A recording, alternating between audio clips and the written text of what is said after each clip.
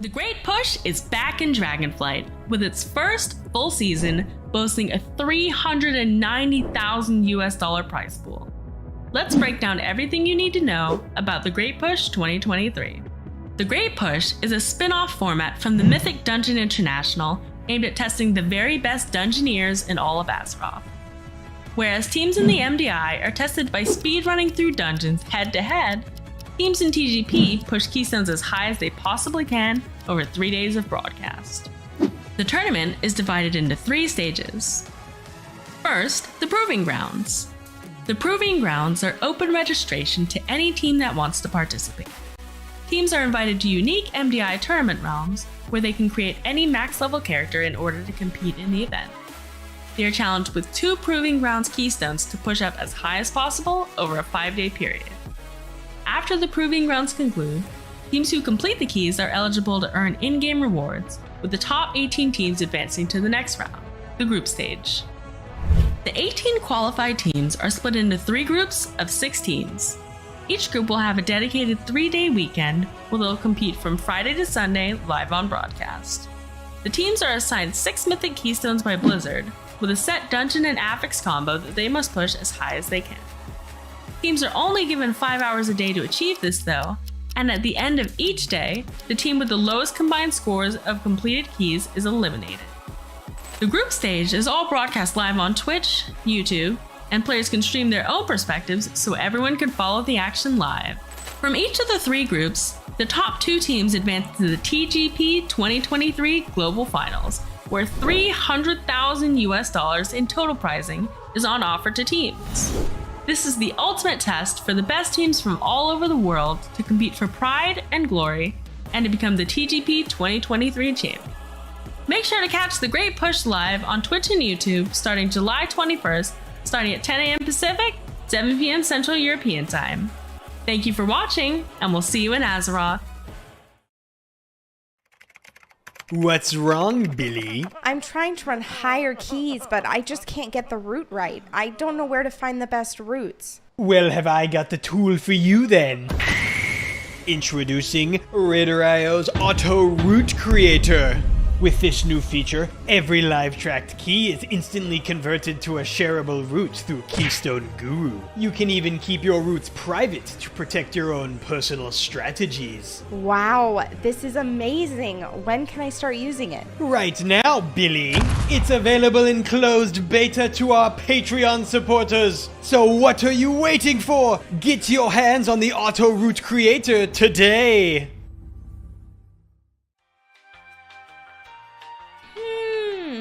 I wonder, how does my team compare to these pros?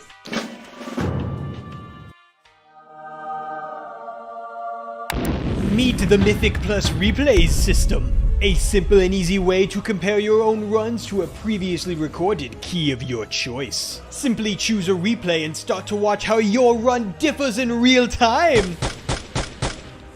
Select and save live-tracked runs to your own personal replay pool right on Raider.io. You'll have a whole repository of replays at your fingertips, full privacy settings included.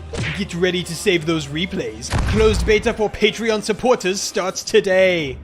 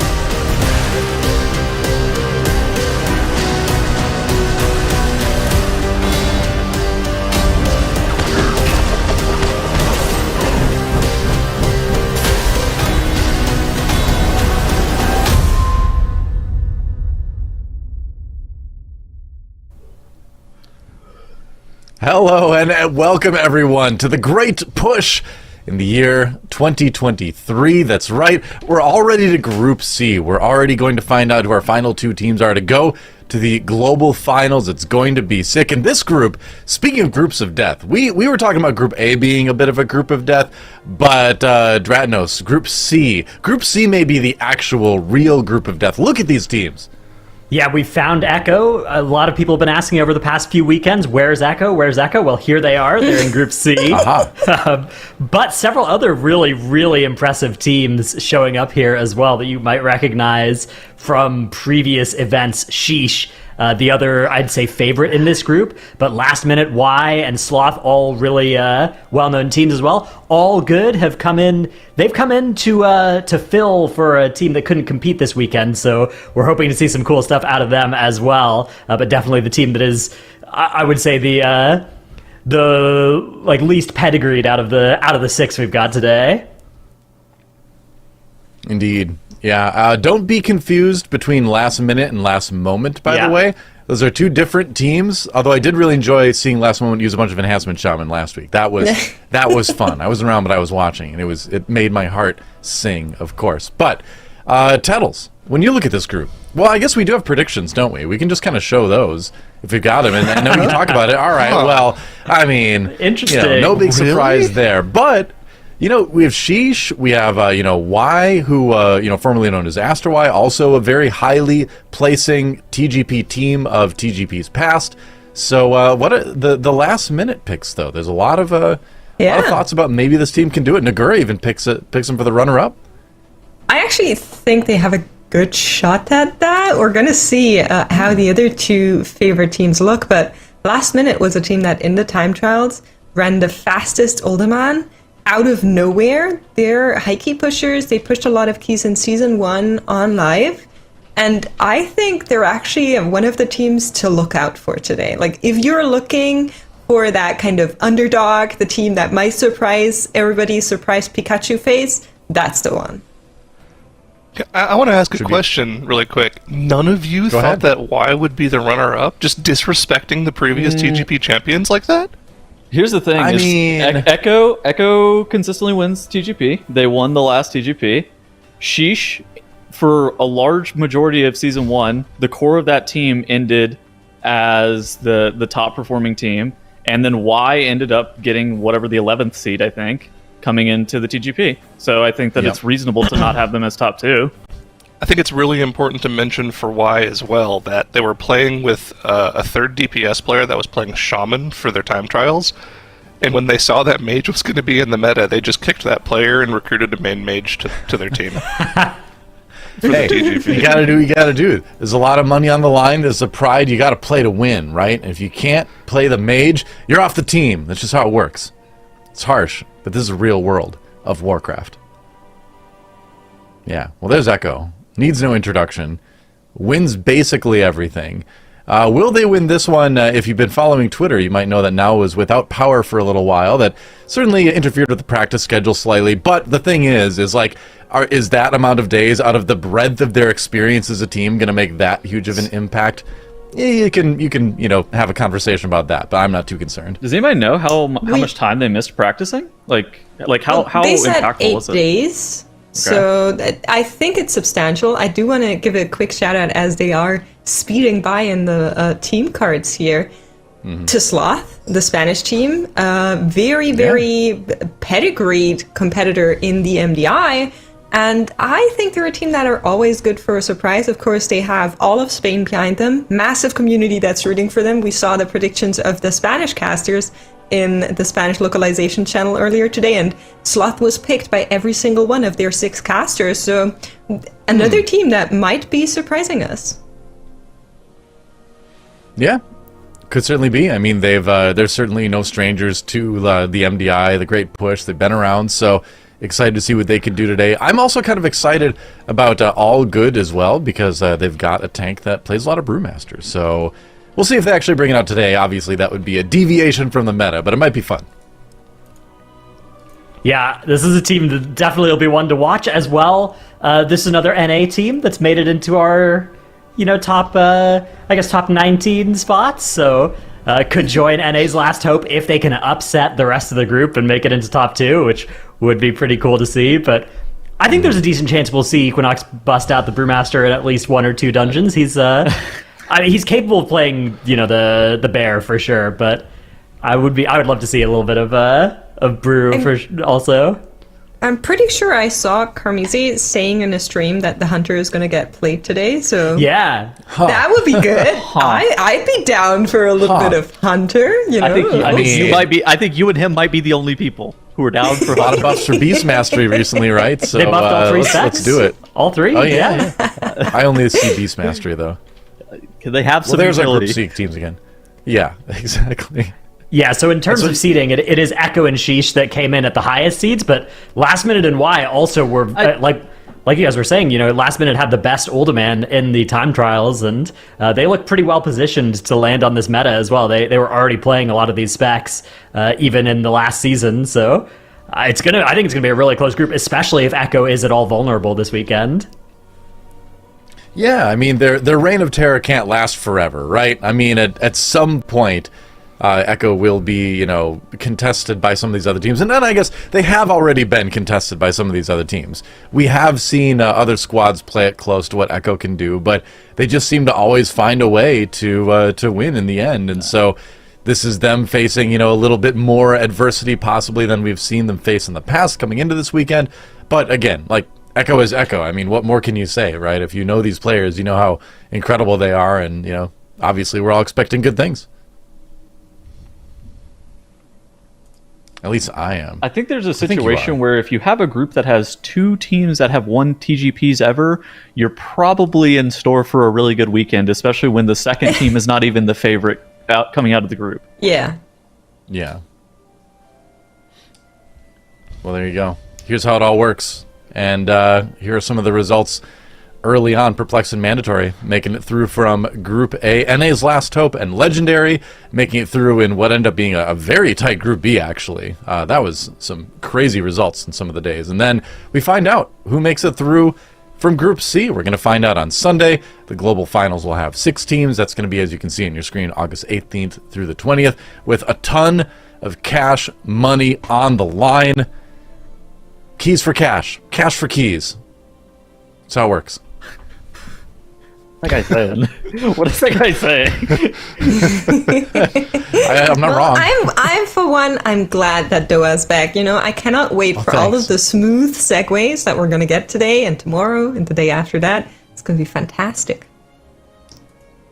Yeah, well, I'm glad there's one of us. It's nice.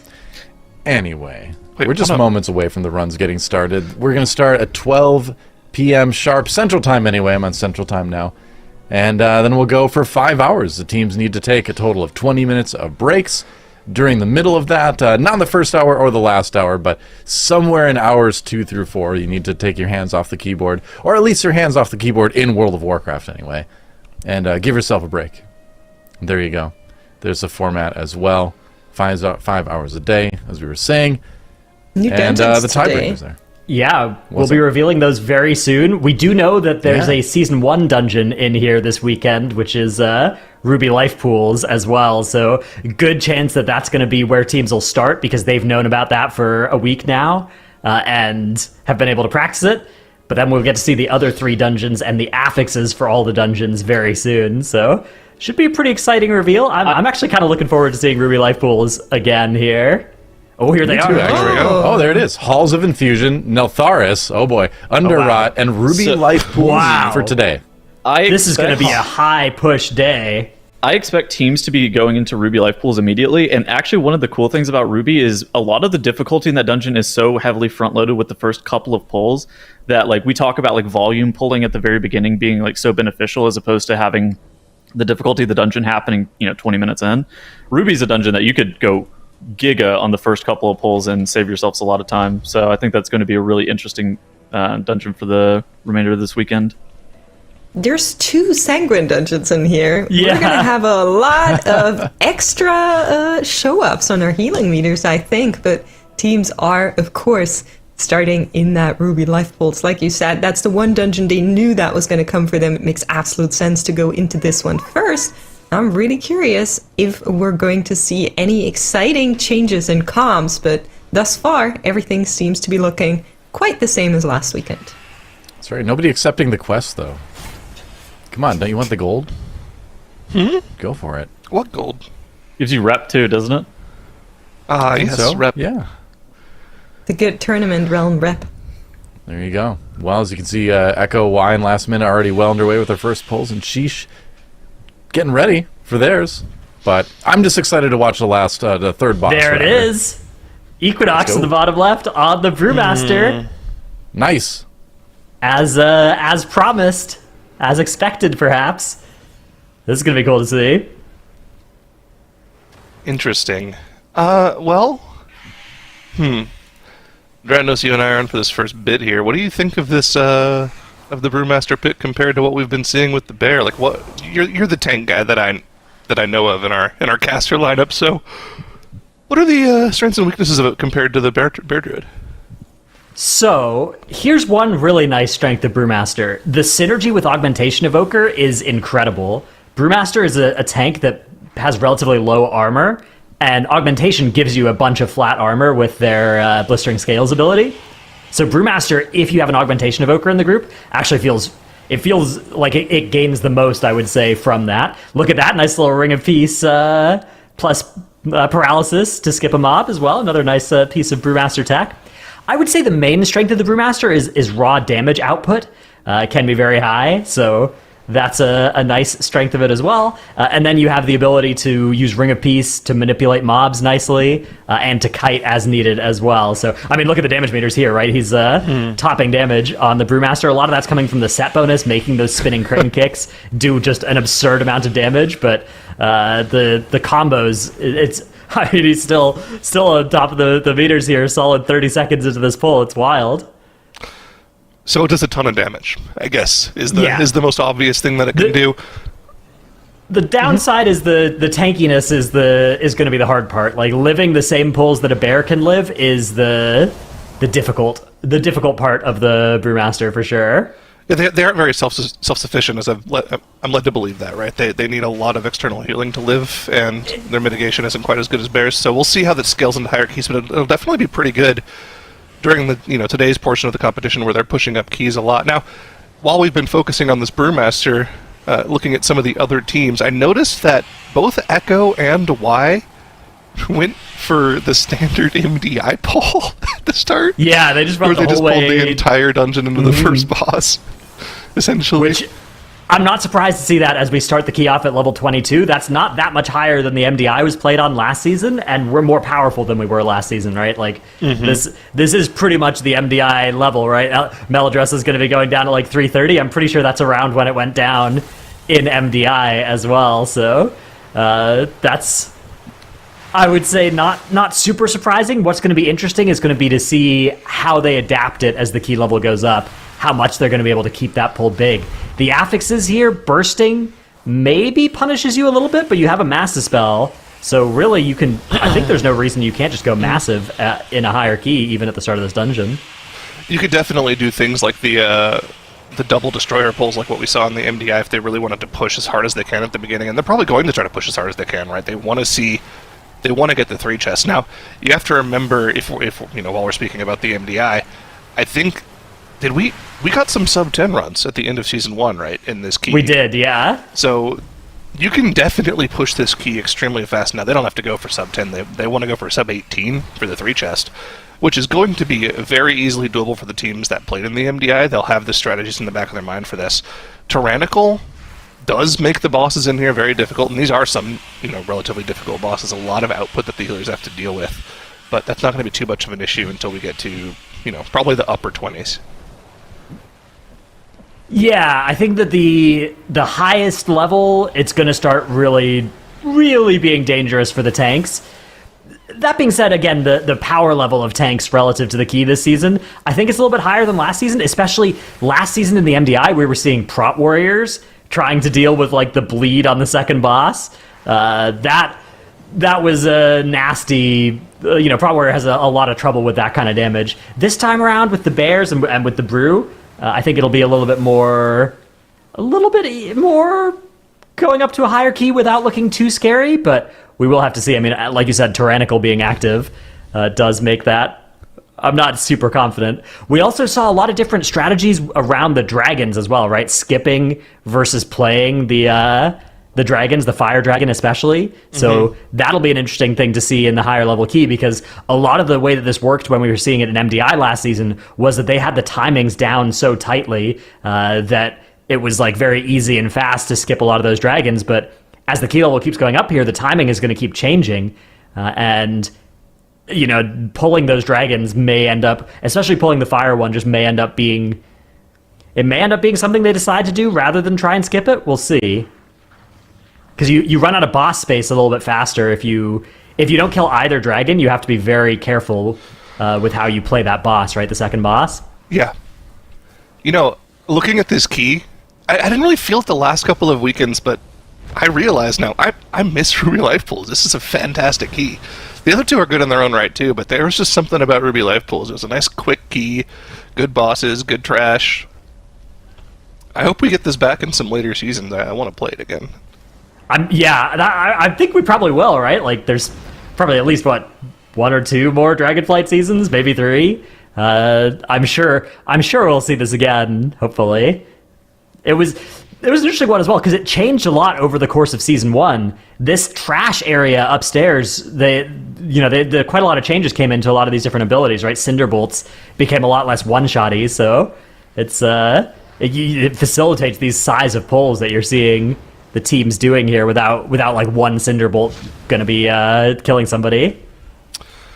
Yeah, I don't even know if we'll get to that level really as well, because it is tyrannical instead of fortified, right? The trash isn't going to really one-shot people. You might get really bad overlaps with like Inferno plus Living Bomb on people as well. And on top of a Cinderbolt, like you'll have to get pretty bad overlaps to get a one-shot, especially with like the level of group utility they have. We didn't have the augmentation of Ochre last season, being able to have like an Obsidian Scales for whenever one of those Infernos go off. It's going to be really, really nice. So I don't think they should ever really die too much to the trash in here until we get to like the super, super high key levels. I fear that this key is going to turn out a lot like the Vortex Pinnacles that we've seen in the past couple of weekends, right? Where it's such a short timer and it's tyrannical bosses. So it's going to you're going to push up against the timer extremely early on compared to some of our other keys. That remains to be seen. It's definitely a lot quicker of a key than the other two. So we'll have to see, whether or not they can reach us the 25 as well, because that'll be a good indication of like how high this key can go. Looking at the keys we were given today, Ruby Life Pools, Neltheris, and Underrot are all ones that I think can go up pretty high pretty quickly. So I think there's actually a decent chance we're going to see those key levels. I mean, just the fact that you can get Ruby Life Pools done in like 10, 15, 20 minutes for those first few runs, and we only have 5 hours for the day, but if you compare that to some previous weekends where there was like maybe a dungeon that would take an extra 5 or 10 minutes per run in that slot, and especially the fact that we have Underrot and Neltheris, which I think will also be done very quickly, it's going to be... I think this is going to be the day one where the keys go the highest of our last 3 weekends. Let's take a step back for a second and go over what's going on here for people that are just tuning in, might not have seen the past couple of weekends of the Great Push, and are confused as to why they're seeing a Season 1 dungeon. So for this season of the Great Push, we've decided to include a Season 1 dungeon on each weekend. And of course, we don't want to throw the teams for too much of a loop, so we let them know what dungeon it's going to be about a week in advance, so that they can actually have time to practice it. Otherwise, they'd be kind of, questioning a pool of 8 dungeons from Season 1 that they don't know what it is. So it doesn't seem fair to make the teams practice, 8 extra dungeons. So we told them a week ago, hey, you're doing Ruby Life Pools. So coming into today, they knew Ruby was going to be in their pool. They didn't know what the other 3 dungeons were going to be. So every team obviously is going to go for the one dungeon they have practiced on, that they have a strategy for. And, once they push this key up, probably to like the 28 level, I'd imagine, we'll probably see them start branching out from then. Yeah, that's how it's gone the last 2 weekends where we had Azure Vault and Algathar Academy in that slot. And it is, I think it makes a lot of sense, right? Of course, we want the teams to not have to practice an extra twice as many dungeons. So we get to see them, we get to see these old dungeons making a bit of a reprise. And we're going to see them again probably in future seasons in Dragonflight, I think is a good chance too. So it's always good. any tricks you can pick up from watching these are very likely to still be relevant later this expansion, like that Azure Vault FSY tech we saw in week 1 of going up on that book is something that I expect will be part of the meta in season 3 or 4 or wherever that thing comes back. Yeah, and we felt bad because a lot of these season 1 dungeons were really good push keys, but they didn't get to be featured in a TGP setting, so we had to just toss them in here as well.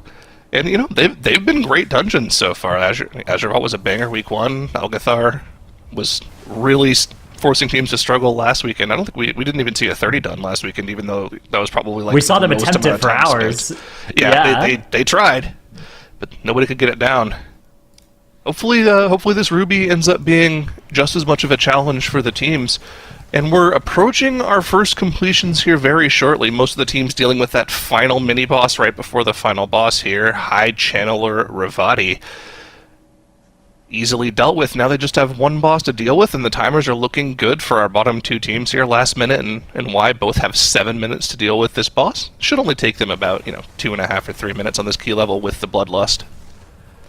Yeah, you'll note Last Minute's, Y's Mage is playing a Blood Elf as well. That was something we saw quite a bit of in this dungeon last season during the MDIs as well, because there's actually quite a bit of magic stuff that you can dispel for value in this dungeon. On that mini-boss, High Channeler Ravati that you can see Echo fighting right now, whenever it spawns a bunch of ads, if you can just dispel that shield off of them, that makes it a lot easier. And there's a bunch of trash in the rest of the dungeon as well that randomly gives itself magic effects that can be really nice to torrent. There is, however, a Shadow Priest in every group now, so I think it's a little bit less important to have a Blood Elf, because you can also just mass dispel those sorts of things. I also think the Mage is going to be incredibly important for timing this key on the higher levels, more so than it has been in other weekends, because the Mage can actually do so much in this key. Obviously, they're like the main character of the group. They're the one receiving all of the external buffs. They're the one doing the most damage in most situations. But if you'll remember, back in Season 1, Fire Mage wasn't really played that often. It wasn't to the top of like the tuning pole. It wasn't that great in most scenarios, but it was played in Ruby Life Pools because it was a mass pull dungeon, and also there's a lot of spell steal value in this dungeon as well. If you can actually, hold the mob that gives you the haste buffs in this dungeon for some of the bigger pulls and keep it throughout, the second to third boss area, you can gain a ton of value from all the haste that you gain from that. But there we go, first times coming in. Last Minute is the first team to complete the dungeon on 22. 5 minutes under the 3-chest timer. Not bad. We can probably see the 25 3-chested too if they can keep the same pace. That's surprising as well. We had a poll going in chat of which team would complete their Ruby Life Pools first. Last Minute had a quarter as many votes as Echo, so congratulations to those who made that prediction. Looking awfully smart there. Echo are going to finish up 30 seconds later as our second team to put that on the board, so still not bad. A nice 0-death run, but early strength certainly being shown by Last Minute.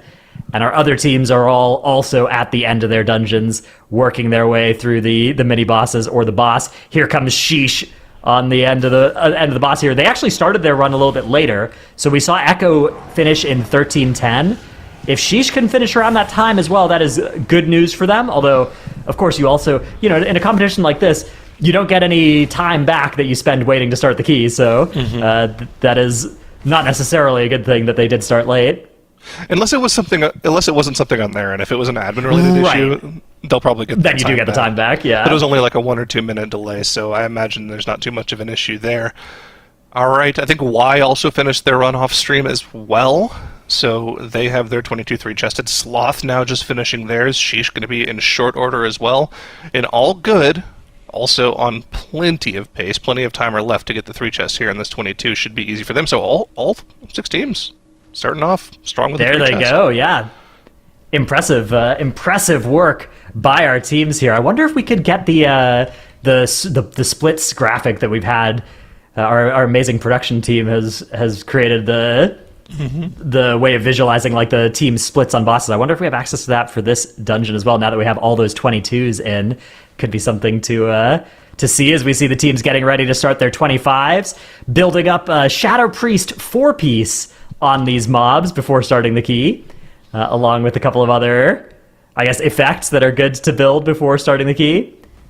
likely to see a very big pull at the start of the dungeon here. Oh, here they are. Here's the splits we had across our teams. So yeah, you can see a full minute faster by last minute as compared to Sloth, but the whole team's within that 1 minute range.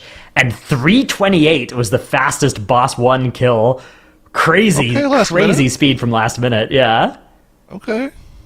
Yeah, not bad. Not bad. And of course, we don't have All Good on there because they hadn't completed their run yet. But once they've completed the run, it'll populate them in there. I believe their first boss split was like a 4:30 because they didn't actually go for the mass pull as their first pull. They kind of split it up into two halves, but still, solid pace. I worry for them a little bit on the 25 if they can get the 3 chests in. They've just now populated on the graph for us. Significantly slower time, unfortunately, on the 22, but as long as they can 3 chest the 25, they'll be right on pace with the rest of the other teams that I'm assuming will be able to get the 3 chests with the pace they were going on in the 22. Yeah, and I mean, so they did the dungeon in a little bit of a slower fashion, but that's potentially going to scale better into the higher level keys where everybody else is going to have to slow down their routes, presumably. So that could be good news for All Good, as you can see them there in the bottom left with the full almost, I guess, 2 minutes and 20 seconds slower than last minute, which is slower, but yeah, with their Brewmaster comp as well, if they stick to that, I think they're going to have more single target as well. So as the other teams have to start cutting down their pulls, I think there's definitely still a good chance for All Good. Yeah, I noticed when they were the last team completing off the dungeon on their damage meters on the final boss, Equinox was just holding steady at 150k while his 2 DPS players are doing like 130 and 140k, so yeah, this Brewmaster Monk, the damage it can output is pretty wild, but it's a question of, can it stay alive in the higher key levels, and that remains to be seen. It's something we haven't seen featured at all this weekend, but if anyone can pull it off, it is Equinox, so we'll have to see how it goes, but across the board, all the teams very swiftly moving on to this 25 here. Last minute, keeping the pace going, almost already done with the first boss here. Through that second of the chill storms as well, so we don't have to worry about any more whelps. We're just trying to finish off the boss here. We don't have to worry about any more whelps, but we get to worry about them by running into there and cracking some eggs manually for a little bit of extra funnel. Well, this is an interesting comp as well, because you get defensive funnel on your bear from having extra whelps out. Each extra target with Thrash on it is generating extra rage for your tank, so and those whelps don't hit very hard. So you get a lot of extra resources to use against the boss if you can pull a bunch of extra whelps in, which is pretty funny. That's, I think, the main value you're getting out of that, and I guess some Shadow Priest value too on their Shadow Crashes. I don't remember. Do the whelps in this room give any count, or are they just just funnel? Okay, these ones don't give count. The ones outside give 1 count each. Yes, though. I know that. Yeah. Okay. All the ones in the boss room are just for fun. Season 1 dungeons, I have to get refreshers sometimes. I know most of it, but sometimes I just want to make sure I'm saying the right thing. I just don't want to, get on stream and make things up. Although I've done that before. Yeah. And to be clear, I could be doing that right now. I remember them not giving count, but my memory these days of Season 1 dungeons, it's always always a risk. So yeah, I guess we could look at the count here and as teams are killing them, but I'm pretty sure it was just the ones outside that do, as you said, give 1 count each, which often actually meant you would intentionally activate some of those depending on your path through the dungeon as well. So we can see All Good in the bottom right getting their next run going, and they're sticking with their kind of 2-pull first area, get the mini boss, and then go into boss in a little bit strat. So I expect they're going to have a little bit of a slower Meladressa split compared to the other teams again, but maybe they'll be able to accelerate in the rest of the dungeon with their damage. But even on this key level, you can see Equinox in that red stagger for a while, needs to get sacrifice to survive too. So a pretty dangerous pull. They're able to get through it though. But Dratnos, look at the numbers. He's built for damage. He is built for damage. Right, he's also doing a lot of healing. You were mentioning earlier how Brewmaster does require external healing, and that's certainly still true, but they also now have a lot of self-healing tools as well that definitely back in Legion didn't used to be the case for this spec. They now they can top themselves with their Expel Harm once every few seconds, which can sometimes make the spec even feel sort of Blood DK-esque, but not without the ability to press quite as many death strikes as the DKs can. With yeah, well, we'll see how. Yeah, again, it's like a we'll blood see how it DK with a scales. death strike every like 8 seconds or so, which is scary as a tank Not player. ideal. That's not how, that's kind of the big strength of the blood DK, right? Is that the death strikes as much as the odds. Yeah, we'll see how it goes. Of course, that's a lot of extra added pressure on Behance, but something that we've kind of seen this patch is that Holy Paladin, it has the HPS output to deal with this sort of thing up to a certain extent. So if there's any meta where this could, somehow work, it would be this one. We'll see. Again, we'll have to see how this scales into higher keys. We're still trudging through the +3s here, but we'll get there very, very shortly. I imagine this is one of the keys where they won't mind just doing the 28s right away. In the past, we've seen teams kind of, get their 3 chests twice in a row and just move on to other keys, so you can get a good baseline of keys throughout the first day. Make sure you're safe from getting eliminated. But Ruby Life Pools is so fast that we might see the team say, you know what, why not? Let's just do the 28 right now. We're here. We've got the strat down. Yeah, I think that's very likely to be what happens. I think most teams will probably go Ruby Life Pools 28. Some teams might start heading to the Neltheris or the Underrot. I suspect the Sanguine Halls of Infusion is something that they'll come to after their break. Although it was, I believe, Sanguine when it was played in TGP in Group A. So there is some blueprints, and actually teams handled that dungeon in a couple different ways. There's the debate about going left versus going right after the first boss in Halls of Infusion that we'll get to see if any teams here have an opinion about. It should be pretty cool. Yeah, that'll be interesting. It looked like the left right actually paid off a lot in week 1, so we'll see if any of these teams picked up on that, practiced it, and had a good idea with it, or if they figured something else out. That tends to be something that happens in these seasonal competitions where there's definitely, evolution of strategies as the weekends go on. Of course, the biggest evolution tends to go from group stages to the grand finals, so, I imagine some of these teams might want to save strategies, especially if you're someone like an Echo. You don't want to show off too much just now. Maybe they've got some secret sauce somewhere that they really don't want to reveal. But, again, remains to be seen, still very early on. And, if there is a team that can challenge Echo, especially in the situation they're in that we're talking about, where they didn't really get to practice as much as they normally would have liked to, it would be this weekend, right? Again, this is a extremely high pedigree week. It feels like we've been saying this every weekend, right, where this is the group of death, but, look at this group, right? 2 previous TGP winners.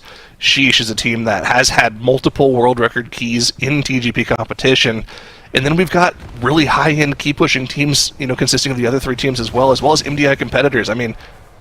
This might actually be the group of death compared to our previous couple of weekends.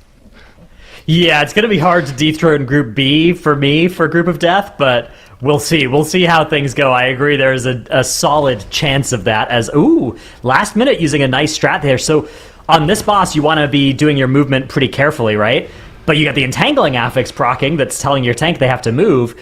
Blessing of Freedom was used there to clear it, which is a nice little maneuver. You can also shift out of bear form if you would like to clear your Entangling, but that is a little bit more of an advanced strat that I'm not sure we'll see anybody using here. First little hiccup coming in from Sloth here as their healer goes down. They do have the battle res to get them up, though. I think that might be one of the first deaths that we've seen so far in their keys. Looks like here. Echo are also sitting on a death. Yeah. Didn't see where that one was. But Sloth has 2, so... We'll see. Yeah, again, scaling key levels. It gets more dangerous. Again, at this level, as long as they have the cooldowns planned out, it shouldn't be too big of an issue. But usually this isn't the key level that you're fully planning for, right? Usually you have your routes and your cooldowns planned for the higher key levels because, on this low of a key level for these teams, you might have cooldowns planned for one pull and then cooldowns planned for the next pull, but because the pull died so quickly, the cooldowns aren't back up for the next pull, right? So we'll see. I feel like a lot of this is they're really winging it on these lower key levels. Yeah, I think it's an interesting question of how much do you practice or think about the process of 2 and 3 chesting these lower keys, because we've seen in previous TGPs there's been teams that have been pretty strong but have just come in with their high key strat and gone too slow in the lower keys, and that's caused a lot of problems for some teams in previous TGPs. So I'm not surprised to see them trying. I would say they're going bigger in these lower keys than the old. There were some teams, especially at the end of Shadowlands and one of the TGPs there, that would be putting up 1 and 2 chests, where their competition were putting up 2 and 3 chests, and you can't afford to do that because you only have 5 hours today. Every time you get a lower chest level than another team, that's effectively 1 less point, and if all of the points that are on the day are going to be of those push keys, you might just get eliminated at the end of the day, even if you actually have the best chance in some of the higher keys. And you can play extremely well, right? Like, for instance, I think the biggest example of this was last weekend. Like, Ready Checks had a really, really rough day 1 where they just barely squeaked by in 5th place, and they played a relatively lights out day 2 in order to again squeak by in 4th place. But by the time day 3 came around, they were just kind of suffocated out of the competition by being too low score compared to the other teams, having too many 1 chests to go off compared to the 2 chests from other teams. It's really, really important if you're somebody who is trying to win the weekend, get top 2 and move on to grand finals, that you get as many of these 3 and 2 chests on day 1 to set yourself up to go for those extremely high push keys. You give yourselves more time by being more consistent here on day 1. Another death from Sloth here on the healer. Fortunately, the battle res came back up about a minute ago. They can get him back alive, but they are out of battle reses for the rest of the dungeon here. And these death timers could end up costing them on the 3 chest timer. We know that this 25 is going to be relatively tight if they do make any mistakes. Let's see, about 6 minutes to deal with the last boss room area? It's going to be tight, because that last boss on 25 Tyrannical does have a lot of health. I mean, Kokia here is already taking a long time. Last minute in the bottom left are already on High Channeler Ravati, however. They are looking to be in the best shape to secure this 3 chest of any of our teams, but I actually think that several of our teams are going to be right on the wire. The 3 chest timer is 18 minutes, for those who may have been wondering as well. It's anytime you have a 30-minute dungeon, which there are several this season, it's 18 minutes for the 3 chest and 24 minutes for the 2 chest that we'll be looking at as the key level goes up. And there goes Y with their big ol' pull here. They got the freedom on the bear. All the cooldowns going as they get into High Channeler. Oh yeah, and they used the Bloodlust here as well, just for safety. Again, their timer should be okay, but they needed this pull to make it okay. So expending the Bloodlust on a pull of this size makes total sense if it makes it safer for you. The bursting is stacking up. They opt to not use the Mass Dispel. They use on the 2-stack instead to keep people alive. Interesting. So you also it's also against the shields on the ads, right? You have kind of a dual purpose MD going on that pull, yeah. And I guess your Holy Paladin can just heal it anyways. That's what they're there for. Healers heal. So that's not that big of a deal.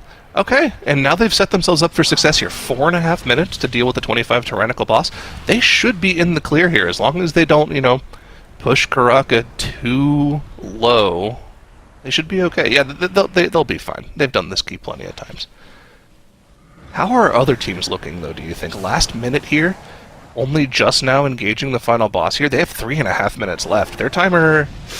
Yes, less good than Y, actually. Less good than Y, yeah. I think it is still doable for them, though. 3 minutes to deal with the last, 3/4 of the boss. I think it's going to be close.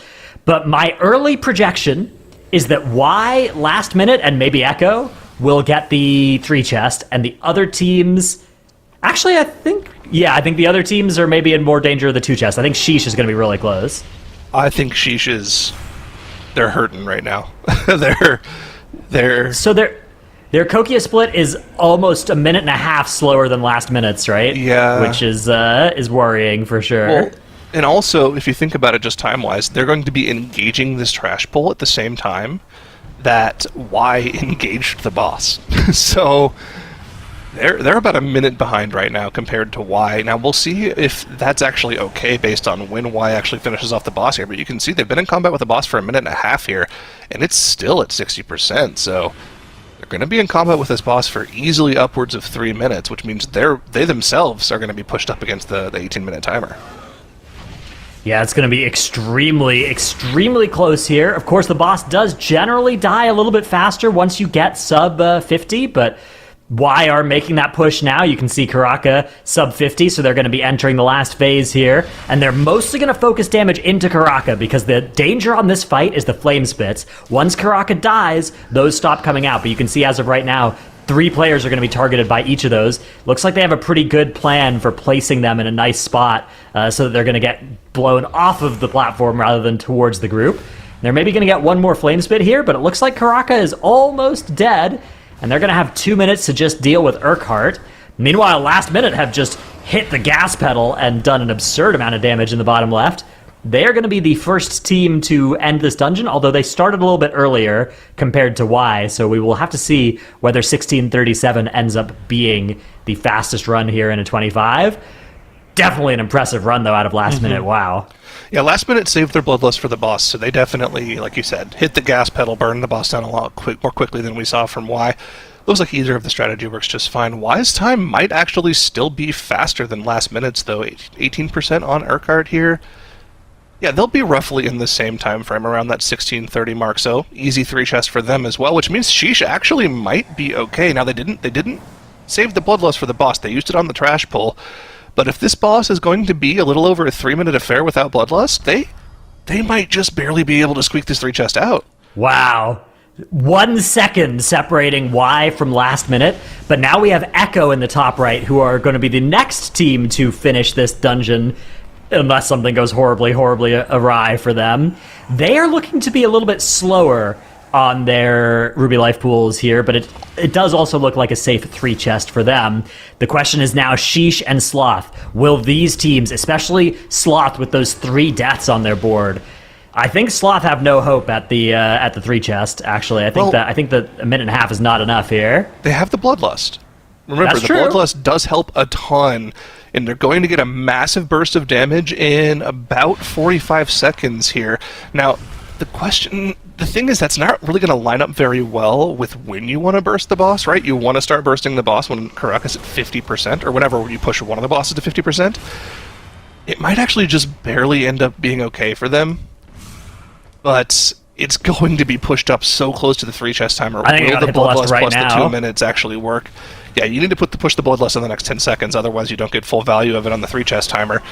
Alright, they're pushing now, 50%. Bloodlust going to be popped any second. Now they've got the PI Breath of Eons combo coming up in 15 seconds, so they'll probably be set to go. The combust will go off now, but don't worry, it should line up. That's going to last easily another 25 seconds or so with all the SKB proxy kits as well. Do they have enough burst with the cooldowns to get the boss dead in the next 30 seconds here? Here we go. Here's the combo. Power Infusion popped. Breath of Eons popped. Oh, this boss is dropping so fast, Ratnos. Yeah, they got to make sure that they actually do some even cleave here. They need to not just be hitting Karaka, they have to hit Urquhart as well and do some efficient cleave to try and get this 3 chest. But I think it's just going to be a little bit too slow for them. 10 seconds on the board and 22% still on Urquhart. They know what they have to do. Look how much they're even cleaving here compared to the other teams that focused Karaka. It was smart. It was the right play, but 8% too much health on Urquhart is going to mean that Sloth will be getting just the 2 chest instead of the 3. That's effectively 1 less point that they've got compared to the other teams, even though it doesn't show up on the board just yet. And that just leaves All Good, who are still working their way through that dungeon. The 3 chest versus 2 chest question is, I think, still open for them as well, because they did start a little bit later, but we'll see how it goes. There they are, and they're also in firm 2 chest territory at this point. No way they could do this boss in a minute and a half, right? Even really with Lust. unfortunate for Sloth, man. 9 seconds off the timer with 3 deaths. If they don't have 2 of those deaths, they get the 3 chest there. That just goes to show you these tiny mistakes add up a ton over the competition, and that's going to be rough for them, especially if the 28 proves to be 2 chestable. Now, if the 28 isn't 2 chestable, then they're okay, but based off of like how fast this key's being done, I don't see a world in which the 28 is 2 chestable. It's not 2 chestable, you mean, right? Yeah. So that is the saving grace, right? Would be if Sloth can 2 chest their 27 and the other team's only 1 chest their 28, then everything is equal again, and we're fine, and it doesn't matter. But we will see. I mean, I suspect that the 28 is possible to put up in 24 minutes or less. We have our teams starting that attempt now, with Last Minute being the first team to get that keystone pushed in the bottom right. They are 3 minutes and 20 seconds into their run, as they've already pulled Meladressa. Y up in the top left, about to pull that boss as well. And Echo in the top right have just started their dungeon. So We'll get to keep track of these. At this point as well, I think there's a decent chance of failure on this first pull. So I wouldn't be surprised if teams end up dying and resetting once or twice on this key level on this very first pull. Well, it's also important to note that they're going for a different strategy now completely, right? Because you know you're not going to be 3-chesting the 28. There's no world where you 3-chest the 28. So you give yourselves an extra 6 minutes of leeway on the dungeon. You don't need to go for the massive first pull that they've been going for the 22 and the 25. You can just take it a little bit easier, play a little bit safer, which, makes it so that you will have less chance of a death. And you have to remember, we've gone from a 22 to a 28 in the past, 30 minutes? That's almost, not quite, almost double the HP and damage values. So this has gotten a lot more difficult very quickly, and they need to treat the dungeon with a little bit more respect than they did early on here. So we'll probably see them actually, properly chain their CC, properly call interrupts on these pulls, and take the dungeon a lot more meticulous on this key level. Yeah, this is the level where it's not like any single ability is going to necessarily one-shot you because it is tyrannical, it's not fortified, but any combination of abilities is pretty likely to kill you, and you really want to make sure that you're handling all of the avoidable damage and keeping track of the unavoidable damage so that you can effectively use your defensives against it. As we do see in the bottom left, all good will be stopping the clock 46 seconds shy of that 3-chest timer, so not too far off, but it is unfortunate for them that is on the other side of the 3-chest divide. They will be joining Sloth and having to go to 27 rather than 28, where our other 4 teams will be competing. Oh yeah. Well, all right. I'm just still so sad for Sloth. Losing the 3-chest to death time. Tragedy. It sets you so far behind so early on. If you think about it, we're only 35 minutes of the competition, and they're already essentially 20 minutes behind the top 4 teams. Same goes for All Good. They were a little less close, but still relatively close. Only 45 seconds off. If they were pulling a little bit more quickly, a little bit bigger at the start, they would have been, potentially in the talks for a 3-chest. But now they've just got to go for the 27 here. As long as Sloth 2-chest the 27, I think they're still in a pretty okay spot, but just a rough way to start off the day and the weekend. Yeah, it's, like you said, it's not the end of the world for them, but it is a lot to lose in a short amount of time at the start of the day, and especially in Sloth's case, knowing that it's like, oh, that was a 3-death run, right? Like, literally the death timer is the difference, not to mention the time we lost to adapting from those mistakes. That is something that I'm sure is going to bug them, and hopefully they're able to overcome it. There is definitely still a lot of gameplay left in the day, and they're not in too much danger of just being eliminated as a result of that one mistake, but with the group being this strong, you can't actually afford all that many mistakes on day one because of how tight it is and how much pushing there is today. If one team makes even 1 or 2 mistakes like that, all of a sudden they are going to be on the chopping block at the end of our day when we eliminate the team with the fewest points. The way that it happened for them is really rough because they were just random spot deaths here and there. It's kind of crazy to think about how those spot deaths might actually be worse off than, like, for instance, a massive wipe. Because you think about it this way, 10 minutes into the dungeon, if they just have a full team wipe, you just reset and go again, and you can probably guarantee the 3-chest. But because they only had the spot deaths, they kept going, ended up barely missing the 3-chest timer. I actually wonder if, there is potentially some merit to just resetting the 25 on the last boss, but obviously this is all hindsight as 2020, but I don't know. Is it easier to 3-chest a 25 or 1-chest a 29 potentially later on? Actually, that's a really tough question to answer. Yeah, I think you want to just finish the dungeon at that point, but it is very hard psychologically to leave 3/4 of the way through a dungeon to come back and just try and get a 3-chest instead of a 2-chest in there. But, like you said, it is effectively saving 20 minutes if they can, or saving even maybe 25 minutes getting that 3-chest rather than the 2-chest. So it might be worth it. You do run a huge risk, though, because you're not guaranteed to 3-chest at your next attempt. So if you run that strategy and then you come back and you make mistakes again, then you're just down horrendous, right? Like you've wasted all that time for nothing. So I think teams really want to minimize the chance of that happening.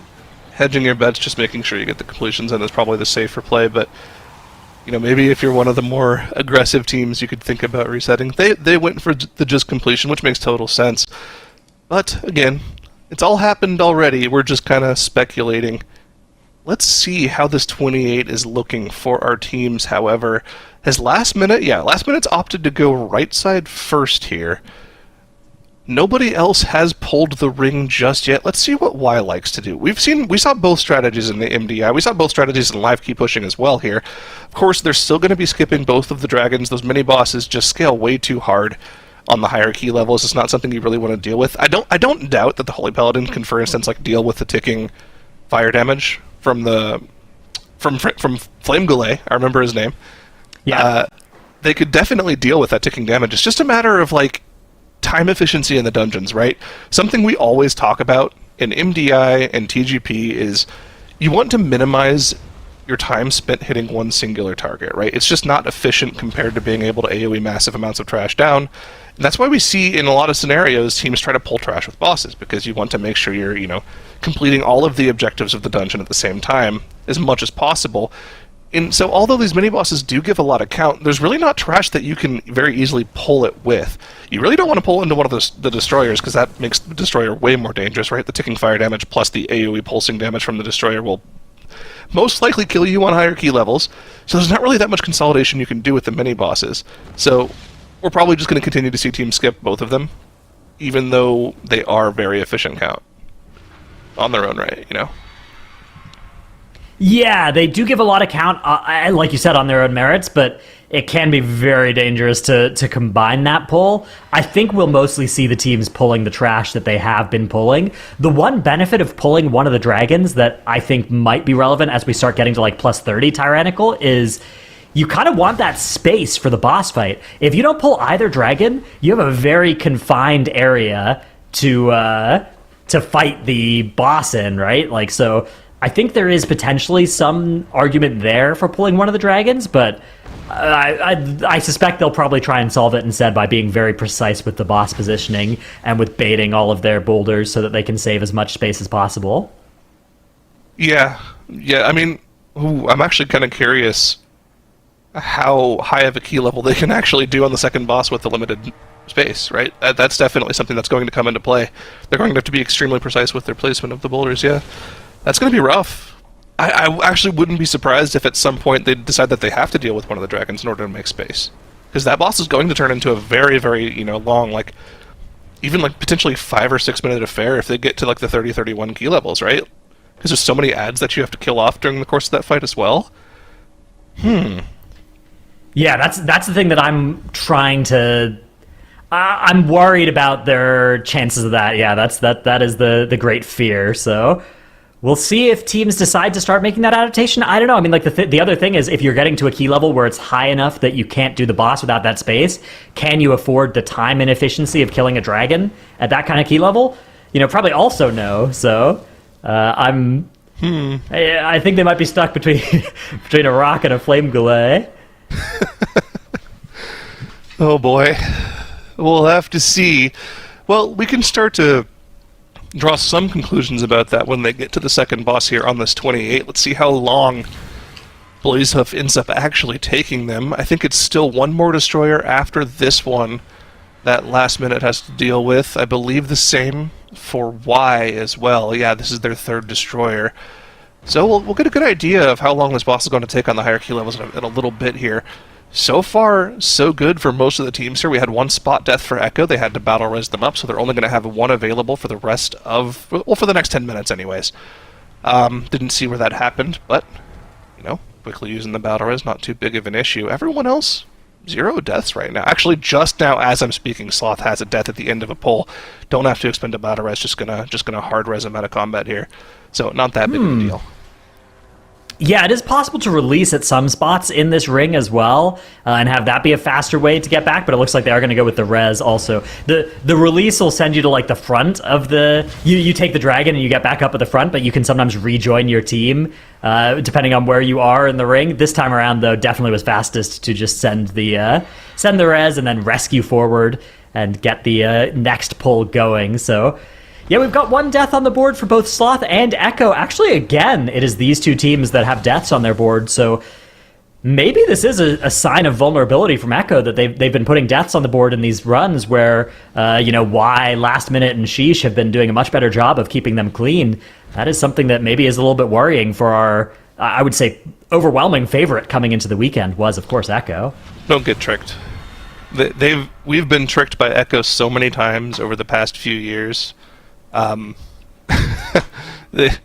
You just can't get tricked by them. They always have some. It just seems like they always have something in their back pocket, right? They always seem like they're prepared, and I feel like, yes, now had the power issues, which are a huge pain as somebody who dealt with AC issues.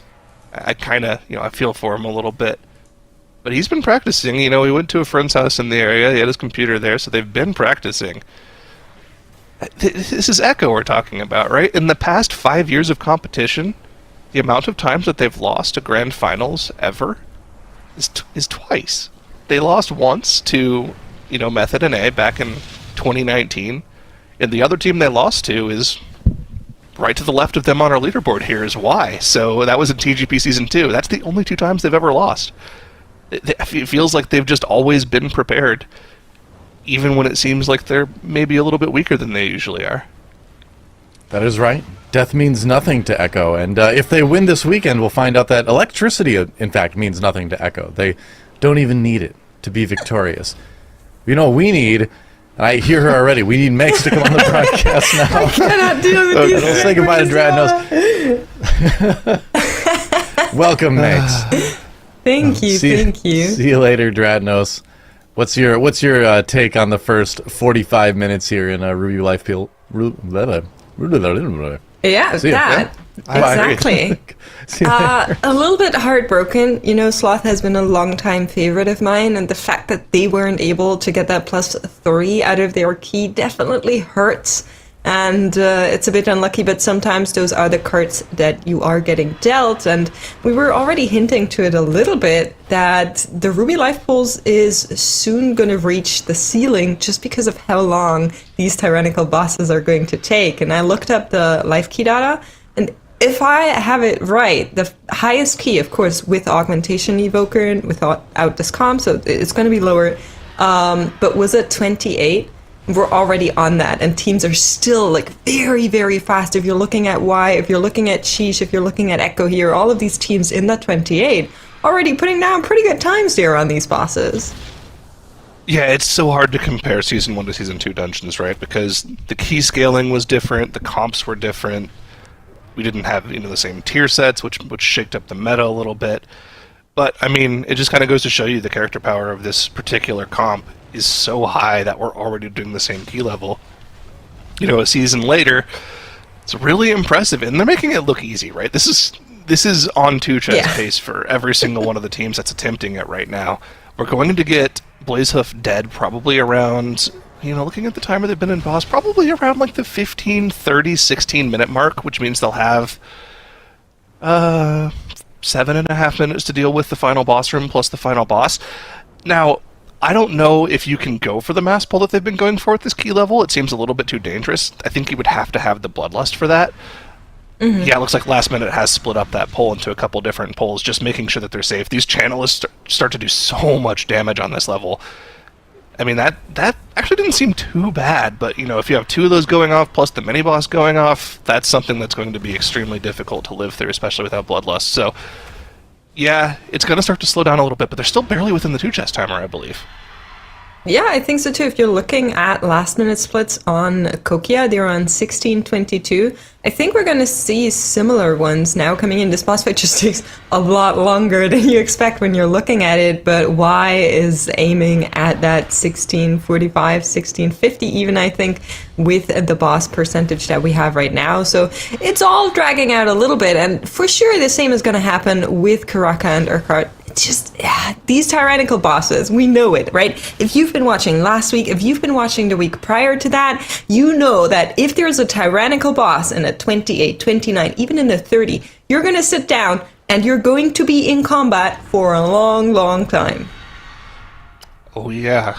Well, Last Minute have set themselves up extremely good for this final section of the dungeon here, especially when you look at the splits that some of our other teams are putting together here. Why putting in a split 30 seconds slower almost 40 seconds slower than last minute here.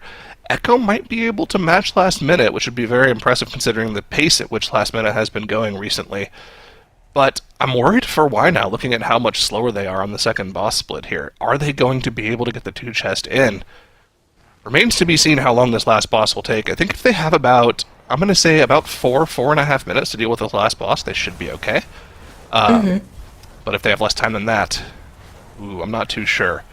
Let's see, last minute they're going to be engaging the boss with about 4:45 left on their timer. So I imagine as long as they are clean and don't make any mistakes here, they should be home free for the 2 chests. So the timer that they're looking to beat within the +2 is 24, if you don't want to do the math chat. That's the timer that we are looking to be under on last minute, on Y, and last minute is in fight here already. Looking at that Bloodlust, I think it's going to come back up within reason, but it's going to be close towards that end. What is last minute missing for count? I think one of the packs on the site here, right? They have something still up? They have these miniature mobs, but I don't think that's enough on its own. Actually, I don't. I have to check MDT really quick because I don't remember count numbers in this dungeon. If these are 2 each, then that's enough, but I don't remember them being 2 each. I'll have to look, or somebody in chat can tell me, because I'm probably going to get corrected if I'm wrong instantly anyways. That's how it normally goes. We'll see, though. I mean, their timer's looking both of really the packs, good. yeah. Yeah, their timer's looking pretty good. All right, let's see how they do. We are going to reach that magical 50% mark in just a little bit for last minute. Bloodlust, as I said, is going to become available within the +2 timer, but they might already be at the very end of this boss fight when it does, and they still have to get a little bit of extra count. Why? Right above them is dealing with the mini-boss in front of the boss right now, chewing through that. And if you're looking at their timer, I think they might be a little bit closer to that +2, and I'm not sure if they can do it because last minute is already so close to it. Oh, yeah. It's going to be a close one for them. Let's see. Last minute, 50% on the boss here. I mean, their Bloodlust isn't even going to come up, it seems like. They're already pushing the boss at 50% without the Bloodlust here. So this could actually get to a pretty scary point. They're going to get a lot of Flame Spits. Now, of course, remember the way this boss works. Once you push one of them to 50, you get into the second phase here when Urquhart will jump on top of Karaka here.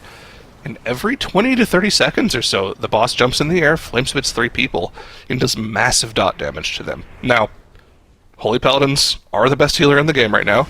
Should be able to pretty easily deal with most of them. And it looks like they're actually... that was the first flame spit. They're going to be getting the second one of the second here. They're actually burning this boss down very quickly without the Bloodlust. I thought it was going to be a lot longer than this. Looks like they're going to be totally okay here. They have tons of cooldowns available too. VE being popped right now just to help a little bit with the extra healing, but it looks like the Holy Paladin really doesn't need the help right now, as everyone's health bars are completely topped. Are they going to get a last second flame split here? Nope, they don't even get a third flame split without the Bloodlust. Oh, that was really easy for them. Okay. This is where we add in the smallies, and if the math is mathing, and then we're going to be at 100% count for last minute. They are in the bottom left. That is the first pack. There's the second pack there in the background that they could also grab, and in 30 seconds they are going to get Bloodlust. This is looking really, really good to be at 28 plus 2. Now, Zyra, the question is, are they going to go for that 30 right away, or do we keep it on the board and save it for a later time? I think it's a save for later. Also, it's important to mention those thunderclouds. I just rechecked. I was right. They don't give any trash count. Yeah, they don't give count. You have to run back. They have to run back and kill a couple extra mobs off, which is really annoying. But with a minute and 15 seconds, yeah, they'll be fine. And yeah, okay, we were a little overestimating here. Maybe this was just a spectator bug for us. Maybe they had count, and it was maybe a spectator bug that they didn't have count. That can happen sometimes. Oh, no, they just don't have count. Something strange is happening. Okay. Well, they didn't realize they didn't have count, and they'll have to port back to the dungeon. Actually... Oh, no. What? What? Alright. Hold on. They're still in here, so they're trying to get... They canceled it. No. They're here, bottom left, still looking for that extra count. But they're not... Is everyone here? Where's their mage? I think their mage is gone. No, their mage ported out. Oh no! 30 seconds. They have to kill, but it's going to be okay. Bloodlust pumping. We've got this. Last minute, a little bit of an oopsie there with their count management, but in the end, it is going to turn out okay. They have the +2. Okay. I'm really confused. Okay, hold on. Because aren't you technically not allowed to port out during competition? I'm going to leave it to admins. Okay. Okay, apparently he just used the NPC to teleport to the front of the dungeon, which is fine. Okay. Alright, everything's good. However, if you're looking at the top left, Y is on pace to hit their +2. 1 minute to go. Karaka has been killed, and it's only Urquhart that they need to defeat within this minute, which is looking pretty good. 8 seconds till that Bloodlust comes back for the group, and they are going to have an easy time getting this +2 without having to run through the dungeon and chase another mob down. Oh man, I'm still like sunlocked by that was so weird what just happened. But okay, they got the 2 chests, they're looking good. Why? Also easily in the 2 chester timer, like you mentioned here, a little bit cleaner, didn't have to go back for count. Sloth? Easily within the 2 chest timer. Of course, theirs is a 27, not a 28, so that's to be expected. Echo also really amped up the pace here at the end of the dungeon here. Their Blaze F timer was 15 seconds slower than what we saw from last minute. But they're going to be killing this boss off almost a full minute faster than what we saw from either last minute or Y here. So, again, like we mentioned earlier, Echo just, when they need to have it, it seems like they just have a little bit more in the tank when it comes to this competition level of gameplay. Going to be an easy 2 chest for them as well. And then, of course, also 2 chests for Sheesh as well. So everyone getting their 2 chests in on this higher key level. Yeah, that's really good. Of course, 2 27s here that are still being done by Sloth and All Good, although Sloth, of course, finished. We do have more dungeons in this competition, though, Zyron. If you tell me that the 30 is something we're going to save for later, tomorrow, whenever, where do you think teams are going to go next? There's a Halls of Infusion that they could go to, there's a Neltheris and an Underrot, and 2 of these dungeons actually have Sanguine. Both Underrot and Halls of Infusion come with little fun red patches this time around. Well, you know, it's actually really funny because both of the 2 previous times that we've had both Underrot and Halls of Infusion in the competition in Week 1 and Week 2, they also both had Sanguine. So, the teams have really good benchmarks for how this dungeon should be pulled from those 2 weekends of competition if they want to go back and look at how the higher keys were run. So I imagine those should be pushed extremely quickly. If they've been doing their homework, if they've been doing their practice. Now, they might actually be thrown up for a bit of a loop because, like, we tend to not repeat affixes in dungeons in the past, but we've done it this time around, which is very abnormal for us. Well, we gotta keep them on their toes, right? Yeah, we do. You're 100% right, and I think we have with this one. We've definitely tricked them a little bit. But I think the thing that I would consider them going for the most would probably be the Underrot, because that's just, again, quick dungeon. Most people just know the route off the top of their head. Yeah, Sanguine can be a bit of a pain in that dungeon, especially like we talked about in Week 1 in the Kragma area, but a lot of the tanks in this group are extremely experienced. They played during BFA push keys, so they know how to do it properly. I wouldn't be surprised to see a lot of teams go to Underrot. But if we take a look at the scoreboard here, this is Echo's a little bit surprising with for you. me. So in our leaderboard, we can see where teams are currently faced by that little green dot, and Echo is in that Underrot, starting to settle up, but three teams actually opting to go for Neltheris. Then we have a last minute opting to go for that House of Infusion Gyro. This is the first time we are seeing Neltheris in the TGP, so there could be lots of stuff that we're seeing for the first time. Oh, lots of stuff we're going to be seeing for the first time. I don't really have a good idea about how this dungeon's going to be pulled, because a lot has been changed about this dungeon in the past couple of weeks, right? One of the biggest problems with Neltheris, or one of the biggest benefits, I guess I should say, for Neltheris, is that the chains, the burning chains that are situated throughout the dungeon, do an obscene amount of damage to the trash mobs that you pull, right? And what teams will do is they'll pull massive amounts of trash into the chains and then just pop them with the chains. They don't have to do any of the damage themselves. Now, you could do that to the entire dungeon essentially before, but you can't really do that anymore. You can only do it in certain areas. Now, that's not going to be happening right off the bat here, just going for an absolutely insane first pull. This is the entire first left area being pulled all at once, and look at the burst damage coming out from the mage here. Just so much damage. This trash pack is melting. Yeah, and Simpkins, of course, also being a mage main, this is what he excels at. I'm pretty sure he has a big, big smile on his face right now, having the fortune to deal with this entire pack here. We're seeing similar things from last minute in their Halls of Infusion, grabbing everything that's in that front room there. And then it seems like they're going to the right side, which is a little bit of a surprise to me, as usually teams have been opting to go left first. And yeah, just a little bit of sanguine kiting. I think we're going to go to the left side as well. Just pick up that little profession buff that's waiting there. Yep, of course, the profession buff, giving everyone a little free cheat death in the dungeon, which is quite nice to have. You don't have to worry about death timers for one of your deaths in the key. Yeah. Now, of course, the other big question about the Halls of Infusion is whether you're going to go left or right after the boss, right? Because it's two completely different pull styles. Of course, on the right side, you're dealing with, the Frog Frenzy, like 20 frogs that you have to AoE down that can easily stack up their nature debuff and are a huge pain to deal with, especially on Sanguine. Or you can do what we saw in week 1, right, where they pulled essentially the entire left side into the little rotunda at the end of the room.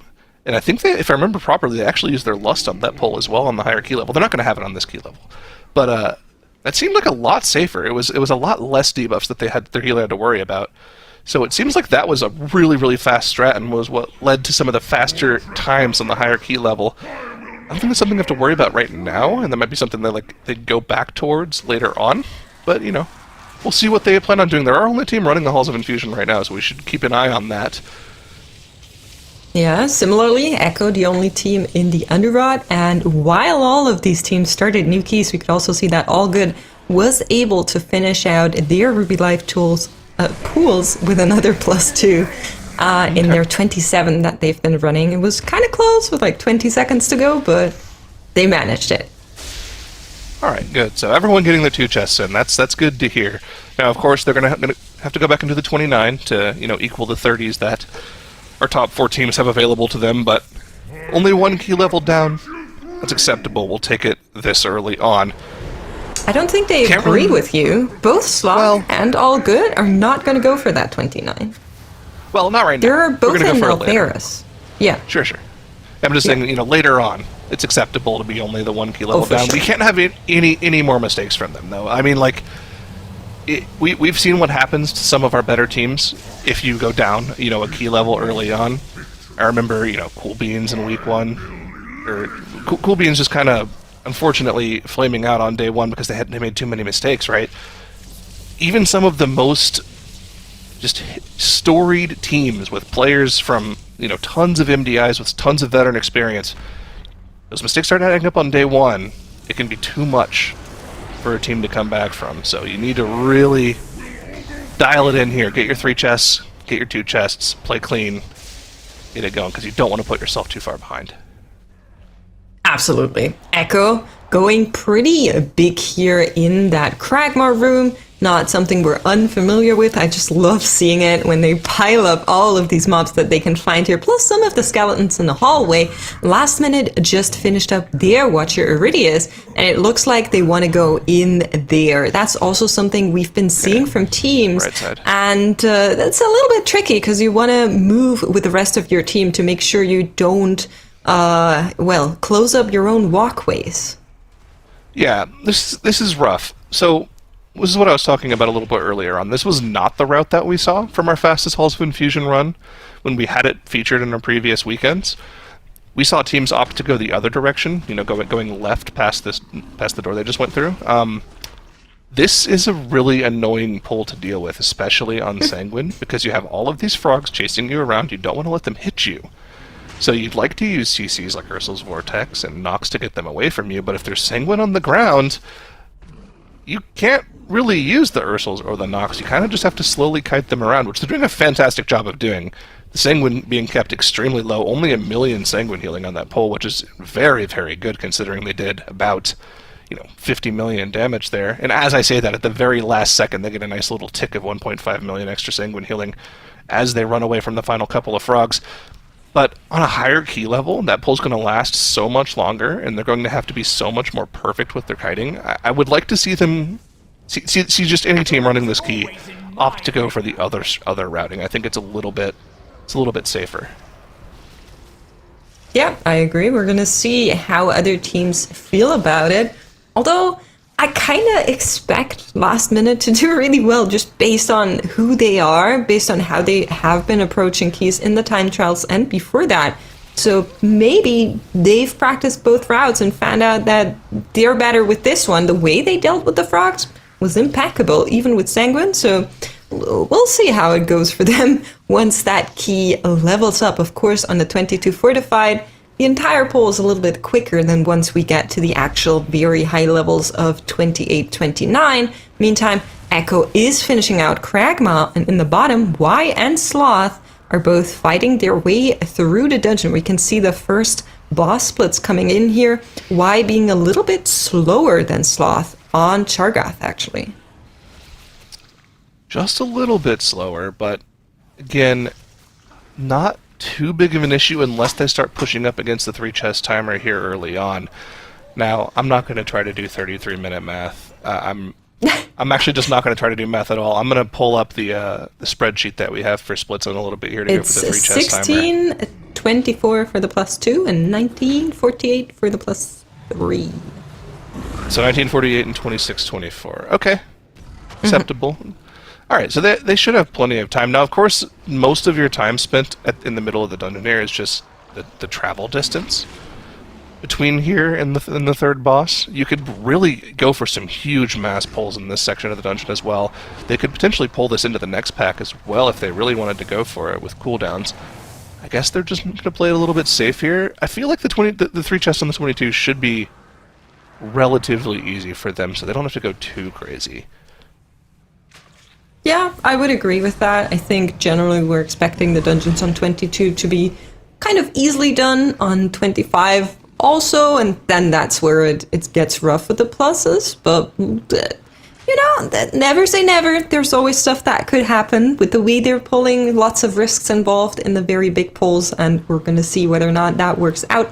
Echo and Last Minute have both moved on to their respective next bosses. We can see the Goliath on Last Minute side, and we have the Spore Caller for Echo. The question is, how does Echo approach the worms in the end? Because if we're thinking back to Group A, I believe it was Fat Shark, yes, who kind of moved around the extra mobs to the last worm to make up for some of that count because the worms have less HP. I really like that, and I thought it was quite smart. I'm wondering if Echo has something similar in store. Yeah, we'll see. The trash counts is the same for them. It's pretty standard polling. I think they'll probably end up going for essentially the same as what we saw previously early on, right? Like you said, killing off the worms early on so you don't have to worry about Sanguine is kind of the most important thing to do at the end of the dungeon here. And again, on the 22, the main focus is to make sure going through the 3 chests earlier on, and their timer looks extremely good for that. You need about 4.5 minutes or so on this key level after killing this boss in order to comfortably get the 3 chests down, and they're going to have well over 8 minutes left, so I'm not too worried about that for them. They could actually full heal a couple worms and they'll still be okay. Yeah, I'm not sure if just happened what I think happened. I think Echo didn't play some of the spores here and it was fine. It happened so fast while we were talking about the route still, so I'll have to watch back and see what was going on there, but it definitely looked very interesting at the start of this boss fight. Yeah, I didn't see what you were talking about, but I think it looked normal to me. I think they just slammed the last few mushrooms right at the last second, which is pretty standard. But if something interesting did happen, let us know if you're going to go back and look at it.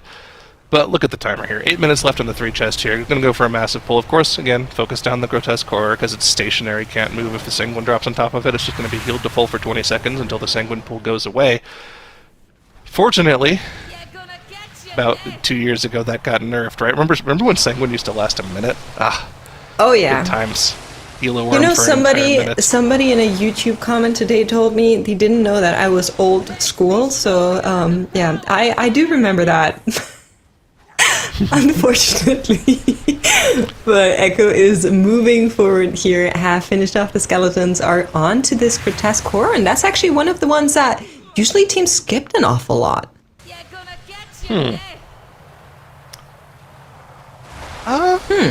Yeah? Interesting.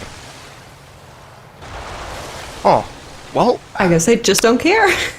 I guess they They don't. finished it so quickly. Maybe it's just a 22 tech, right? Sometimes Yeah, I think so. sometimes they have like really speedy techs for the lower key levels. It could just be that they said, you know, it's not really worth to do anything here. It's gonna fall over anyhow.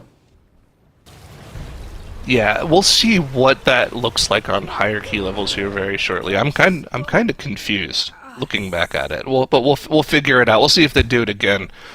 We'll see where that goes. I'm a little bit more interested right now in what's going on in these Neltherises and what the timer looks like. Why is going to be dealing with Forge Master Goric at the 12:45. Now remember, the +3 chest is 19. What's the number here? 1948.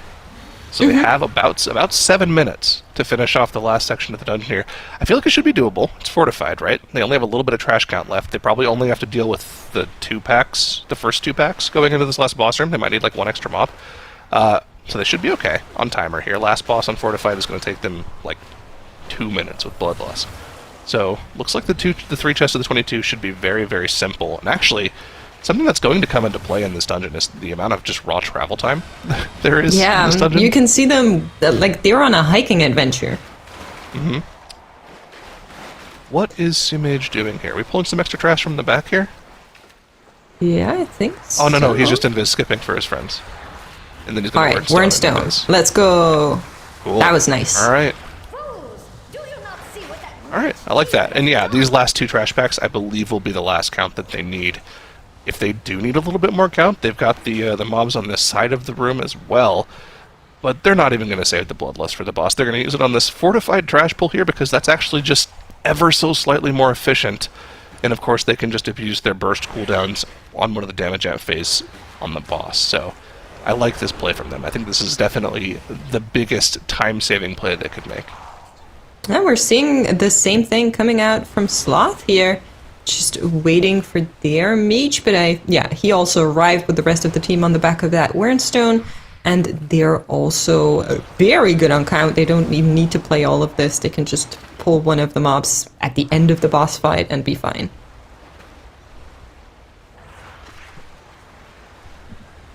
Huh, okay, well, they'll be totally okay here. 4 minutes for the boss here. So you may be even blocking off the curse here just to make sure his healer can do as much damage as possible for the safety of the pull here. Should easily be a 3 chest for them. Sloth actually going at an even faster pace than Y is here. They're on the last boss with only a little bit of count needed. 1 mob needed to finish off the crash count, but a minute faster. They can do that Very easily impressive. after the boss, or at the end if they're feeling comfortable. Any of the mobs on the side will be okay. And Echo last minute also looking very good Yep. on their timers. We should be seeing 3 chests on the 22 across the board, which is standard. I mean, that's to be expected from a weekend as packed with talent as this one is. So good to see teams hitting their marks across the board. And we get a little check-in with the other 2 teams that are off screen right now. Is Sheesh getting their 3 chests in? Is All Good getting their 3 chests in? I would imagine so.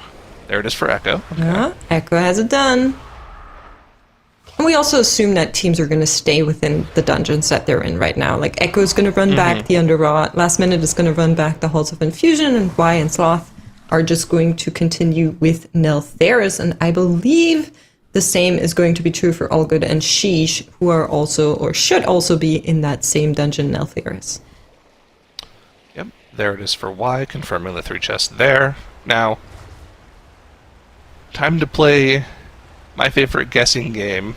Based off their 22 timer, do you think they can 3 chest the 25? Let's start with the Neltheris for I love Y. math. 4 minutes under timer. What do you think for that? I think that's possible. I think 4 minutes is good. I think we got it, but we need to be very fast. But we'll see. I don't think it's like an easy, but I think Y has got this. I agree. I think Y's timer is easy enough for them to get the 3 chests and the 25 as well. Sheesh about a minute slower, so I'm a little worried for them. Sloth about 30 seconds slower, but Sloth also like missed a Phoenix somewhere, I'm pretty sure, because they were 4 count off. That was very weird that they were just 4 count off at the last second. I don't know what they missed, but if they don't miss that trash count on their 25, and they are on equal pace, they should also be like in the same situation as Y is for the 3 chest. Interesting. Okay. How is All Good looking here? Their timer's actually looking relatively tight here compared to our other teams. Remember, Forge Master Gork was about like a 12:30 for our other teams that completed this dungeon on the 3 chest already. They're at that 12:30 mark right now with the boss at 60%. So they're like a little bit over a minute slower, but still within the realms of possibility, I think. Depends on how they're approaching that last bit. If I'm looking at count, they have to do the same pull that we saw from Y, where they weren't still in the first pack, and then they just pulled the other 2 together. And then I think that should give them full count. Yeah, you're right. Okay. They should, I mean, they'll be okay on this 22 for sure. But again, the question is, do they 3 chest the 25? If not, then they'll be 2 key levels behind already early on in the competition, which is not an enviable spot to be in. We'll see how that goes, but, still trucking along in the 22 here. We'll also have to say, All Good was the team that moved in. I want to say last minute, but that's another team name. They moved in the very last notice. Is that an English phrase that works? Just in the nick of time. You can say that. Thank you. Snuck in under the wire. So yeah, they're emergency substitutes, and that means, of course, they're not going to have the same practice time as other teams had, which evidently is going to show particularly for these lower keys, because that's something you don't really practice as much if you're not an MDI team already. Like getting these really fast plus 22 runs or plus 25 runs, that's not something you're usually doing on your life keys. So definitely the part where I think we're going to see them struggle the most, but we'll watch as the days continue. Neko is, like we said back in that Underrod, we also, thankfully to Tettles, figured out what was going on with the Spore Collar, but we're going to repeat what it was once we actually reach that boss. But yeah, it's pretty cool, I think. Yeah, we'll go over it when they get back to the boss, because I think, you're right. It's a pretty interesting way to deal with the mechanic, if they do it again, that is. If they don't do it again, we'll just explain what they did as it's happening. But it's pretty cool. Yeah, like you mentioned, All Good. Last-minute substitutes. Of course, Empyrean couldn't play this weekend, which is really unfortunate, but All Good. 19th seed from the qualifiers, able to step in, able to play. And it's not even something as simple as saying that it's the off-meta pick that's a problem, because it's not, right? Like, you can plug and play different portions of this comp and still make it, make it strong. Last minute from last weekend, almost qualified for the grand finals, playing an enhanced shaman in 4 out of the 6 dungeons. Last moment. Sorry, last moment. It's bound to happen. It's okay. It's okay. These team names are too similar. Oh, I can't. Okay. The point stands, right? They took out what seems to be one of the most important pieces of the puzzle in the Fire Mage, replaced it with an enhancement shaman, and they nearly qualified. They had the same score as Legendary and just lost due to tiebreakers. So, yes, the meta is really powerful, but I think it's really just the really important pieces are like the Augmentation Evoker, the Shadow Priest, and the Holy Paladin, right? I think the carry slot and the tank are probably the most interchangeable pieces. I mean, Bear's really strong right now, don't get me wrong. But she's lost her healer there for a second, but of course, Veteras was available. It's the start of the dungeon, though, so they cannot have any more oopsies, particularly on this boss fight, and you can see why somebody might die there. Sheesh, with lots and lots of extra trash here in Magma Tusk's fight, and that is a lot to handle for a team at once, but it seems to be they got it under control now. Mobs are dying off, and one more charge comes in, but everybody can get out of the way in time. All right. They're fine. They're good. No problems whatsoever. Now, but that's the thing, though. This Magma Tusk boss, even on Fortified, is an extremely nasty boss in terms of damage output, right? That debuff that gets worse and worse as the fight goes on starts doing so much damage, and the thing is, when you get to extremely high key levels, the dot essentially becomes permanent, right? Because it increases in duration as the fight goes on, and it gets to the point where you're pretty much just chaining debuffs. So your healer's having to heal just the entire time this dot that does a ton of damage, on top of the potential one-shots that come from the frontals, too. When this key gets to the 28, 29, 30 level, it's going to be a very difficult boss to get through. I think that's why we're seeing them go towards Magma Tusk first, is because that's going to be one of the walls in this dungeon on the higher key levels. So, Yep. You figure out very early on whether or not you're going to be able to time the key in the first 5 or 6 minutes. If you wait, you go again. If you time it, then you got to run on your hands. Very similar to things that we've seen in, the Algothar Academy from last weekend and the Azure Vault from weekend 1. But I imagine that this Notheris, it might not be like the priority in terms of key pushing in a dungeon pool where you have dungeons like Underrot and Ruby Life pools to push up. Both of those can easily go to the 30 level. Not sure about 31, that remains to be seen. It looked like 31 was pretty difficult from Underrot on week 1. Ruby Life pools is the big question mark, though, obviously, because it's something that we haven't seen in a push meta essentially ever, especially with this comp. I think that can be pushed very, very high. I agree, and I also want to see it being pushed very, very high.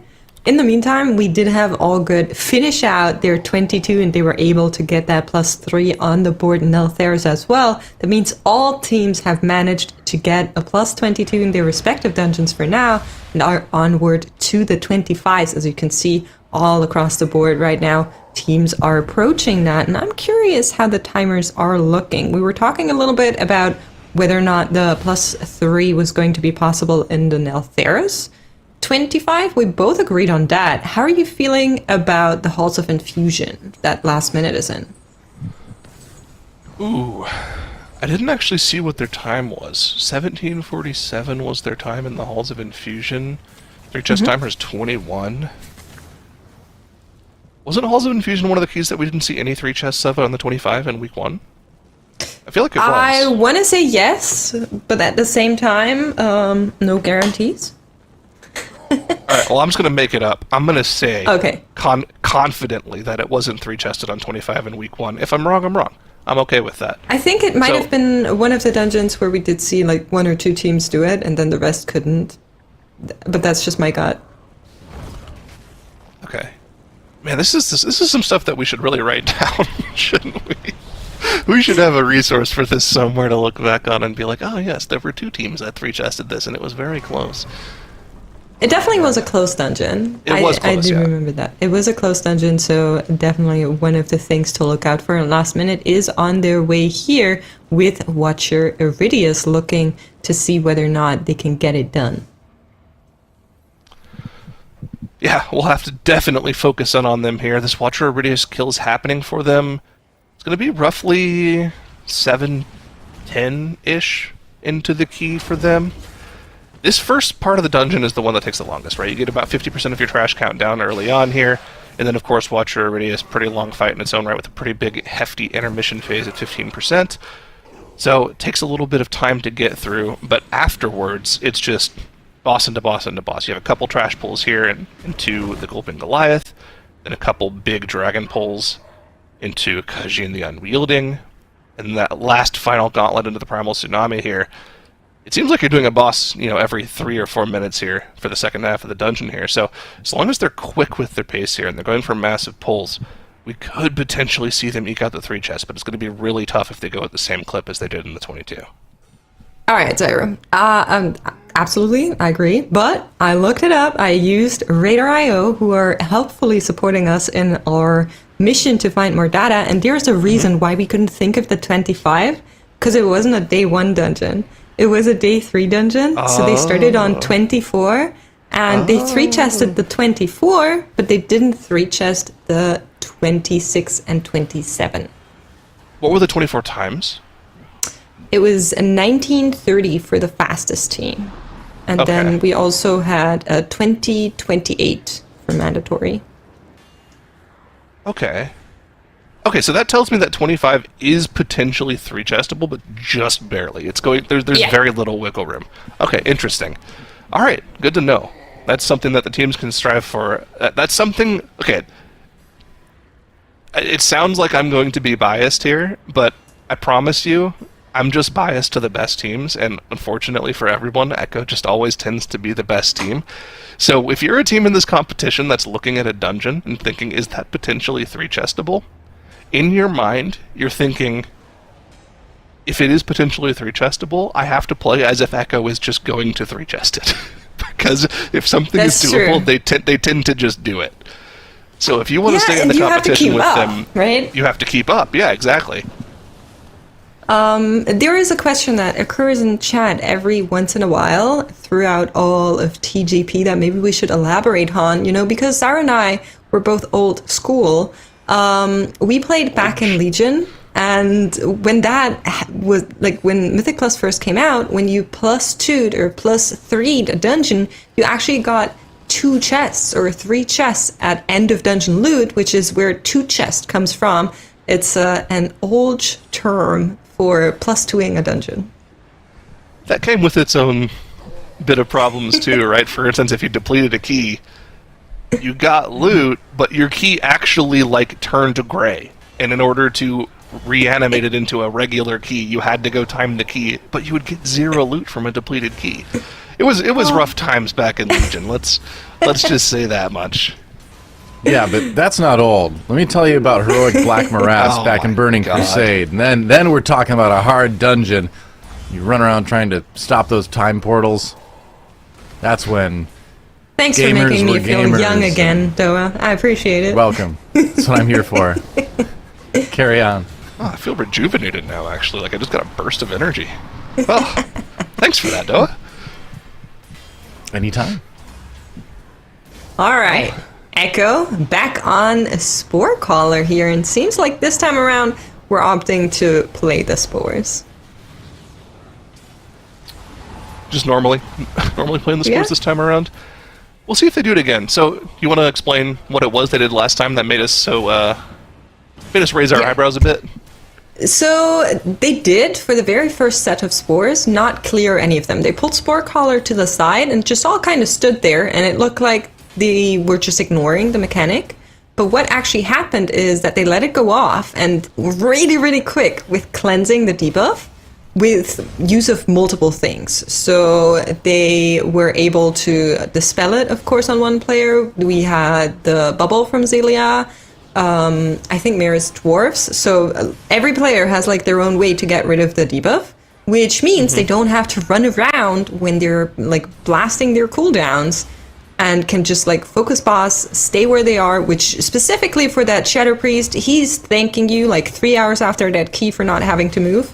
A very, very nice little strat, but of course, you have to be so quick with it that the debuff doesn't actually tick, so it has to be instantly removed right after it's applied. And admins are telling us that they removed it 0.4 seconds after dot application. Ooh. It's really cool. It's a little slow. What? Average reaction time is known to be about a quarter of a second. Of course, these are Echo gamers, so I'd expect them to be a little bit faster than that. So 0.4? Come on, guys, you can do better than that. Anyway, shout out to Tels for checking that out for us while we were on broadcast here. I love seeing these kind of strats come out. What do you think is the reason for them not doing it in the 25? Just too high risk? Too high risk. One tick of that many stacks will just one-shot you. No, it probably would one-shot you on the 22 as well. I'm not too sure. I want to draw attention to one of our plugins that we're using in the bottom left corner there. You can see that on our damage done meters, we have Neltheris is part of the damage meter.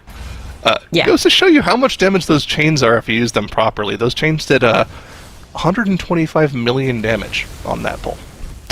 So, they're pretty good still, even though you can't use them on the entire dungeon anymore. Yeah, absolutely. Very, very good tech for these kind of hallways here, leading right up to Chargath, something we're going to see from all teams and have seen from all teams before. Because we don't want to skew the damage meters, of course, the plugin is going to come in handy and show the Neltheris weapon damage as its own, similar to how we're handling the Sanguine Ichor. That is the name of the game, and I actually haven't, I was going to say I haven't seen Sanguine pop up for Echo in the time that I've been watching them, but I wasn't watching when they were in Cragmon. That's the most important section to be looking out for it, and let's see how they do deal with it on this poll. This is one of the more important polls to do things properly, and they are pushing up very close to that 3-chest timer, so we do need to focus in on some of our dungeons on our teams completing their dungeons here ever so shortly, because we are reaching those 3-chest timers on the 25s as well. Echo has 3.5 minutes left in their Underrot. Sheesh has a little over 5 minutes in their Niltheris. Last minute, plenty of time, 7 minutes left, but they still have quite a bit of dungeon to go. 2 bosses left. Y approaching the last section of their dungeon here with a little over 4 minutes done. It's going to be tough for them to finish this one off with a 3-chest timer. That's right. Well, Zyronic, you'll have to, absorb the drama on your own as we're sending you away and replacing you temporarily with Tettles. We'll join sorry next for you now guys. Hello. As casters. That's just how it is. By the way, so you guys were asking about why Echo didn't pull the trash into Spore Caller. They accidentally reset the boss, I think. So, right as the boss got to the trash, it immediately reset. So I think that they had no reason to do that, because I think that the reason that they're omitting doing all of those spores is because they're trying to finish off the trash on top of the boss. Yeah. That's a very good info on top of that. But if you're looking at Echo right now, their timer is starting to get a little bit close for that +3 Tettles. It's is it doable? I don't know. I don't even know. Yeah. I don't believe so. So the timer that they're looking to beat for the +3 is 18 minutes. Right now, we're on 15:45, and we still have some horrors to kill off. Once that is done, we're going to get ported down. We can actually only pull Abomination then. Now, that boss fight takes a little while. It might be a boss reset gap. I think that if it was fortified, 2 minutes is maybe doable. If you have the boss pulled on 2 minutes. On Tyran, I'm pretty sure this is just going to be a 2-chest, which, with seeing their route, I mean, it makes you wonder, what if they didn't reset Spore Caller? What if they were able to pull that in with all of the trash? Is there another team that maybe can capitalize on that and be able to 3-chest the 25? That's another question that you have to factor in as well. Obviously, Sanguine, I think, is probably the most important variable here. If you don't have any Sanguine healing, you're going to always be a little bit better off. Yeah, for sure. Now, boss has been pulled on 16:30. I think that might be too close for them to actually do it. Although I would love to see it. They do have Bloodlust, and I think they're going to try, but it's going to be very, very hard with all of the extra ads that spawn, and you need to wait. I don't think it's doable, but maybe 1 minute? I'm going to go ahead and say this one's impossible. All right. I'm gonna take a page out of Dratnos'. But I'm gonna take a page out of Dratnos' playbook and say it's impossible as many times as I can this weekend. Okay. In the bottom left-hand corner of the screen, we have Halls of Infusion, which, like you guys were talking about earlier, 21 minutes is the 3-chest timer on this dungeon, correct? Mm-hmm. I think it's doable. Yeah. You guys were saying that you thought it was possible, but it was going to be tough. With the way last minute is pulling this final area and this gauntlet trash, this is the way that they were going to need to pull it, right? They've pulled all the way up to the end of the bridge, and so they're able to kill off all of the mobs at once. Obviously, the highest priority mob being that dragon there. And that's particularly important because this dungeon also has Sanguine. So because they basically pull everything here, they have the room to move everywhere, which is helping in actually managing Sanguine healing here and getting the mobs moved out of it. Of course, you want to take down the ones that don't move as happily as the others first. But here's Sheesh nearing that +3 in the 25 with a lot of extra mobs on Sarga. Yeah, so 33-minute timer for 3-chesting is 19 minutes and 48 seconds. And so as we can see, they have about a minute 20 left. The boss is at 28%, and they're getting probably the last magma shield of this fight. But they have multiple deaths, and they don't have any battle reses. So the trash is killed off. I think the boss is killable. I think the good news is the boss is killable. I don't think the boss is killable within 45 seconds now. tragedy for Sheesh. They were on pace to actually make it here. And on the back of those 2 deaths, I would say particularly melee players were very familiar with these spawns on Sarga. It just happens sometimes super close there for them. 9 seconds to go. You think they can do it 20 seconds? No, really pumping. The boss is phasing right now. Close though. Very close. Well, it depends on how fast they can get rid of the shield. So the hunt is coming out. Shield's still got a little bit of HP left. You typically want to send 4... Stove, don't die! You want to send 4 weapons there? Oh, they got it! Oh my god! That's insane! Colossal dub. Okay, very good. That is, I want to say, domination, alright? Let's go, sheesh. Stove was 5% HP for forever. I don't know how he lived that molten gold dot. They both lived by sheer power of will. Both of them. They were solo. Incredible. All right, Sloth also in that Notharis here. You can see they already had 1 death, and previously Sloth unfortunately lost a timer due to a couple deaths too many in that Ruby life pools. Hopefully they don't have a similar fate strike here in the Notharis.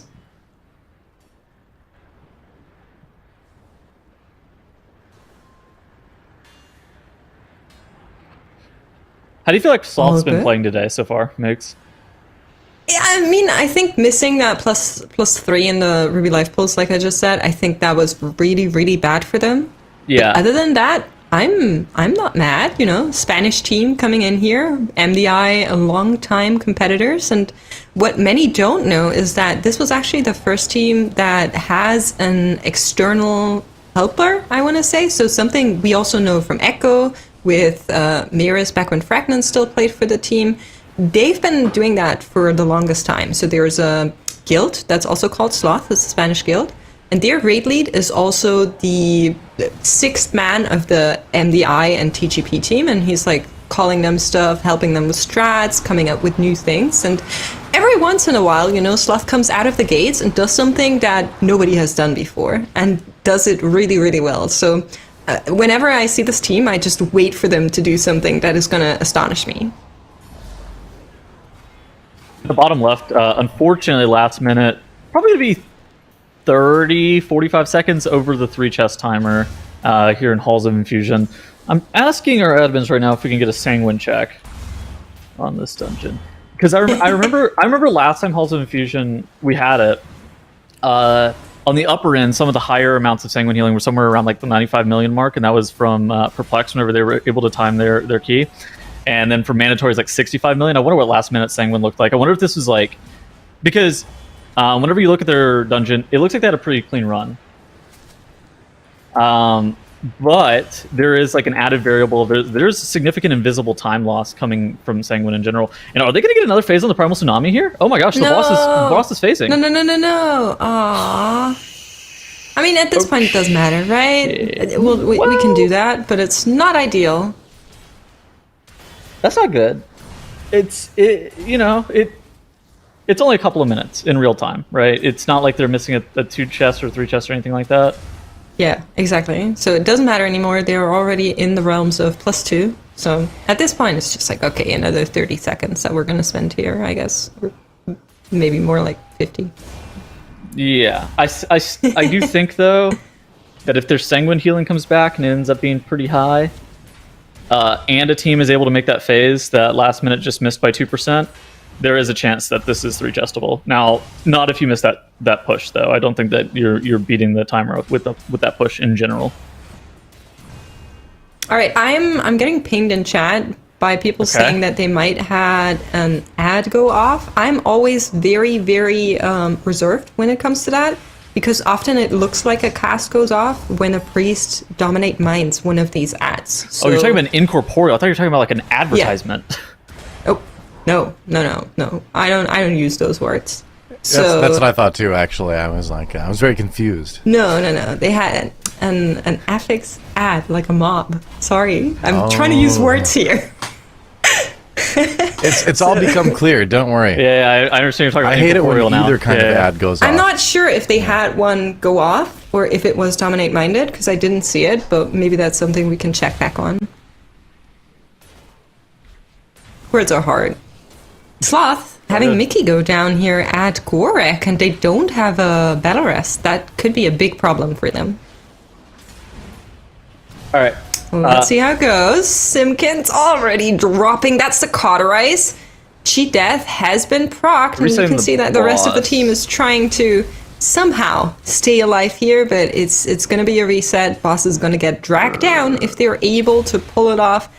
Apple trying to help the rest of the team with some flash healing here, and eventually they make it, but that's going to cost them a lot of time. He's going to meld res here in a sec. Actually, it looks like he's not even committing his meld. So he wants to save the meld for the boss. He could have meld res, but I think that he just decided that he would rather have it for the boss to be able to remove that forge hammer. Very Additionally, unfortunate for them. we got confirmation by our admins about the amount of sanguine healing in the halls of infusion by last minute. 52.26 million. So they were actually on the lower end in regards to how much sanguine healing they had. So if you're doing the dungeon, you're probably going to have to pull bigger if you're trying to 3-chest it, which it's possible, but I think unlikely. Yeah, if really nothing went wrong for them, then yes. If they actually had an ad go off, maybe something else, but we'll see. We'll see how it goes. Yeah.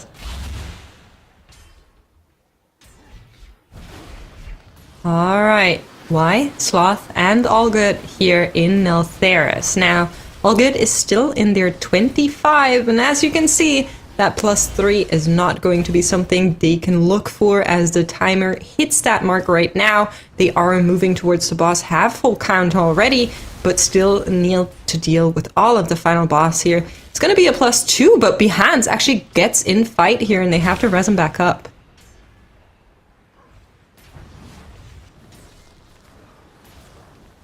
Looks like they have a res on him. Looks like Equinox was able to res him, or Karm was able to res him. It's not too bad. They have count as well. What did you think about Sheesh pulling that Apex Blazewing into the boss? That looks so sketchy.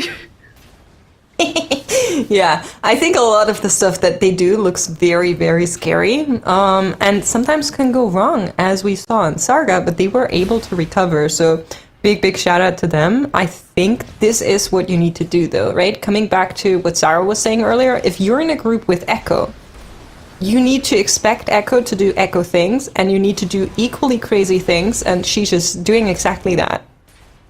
Mm-hmm.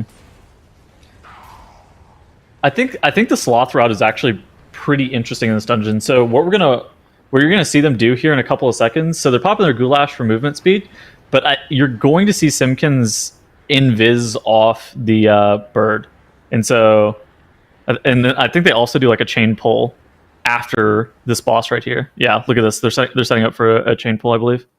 Where? Yeah. Oh, this is how they set up the chain pull. Mm-hmm. Yeah. That's what goes into the boss. It's really crazy. That's what I mean, right? They're doing so much crazy stuff, and I love it. Bloodlust gets used here right at the start, making sure that the brunt of the difficulty while having all of these mobs at decently high HP still is something they can deal with. Charge comes in, and they need to dodge out here. Stove a little bit slow with his feet, but is able to get out of the way as they are finishing off this massive trash group. You were talking about Sheesh. I was talking about Sloth. Oh, I was talking about Sheesh, yeah. Yeah. Sloth has a really interesting route in this dungeon. I think because watch this. Look at what Simpkins is doing. Yeah. The Wernstone. We've seen that from other teams too. That's so sick. Yeah. See, there he is, back with the group. Bang. Oh. Why is Marky waiting there? Oh, he also wants to Wern. Okay, saving pot. He's using the other end of the line. My main stat is your main stat. I love it. Perfect. Our main stat. If you're playing Augmentation Evoker, that's exactly how you need to approach it. I love it. Echo had a Very death on cool. Zalia. Did you see what happened? I didn't catch it. I did not. Okay. I was distracted by the left side of the screen. Too much going on in that Neltharis. I thought he was dead, but now he's res back up. Echo, do have 2 deaths, but this should be no issue in a 27. There is a question as to what's the 2 chest looking like on a Tyran 27.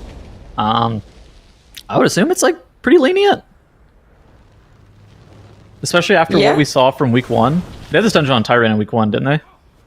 Yeah, they had the same affix or similar affixes is what I want to say. Let me double check. Okay.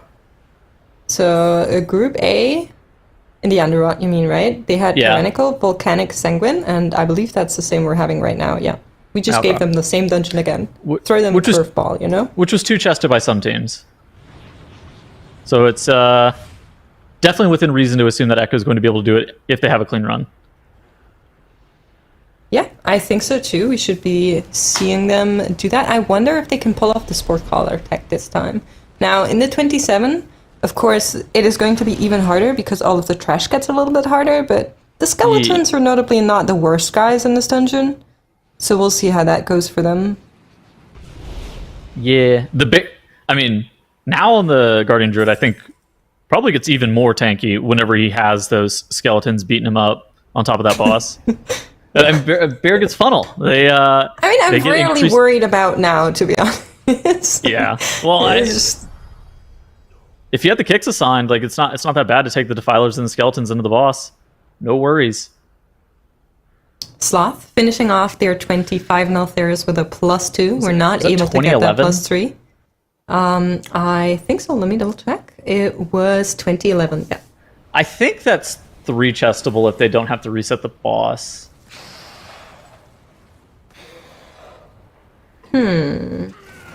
Well, it isn't 3 chested anyhow. Y and Sheesh both got +3. Yeah.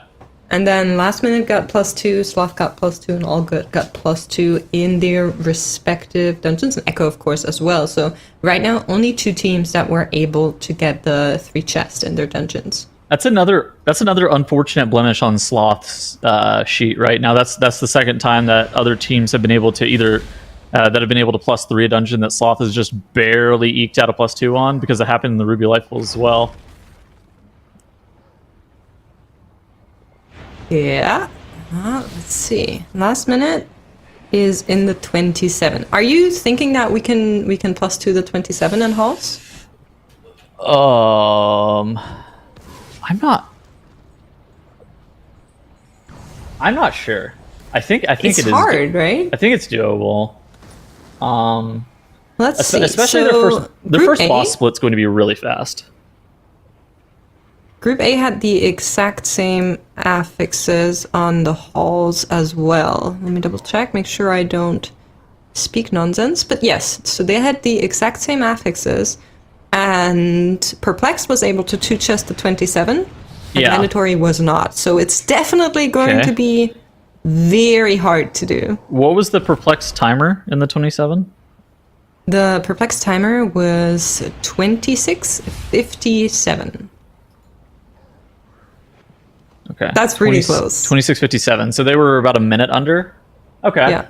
So, there's some wiggle room if you play perfect.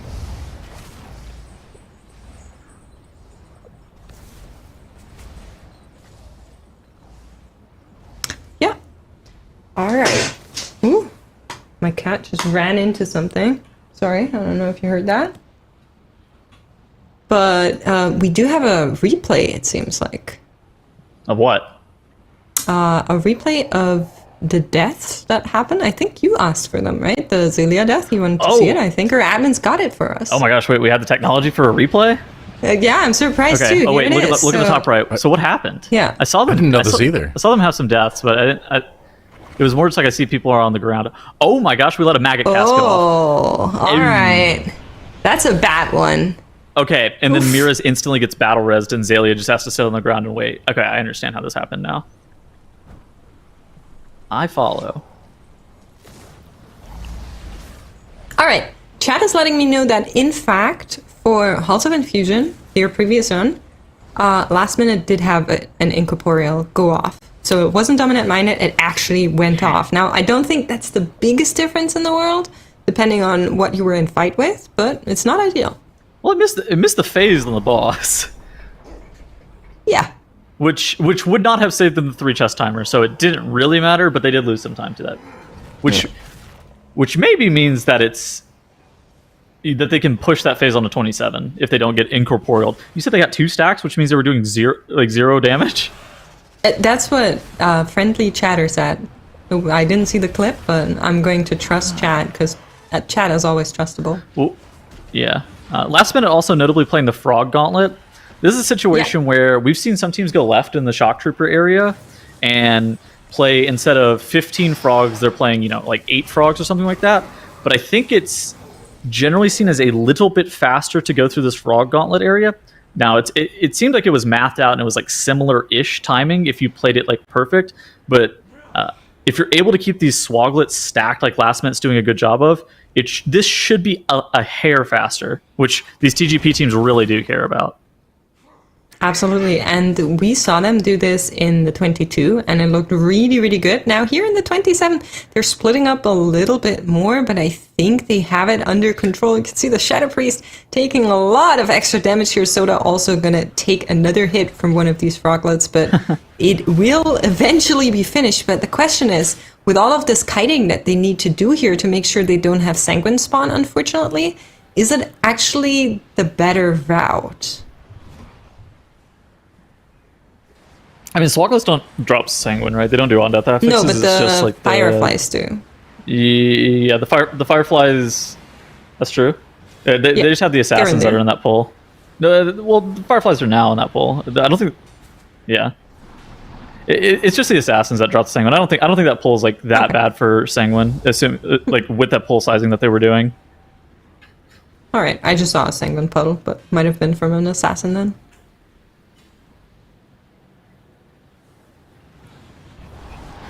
Oh, did Echo actually do the Spore Collar tech? Did you see? I didn't see. We have a lot of people in Neltharis. Do we have the replay? I heard we have technology now. That'd be cool. I want to see that again. I want to see the start of the Spore Collar fight for Echo. That's something that I want to figure out, whether or not they did the reset again. Chat is saying, yeah, they did. I just want to see it. Yeah, so makes me happy. The deal with the boss is like, you don't get ticked by the disease, or like you don't die to the one shot of the Festering Harvest going off. If there are mushrooms up, you die to the disease tick from the mushrooms after the fact.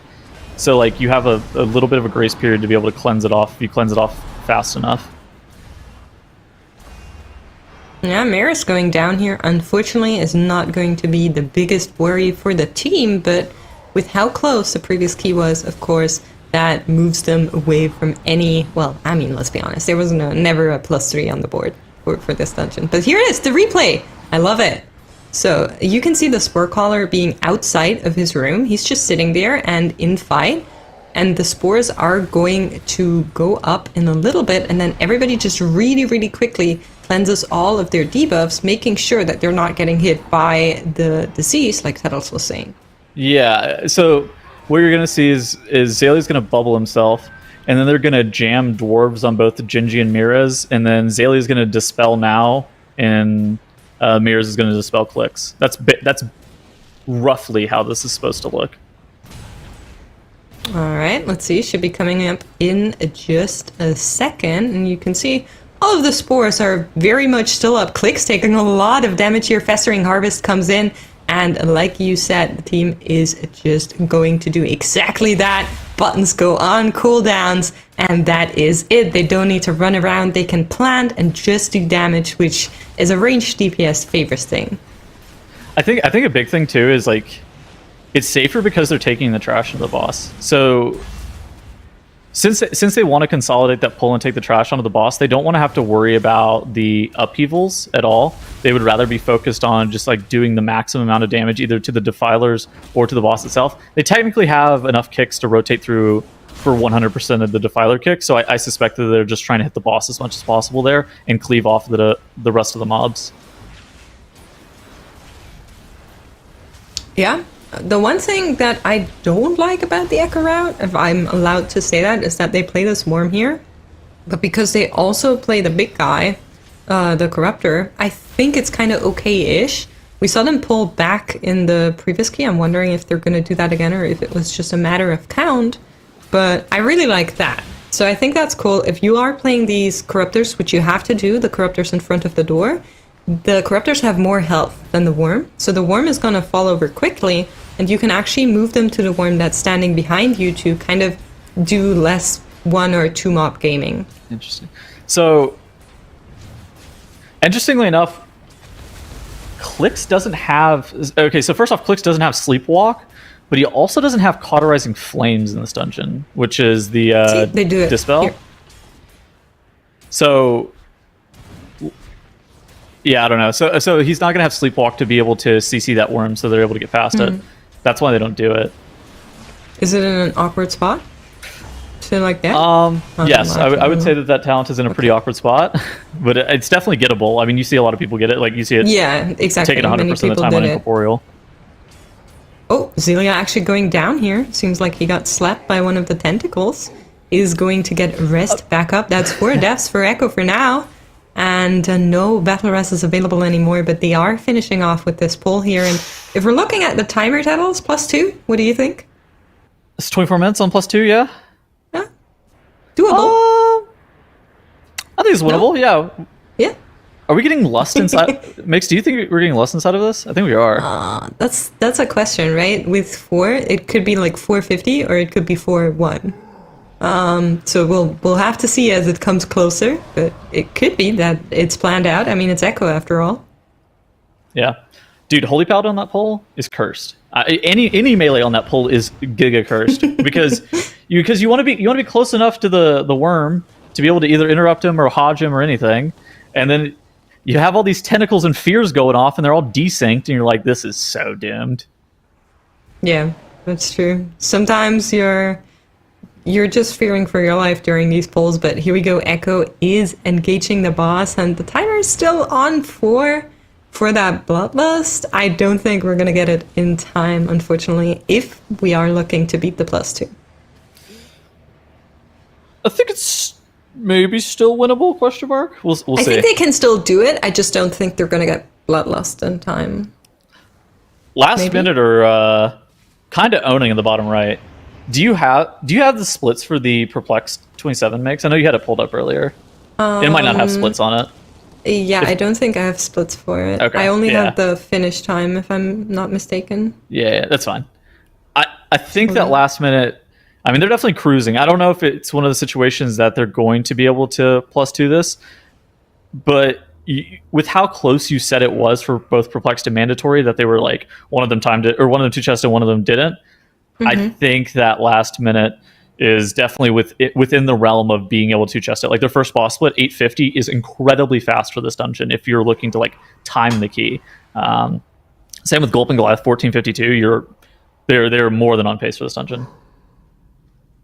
I just linked you the key. Maybe you can pull it up. I don't have the technology, unfortunately, to see when the bosses died, but I think you do. I'm just not locked in right now.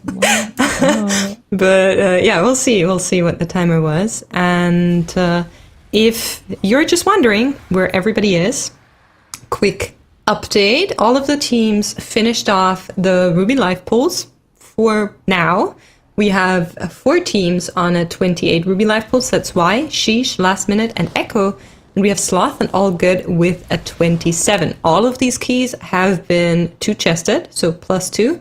Possible 30s and 29s for everybody here in that Ruby Life pools. And then after that, people went into different dungeons, with Neltharis being the popular vote, it seems like. We have Y and Sheesh in the higher numbers there. They both 3-chested the 25, and Sloth and All Good only got a +2. Last Minute is pushing in Halls of Infusion, and Echo is the only team that opted to go to the Underrot right away. So it looks like they ran a little bit of a different route with how they played it, because they didn't go frogs. I'm pretty sure they didn't go froglets. Yeah. Yeah, they had to backpull some trash after this boss, but it looks like they killed Gulp and Goliath off around the 1530 mark. So I think it's a little bit slower. So I think that last minute is probably. I think that last minute is on pace to be able to chess this. Is the conclusion I've come to here. What was their Kajin timer? If you have it. Oh gosh. Oh, I'm sorry. I closed. You closed it already? It's okay, it's okay. Don't worry. They are killing Kazun right now and are moving on to that gauntlet there that's waiting. And I do think they look on pace to maybe get this +2. It all depends on how they will be able to handle that gauntlet. But if I remember correctly, that mandatory Halls of Infusion in 27 relied heavily on them actually conjuring up enough damage for the Primal Tsunami to not get another phase. So that is going to be the biggest obstacle for last minute here. Looks like 1930. Okay. So yeah, they're faster than that. And last minute is faster than that and has to do... So basically the split that we're looking for killing the mini-boss is 2251. Mm-hmm. That was what... Getting that +2 there, very good for them. Okay. And Bloodlust was available towards the end. A couple seconds, you can see it's still on. We at least got 10 seconds of value from that Bloodlust. So what do you do for your Echo here? Do you go to a different dungeon? Or do you do this dungeon on 29? I think they do 29. Interesting. Just based on how the Underrot looked before, I think it's possible, and I think their Underrot looks really good. It would be a good kind of, just mentally, having a 29 already. I feel like they haven't played that great in this dungeon, though. I don't know. Oh, really? I mean, they had a couple of deaths, yeah. They reset the boss one time, then they had a couple of deaths to a maggot cast, and then... Okay, but they reset the boss one time, and they perfectly executed it the other two. I think that's okay, but you might be right. The green dot has disappeared from the Underrot. Where do you think they're going next? I could be down for a break. Okay. I think a break would make sense. All for them. right. Well, because stay tuned. We're gonna figure out where they're going in a couple of minutes. You have to use 20 minutes of allotted break, right? At some point. That's true. All right. So all teams in that Nelthair still last minute in Halls of Infusion. I think that's the team I want to focus in on to see whether or not they can do that push. But they first have to get through the gauntlet and that mini boss here. Like I said, 2251 is when you want that mini boss killed off. Allegedly. Okay. I mean, I think they might be faster on everything prior to the boss, and then I think they might get a second phase on the tsunami. But maybe not. Maybe they figured out a good route. We'll see. Not having Incorporeal go off would also be ideal. That would be helpful. Hey, look at Sheesh in the top left, though. Yeah, looking good. And at 28, still need to do a little bit of trash, though. They didn't. They stopped taking this Apex Blazewing into the boss.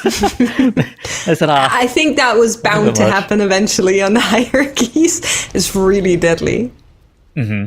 The fact that they did it in the previous dungeon at all, I think is already lots and lots of respect. But as you can see, Sarga has been finished off. They're going to run up here and then deal with this big pack here. 8%, well, a little bit less than that, 7 and 3 is what they need to get. And they will probably get it here from these Blazewings and Wardens. Ooh. So they should be good. Timer looking nice. They have Bloodlust in 8 seconds. So even though that Blazewing is spewing a little bit of chaos there, I'm not worried about Sheesh. I think they're looking really good here. Sloth having a death.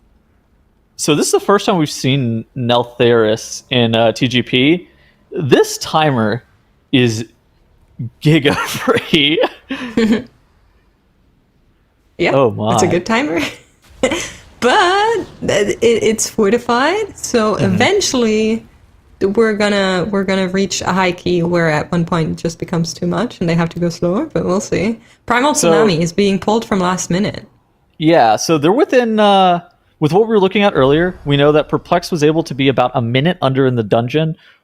Effectively the same pace that last minute was on. Mm-hmm. But I think the big question is, what is last minute's Primal Tsunami push going to look like with their offensive cooldowns? Because if they miss a phase or they have like a phase more than Perplex, that's not something that you're necessarily budgeting for. And that could be the difference in the 2 chest and the 1 chest. And that is likely going to be the difference in the 2 chest and 1 chest.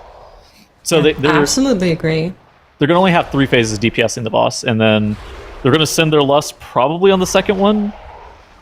I assume so, because they're getting pushed back right now. Yeah, because they have Void Eruption, You don't Power think they send it Infusion. after this? Yeah, that's what I'm saying. Like, Okay. right after this. Yeah. All right, yeah. Then we agree. Because I was like, oh, they're definitely lusting after this. Let's see. Everybody getting through this gauntlet unscathed, it seems like, hopefully. Getting these infusers down there under control. And then we should be seeing everything go into boss. All right? This is the big push that they need to get right. They don't want another one, ideally, but...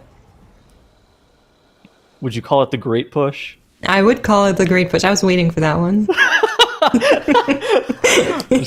I heard you I'm giggle, even and I was like, disappointed come on. So we call it Wow. the Great Push. What Wow. percent It's are you okay. looking Tell for us on the the boss? Moonkin name. Huh? I think you're trying to get more than 45% off of the boss from this position. So I think you want the boss at like Yeah. 30 would be ideal, I think. Maybe 35 is doable. Let's see how they do. They are blasting right now. Everything has gone into boss. You can see everything on cooldown. PI Bloodlust still going.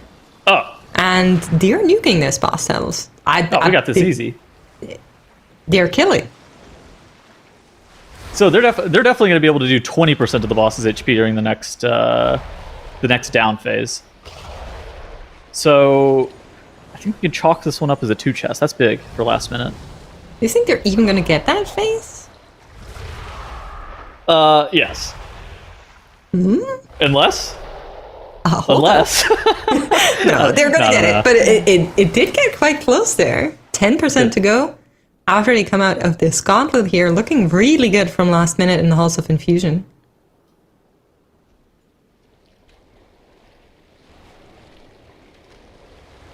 Sloth back on Gorak. Now they had lots and lots of problem here. I think they reset this twice, I want to say. There were definitely 2 deaths at 2 different times happening for Sloth here on Gorak. I don't think that was necessarily how they planned the route to be, but with the 2 chests being kind of lenient in Latheris, I think they're still okay. I hope for their sake they 2 chest this. That would be really bad, especially since we saw Sheesh 2 chest the 28 earlier. I mean, they already have like most of count, right? They're on 93 count. Yeah. So right after this, they're just going to run to the boss and then do the similar thing to what we've seen from Sheesh, where they finish the boss and then pull something after, I think. Well, they do a chain pull after this. We're gonna see Malik stealth through the bowels of Neltheris to places I've never before seen. Okay, so let's follow Malik here, if we can. Yeah. He takes a really weird route through here, and so he's invised right now. So they do a chain pull to get the final 7% enemy forces, and he jumps down, and then gets all of this set up. Yeah, they definitely know this dungeon better than I do, because I would have been lost by now. All right, so they're grabbing this and going out to the chains that are on the right-hand side? Or no, these chains. Okay. Yeah. This is what we're setting up for. One day our friends are going to show up. All right, we've made it. Yeah. And in come the Neltheris weapons. Hey, tell us, does Neltheris weapons stream? Part-time streamer. All right. The hunters will be finished off eventually, and if we're looking at the timer, once we've reached the boss, we're going to be over the 22-minute mark, I think. There's a little bit of walking and Wurntech involved. Yeah. Do you think the +2 is okay? Do you think we've got this for Sloth? I think this is fine now. I was a bit concerned before with how fast their other stuff went. We're way more chill now. I like how Simpkins does that too. He jumps down to make sure that the mobs have to like travel so far to him, because he doesn't want to use his invis to break combat. Like he's going to use his invis to break combat, but he wants to use the invis also to provide as a conduit to this skip. Exactly. So Simpkins is now going to invis, and what we're going to see is Marky actually using that Wurnstone again. So that's why there was a little bit of waiting time, because there is a cooldown. And here he comes, Marky's back with the group, allows him to actually have his own pot ready for this fight, which, again, an augmentation evoker. When he pots, that's also basically all of ours pots. So pretty good. I think this Sloth route is superior to most teams. I think the route's good. Yeah, I like it too. If they didn't have like as many problems as they had here, I think they might have even been on track for +3. Well, Do I dare say it? They had a lot of resets on Gorak, and they have 6 deaths. I think they could have done. The route is good, and I think it scales better into high keys than all other teams. Mostly off the back of the fact that like those Apex Blazewings, the big birds, those mobs suck. Those mobs really suck on high fortified. They are going to absolutely own you. And we saw the Sheesh route. They pull that mob. That mob is awful. It definitely little bird, and I recently come to like big birds, but yeah, it definitely hurts, you know. As a painful. Wait, we need an explanation here. What, you've recently come to like big birds? Yeah, what did she mean what by does that mean? I'm intrigued. Well, I recently had the pleasure of visiting like a falconry, and I had like a big eagle on my. It was cool. They're cool birds. Oh, man. okay. What did you call it? So like those are kind Big of like a falconry. Oh, a falconry. See, I've always thought of falcons completely different. Falconry. It's Europe, man. I don't know. Come on. I've always thought of falcons and eagles as like medium-sized birds. Like real big birds are like emus or ostriches. No, I don't like those. Like, they're scary. Some I don't Muppets. like those. No. Well, scary doesn't mean they're not big. But I don't like them. Oh. Okay, if somebody Alright. tells you they own an eagle, that's much cooler than saying you own an ostrich. Is it You though? can't Can you argue- ride yeah, an it is. eagle? I mean, not if you're not in Lord of the Rings. Guys, I have no idea what they're talking about. I'm just here to Okay. watch the dungeons, man. Chat, I'm Hey, look at that. Done +2. for sloth. Well done, Sloth. The biggest birds of all. Carry on. Okay, so Wise back off their break, and instead of going and doing Neltharis 30, they decided that Halls of Infusion is their place. Yeah. I feel like Wise had a really wanna- good day. I think Echo is also going into the Neltharis, just judging by the leaderboard dot. Okay, I could buy that. So that means Last Minute is the only team that right now doesn't have the Neltharis on board, but they're on break, and I assume after that they're also gonna go in there. So Neltharis, the close favorite in second, right after Ruby Life pulls for our teams today.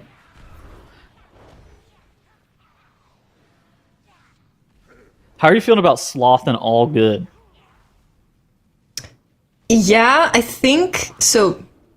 As often with Sloth, I really like the idea and I like what they do, but then the execution can be a little bit wonky. Okay. For All Good, I'm kind of giving them a lot of free passes because they were a replacement that came in later. So I think they specifically didn't practice running like fast keys, running the 22+3, the 25+3. That's something that you don't necessarily practice if you don't play MDI. So I think that's where we're seeing them struggle the most, and that's what's represented on the leaderboard right now. That makes sense. What is Y pulling? Okay. Oh, wow. They're doubling this up. Okay, this makes sense. What they're doubling up. This trash in this area is, in the top left-hand corner of your screen, is actually incredibly sketchy. You have those containment apparatus orbs. Those are definitely the mobs that you want to be focusing down. If anything else dies before that, you can start to run into some issues with like sanguine healing. But you're going to have like the mage combusting into those mobs. Additionally, you're going to have like the Shadow Priest really doing focus damage into them. Something that also not many people know, but as far as I can tell, all of the teams in the TGP are doing, is that in Halls of Infusion, there were 2 profession bonuses. And the first one is Herbalism, and it's kind of not that great. You just get a buff for the entire team if somebody clicks it that will cure 1 application of poison or disease every 5 seconds. So Yeah. it's like not really a need for that from what I've seen for the teams, but the other one is engineering, and it's actually so good. It's right in that first rotunda. Is that a word? On the left-hand side. Yeah. It's a word, yeah? Okay. Yeah, it is a so word. on the left-hand side, there is a little orb, and if you have engineering with like 25 skilled into it in Dragonflight, then you can use it, and it's going to give your entire team basically a cheat death for the next 60 minutes. Really nice.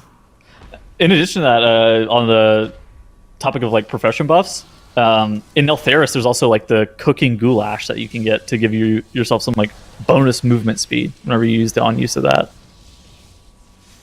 I like goulash. That's good. I don't think it's as good as a cheat death, but you know.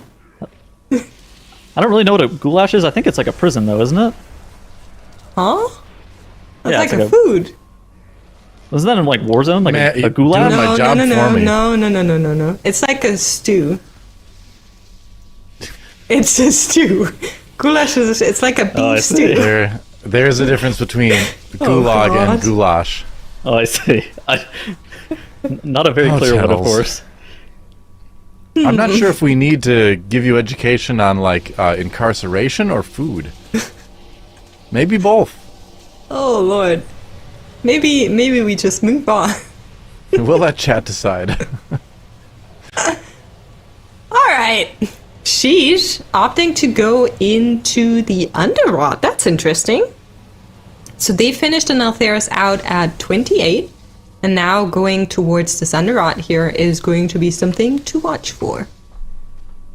All right, well, something else to watch for, or maybe listen for, is Dratnos rejoining the cast as takes a bit of a break. Thank you for your wonderful casting. After the last Tettles comment, I feel like maybe we make a different change, but the schedule's not up to me, so we got Tettles and Dratnos. I've been cooking. Don't worry about it, Dratnos. Don't listen to them. It's been fine. Cooking some tasty gulag. That's good. Yeah. I'm cooking some tasty gulag. Exactly. That's really good. Delish. Love to see that. You know who else is cooking? All of these teams. We've seen some impressive runs. What did you think of the last-minute Halls of Infusion 2 chest in 27? Yeah, pretty impressive. That's a dungeon at that key level. I mean, it doesn't go much higher than 27, right? Even on Group A, we only ever saw it go up to 29. I don't think we saw a 30 done in this dungeon. Is that going to change this weekend? Maybe. Yeah, dude, you're right, because they had the same affixes, first off, and then the teams that went and did this dungeon again, they didn't even attempt the 30. They instead retried the 29, right? Yeah, there were some teams that were just improving their time. Perplexed, I believe, came in and just improved their time a couple of times in this dungeon at 29 at the end of Group A weekend. But that weekend, I don't know. I mean, like, that made a lot of sense for them. With this weekend, I think there may be more requirement to actually push that key level, perhaps. We'll see if that ends up coming true, but especially because all of the teams are moving so quickly through the keystones today. I mean, we already have, 4 teams that have, I guess, in fact, almost all of our teams have basically gotten 3 good runs out of 2 dungeons so far.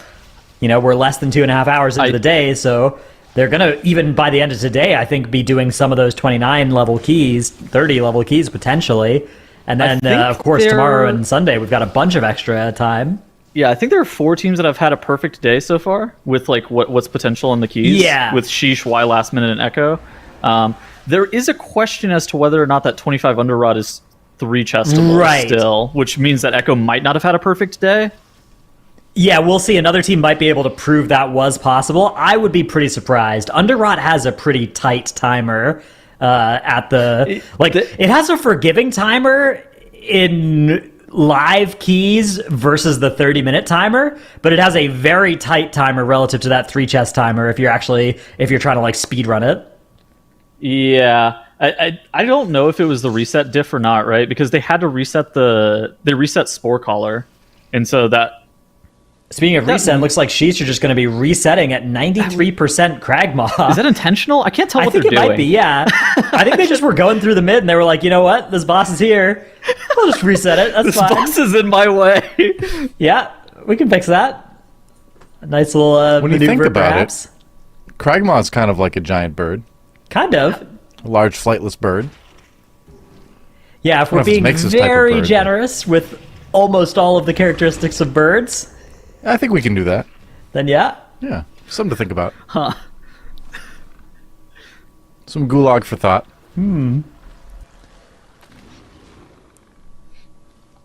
Meanwhile, we have Y getting engaged with the Gulping Goliath in their 22 up in the top left. All of the keys you can see on screen right now are 22s. All of these teams have done 2 of their 4 dungeons so far, and all of them basically need to 3-chest the 22s that we are watching right now, which they should be able to make some pretty short work of. Sloth having their tank nearly die there. They are going to be able to keep it going, though. They actually don't have a battle res available, so if they were to lose a player on this boss, that could potentially impact their chances of 2-chest, or 3-chesting, rather. They had a death earlier, and they committed a battle res to a maggot cast. They had, they were just letting the maggots free cast, I think, because of how large their pull sizing was. They were going to have, whatever, Hodge or Incapacitating Roar or a CC for every single one of those. So they were just, letting them go off, and then you were just supposed to dodge on your own. Yeah. And unfortunately, that's not always super beneficial for a slow Shadow Priest whenever they're trying to catch back up with the pack. That's one of those strats that gets developed if your Shadow Priest doesn't open their mic a lot, and just the rest of the team comes up with these strats, and they're like, "Oh yeah, this is gonna work. Yeah, sure, this will be good." And the Shadow Priest is just sitting there dude, I don't know about this. Because you know what's happening? It's the Evoker is hovering in front of the group, the Mage double shimmers, the Pally gets on their steed, the Guardian Druid, of course, is pulling all the mobs so they're in control, and the Priest in the back, pressing Vamp Touch on everything, I'll dot all these mobs eventually. One day they'll all get dotted, and then they get breathed.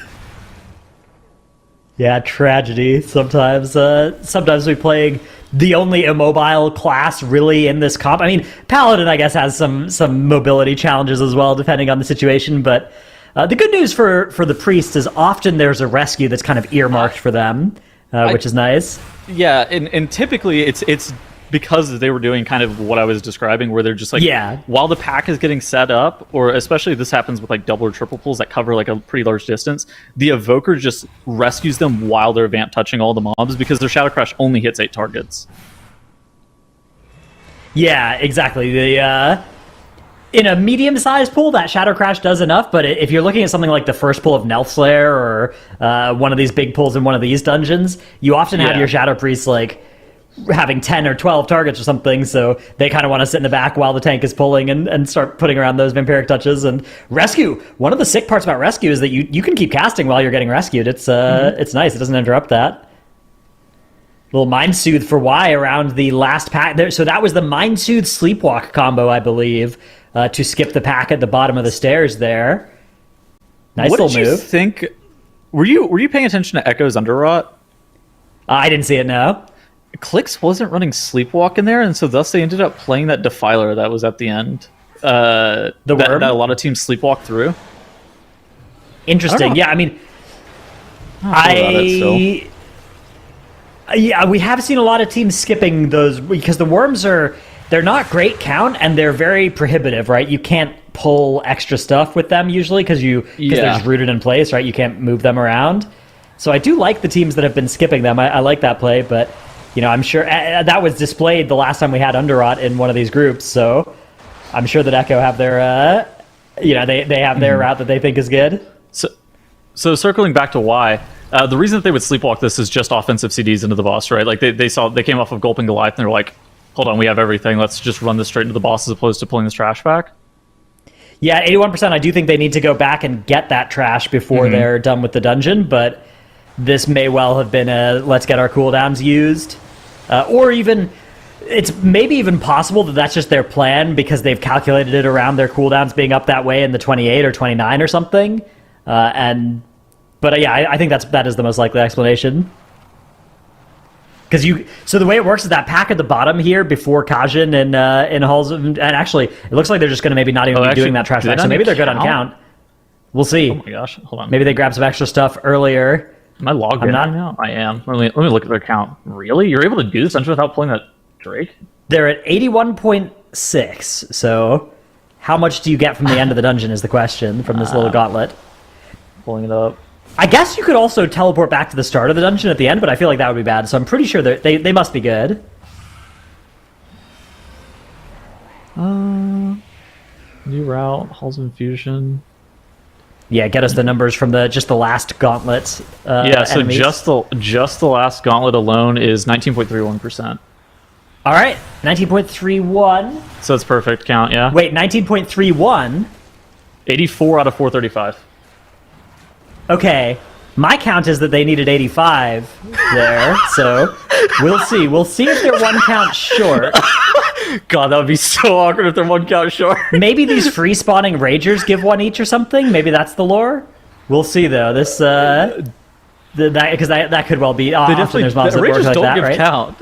Okay, well, we'll see. You know, it's Has our math been wrong before? It has certainly been wrong before. It's been often embarrassingly wrong. But have we ever been one count off? Hold on, I guess we're gonna find out.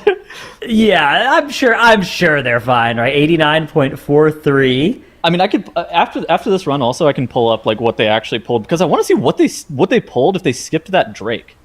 Yeah, I'm also curious. So we will definitely take a look. We can get their route after this run and see. I mean, they're going to three-chest it. I think that's the big thing is they're three-chesting this almost regardless of whether or not they have to port back to the beginning of the dungeon. You could cut 30% count from them and they could still three-chest this, right? Like they could just go and hunt down some trash after the... 89 out of 435? That mob league is 50. Okay, wait. What is 89 plus 50? Calculator. 389 plus 50. That would be 439. Okay, so they're good. Okay, they're chilling. We're good. They're fine, 4 count over. All right. They've always been fine. It's always been easy. So they've gotten a little bit extra count compared to the routes that do pull that bottom Drake pack. But depending on what they're pulling instead, those Drakes are really, really nasty. Minimizing the amount of them that you pull is probably good for this route going into higher keys. I would say they're doubly nasty on Sanguine. I think that Sanguine is an affix that really punishes those Fortified and Sanguine, honestly, together really punishes those Drakes because. Like if you accidentally heal them, they can stand there and cast Oceanic Breath for forever, just like sitting and bathing in the Sanguine. Yeah, and just the initial damage of the Deep Chill can be so deadly as well on the group, especially if it ticks once, because you can Mass Dispel it, but it does so much upfront damage still. So, just looking around the horn here, we got Sloth bottom right. Looking pretty good 3-chest this dungeon. Nothing too bad for them. They have their Bloodlust rolling on Unbound Abomination. They got many minutes to spare. Top right, Echo, pretty handily dispatching a 3-chest in this Neltharis. This is a dungeon that I kind of expect to be done on like a 31 or 32 this weekend, looking at how fast Sheesh was doing their 28. Yeah, even on Fortified rather than Tyrannical, I think the bosses are going to start to become a big problem as the key gets much higher, but we'll see. We'll see. I think 31 is maybe possible. 32, I'm look at why. Suspicious. Look at why. 1% for oh, it dies to dots. Wowee. All right, very good. Hold on. All right, so let me go ahead and hop on our other channel and see if I can find the route. Yeah, go ahead, set up that replay. Meanwhile, we have Sheesh working on Unbound Abomination. They are well ahead of that 18-minute 3-chest timer here. You can see Wildy and Stove doing some nasty damage on this boss as well. Okay, and in 3 words or less, how have you felt about Sheesh today? They've looked really strong, actually. Like really, really consistent and solid, and especially in the Ruby Life Pools, they were looking really good. Keeping that 0 deaths on the board in a lot of their runs, which is really a good sign, I think, for the team. When we actually look at their times in the dungeons compared to the other teams as well, like they have the fastest 28 Ruby, faster than Echo. And their 28 Neltharis is faster than Y, so I don't know. Sheesh potentially in position to get first place this weekend, maybe.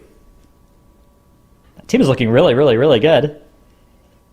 Sloth have finished off their plus 22 in a nice 3-chest in the Underrot. They're hearthing on out. Echo look like they're setting up to do a 25 Neltharis. Y will probably be going back to a 25 Halls of Infusion. Sloth probably a 25 Underrot.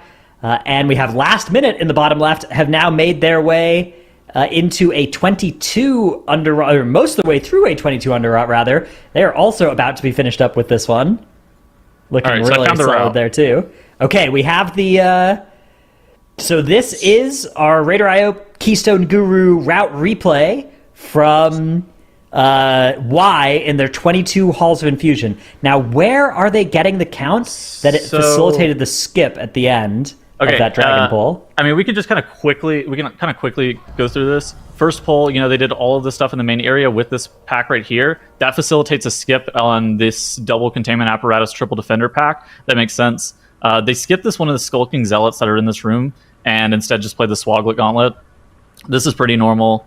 All of this makes sense. There was a question as to how they skipped or why they skipped this last Drake, but instead they played this Drake played at the middle front. Drakes. Yeah. Okay. Which it makes sense. So what are the 4 mobs that are there? So it's an compared to the 4 Icecaller, at the end? Earthshaker, Galesinger, Earthshaker, Drake. 2 Earthshakers, an Icecaller, and a Galesinger? Okay, what about the one at the bottom of the pack? It's 2 Gale... Double Earthshaker, Galesinger, Icecaller. Okay, so it's like the same combination of enemies in both spots. Yeah, it's the exact same combo. Okay, so they actually just did the exact same pull, except in the middle of that area rather than at the bottom. Interesting. I wonder what the thought process is behind doing it that way. What is the maybe somebody body pulled the pack and they're like pivot. Or maybe it's annoying to skip in the middle and you can just go into a pull there. Get your cooldowns on cooldown faster, and you can always... Maybe they have that Sleepwalk Mindsuit skip at the bottom done reliably quickly. So I see in the on live right now that they're doing the same first pull. When does this get changed? Because this is not like a traditional pull. So splitting that up, I think you probably keep a pull of that size almost all the way through, because it's your lust pull. It's the first pull of the dungeon. It is dangerous. I think teams will start resetting it fairly often on high keys, but I actually think you can't really slow down there, even on like 29.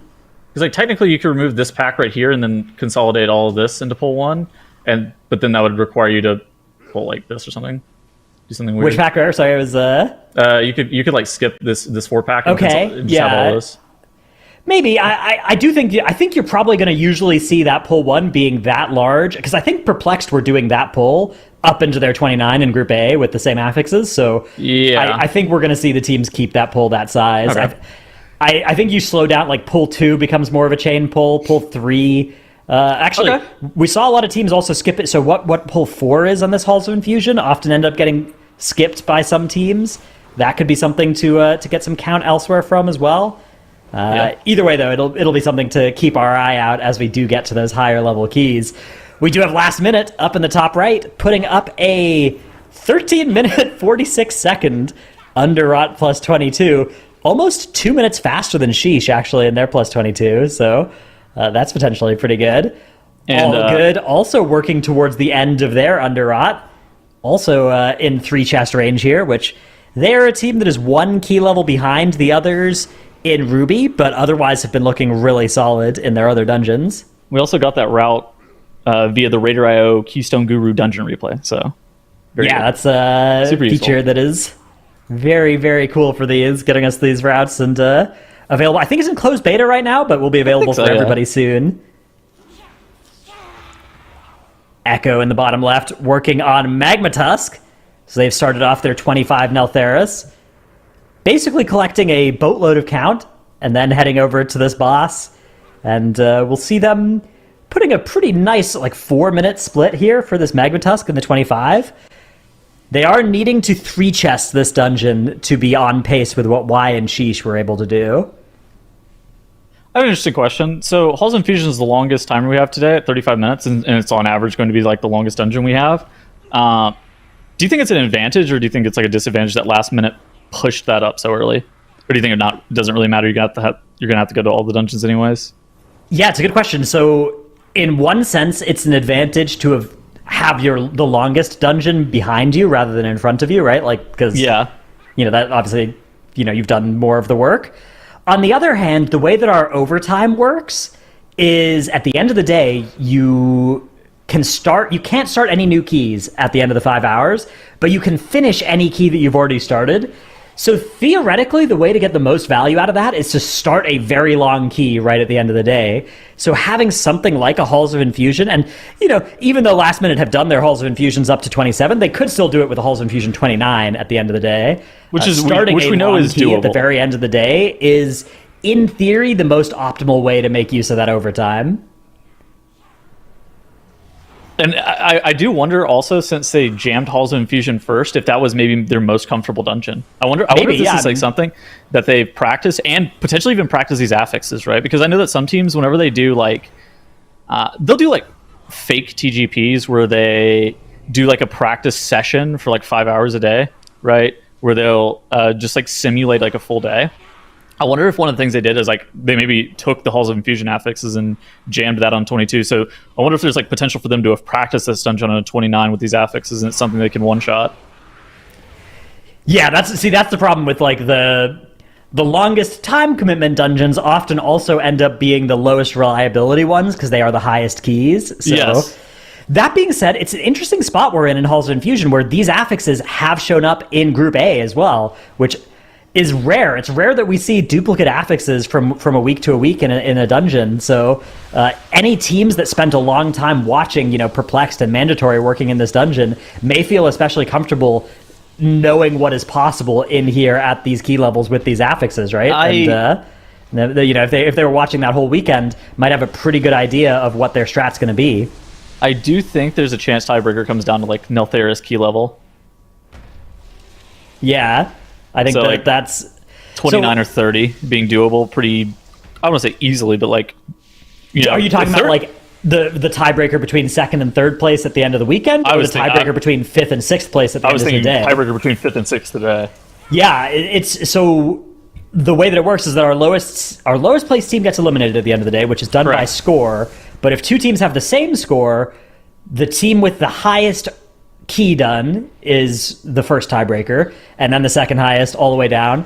If they have the same keys across the board, like if all their key levels are the same, then we look at timer instead. But yeah, it basically means that whichever key can go the highest, which this weekend we do think is the Neltheris, likely, or at least of the four keys we've seen so far, is very likely to be the Neltheris. There is some incentive to focus a little bit harder on that because it's effectively worth a bonus point if you can get the extra key level over somebody in there, because of that, the way that tiebreaker works out. So that might be something that we start seeing teams like Sloth and All Good that have sort of stumbled a little bit in the Ruby Life pools. Yeah, they might start thinking about looking more at Neltheris and investing a little bit more time there. The problem with making that decision is that it's not like it's an easy key at the high levels. It is still pretty volatile. And you're kind of giving up some of your score over the next couple of days if you spend a lot of extra time, really trying to hunt that down today. Well, there have only been two dungeons, not two specific runs, but there have only been two dungeons that have ever been done on a 30 on live, not just like TGP, but on live. And both of those are present today with Neltheris and Underrot. So you would tend to assume that those are probably the two dungeons that are, they have the highest potential for being tiebreakers.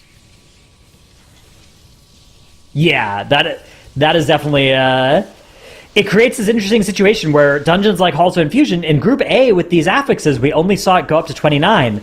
Now, if it can go up to 30, that's pretty valuable. But if it only actually ends up going to 29 this weekend, then that's probably a good dungeon for a team that needs to make up more time to potentially just leave it at 28 and hunt down the time in keys that go higher, right? So that they can get better tiebreaker equity. Mm-hmm. Ooh, a Hibernate coming out from Wise Tank there. Nice little piece of Druid utility for the Incorporeal affix. This comp has so many tools for that affix. I'm surprised he took that, by the way. Yeah, what did he give up? So you have Sleepwalk, Dominate Mind are kind of the premier ways of dealing with it. But, you also have Polymorph if you need it. But yeah, Hibernate's a good option too. It's good option. It's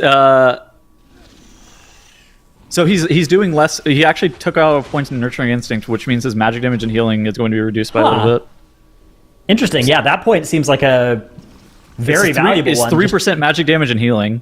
Yeah, just some raw damage. I usually like those, but yeah, I mean the Hibernate cast there is good, and if it saves your mage like a Polymorph Global, or if it saves your priest a Dominate Mind Global, that could be really good. Although the thing about Dominate Mind is it gives you extra value against Incorporeal because you get the benefit of the damage reduction stacking on the enemies. It's only a 10% damage reduction on 2 stacks instead of 100%, but it's still pretty good. That's still a nice little bit of extra value. I don't really care for my tank pressing CC. I'd rather them just like focus on either kiting out the pack or like tanking the mobs. I don't really. I feel like the CC should be other people's jobs, but whatever works for them. Yeah, Yeah, I think it's Anuo knows best. Anuo knows far more than me. I think it's cool. Yeah, I mean, like in theory, it's best for your tank to do these sorts of jobs, right? Like compared to a DPS player, you're losing more damage by having a DPS player spend a global. So even an augmentation evoker often, if they're in their Ebonite window at least. So yeah, it's a cool little adaptation that Y have going on up there. This pull for them is also very sketch. So this pull's got triple shock trooper in it, which are mandatory interrupts, and then it also has the cauterize cast from the double mini bosses there. That is also a mandatory interrupt. And so you're going to have something go off eventually, and typically it's going to end up being the cast from the flame caller. You can CC the shock troopers though. Yeah, that's so it does get scary. Yes, this is scary. It does get scary, but you can usually do this with coordinated CC. The extra hard part, as well as Sanguine as an affix, is really annoying on these sorts of pulls. Do you see this shock trooper that's marked with a triangle, like on our screen right here for Y? Yeah, where is that thing? Where is that mob? Triangle marked shock trooper. It's like behind us or something, or below us. Maybe it's just off to the side and polyed or something. Doesn't really matter too much. I just see it. I'm just like, or maybe it's one from maybe it's the one they skipped going into the room up at the top. That's probably what it was. Oh, yeah, you're right. Okay, we've got confirmation. It was just still targeted, but yeah, that's what that one was. So that makes sense. Not any what is extra special tech. Besides, of course, I mean, skipping that pack into the Frog Gauntlet room is an important part of the Y route. Mm-hmm. But they are now going to be getting to this boss, and so last minute we're able to 2-chest their 25. Do you think it's possible for Y to 3-chest? I guess there's still 3 bosses to go, but is it maybe within the realm of possibility? Probably not, I guess. But they have a lot of time left in this run. So 24s were 3-chested whenever in Cup A. Mm-hmm. 27s were only 2-chested. Last minute 2-chested their 27, but in order to get a 27, they only 2-chested their 25, right? So the question is, can Y 3-chest and up the ante here? How did they get these mobs pulled? So they must have had something that was like CC'd that they walked past. Like a mage poly into like a exactly. A body the aggro? poly walked past, and then when the CC breaks, you end up getting the rest of them in combat. That's a nice way of doing this. Interesting. I wonder if he's running mass poly. Oh, could be, yeah. Although usually only still need the one poly. Yes, true. As it looks like a dazzle cast goes off and disorients the tank. Quickly dispelled though, so we're okay. That is so scary if that happens. Yeah, that is scary. Impressive quick reaction there on the dispel. I think if Y is going to 3-chest it, this is how they have to do it, right? With all of this trash into the boss and really making sure that they're optimizing their route in the 25. It's not something that they can just kind of be like, oh, we're going to 2-chest it anyways. You have to really be putting your foot on the gas to have the option to 3-chest this, because the 24 in Cup A was close but doable. It definitely happened, right? They were mandatory and perplex both 3-chested it, but it wasn't something that was like, oh my gosh, this is really consistent. Yeah, this is they have what? So it's a 35-minute timer, so does that mean a 21-minute 3-chest timer? It does, right?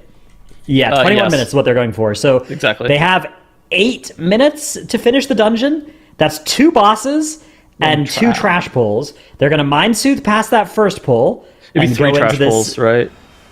3. I guess I'm counting the gauntlet kind of as 1, but I guess it is 2. Last minute, having a healer die, and their tank potentially in some danger as well. God. Also going to die here for last minute.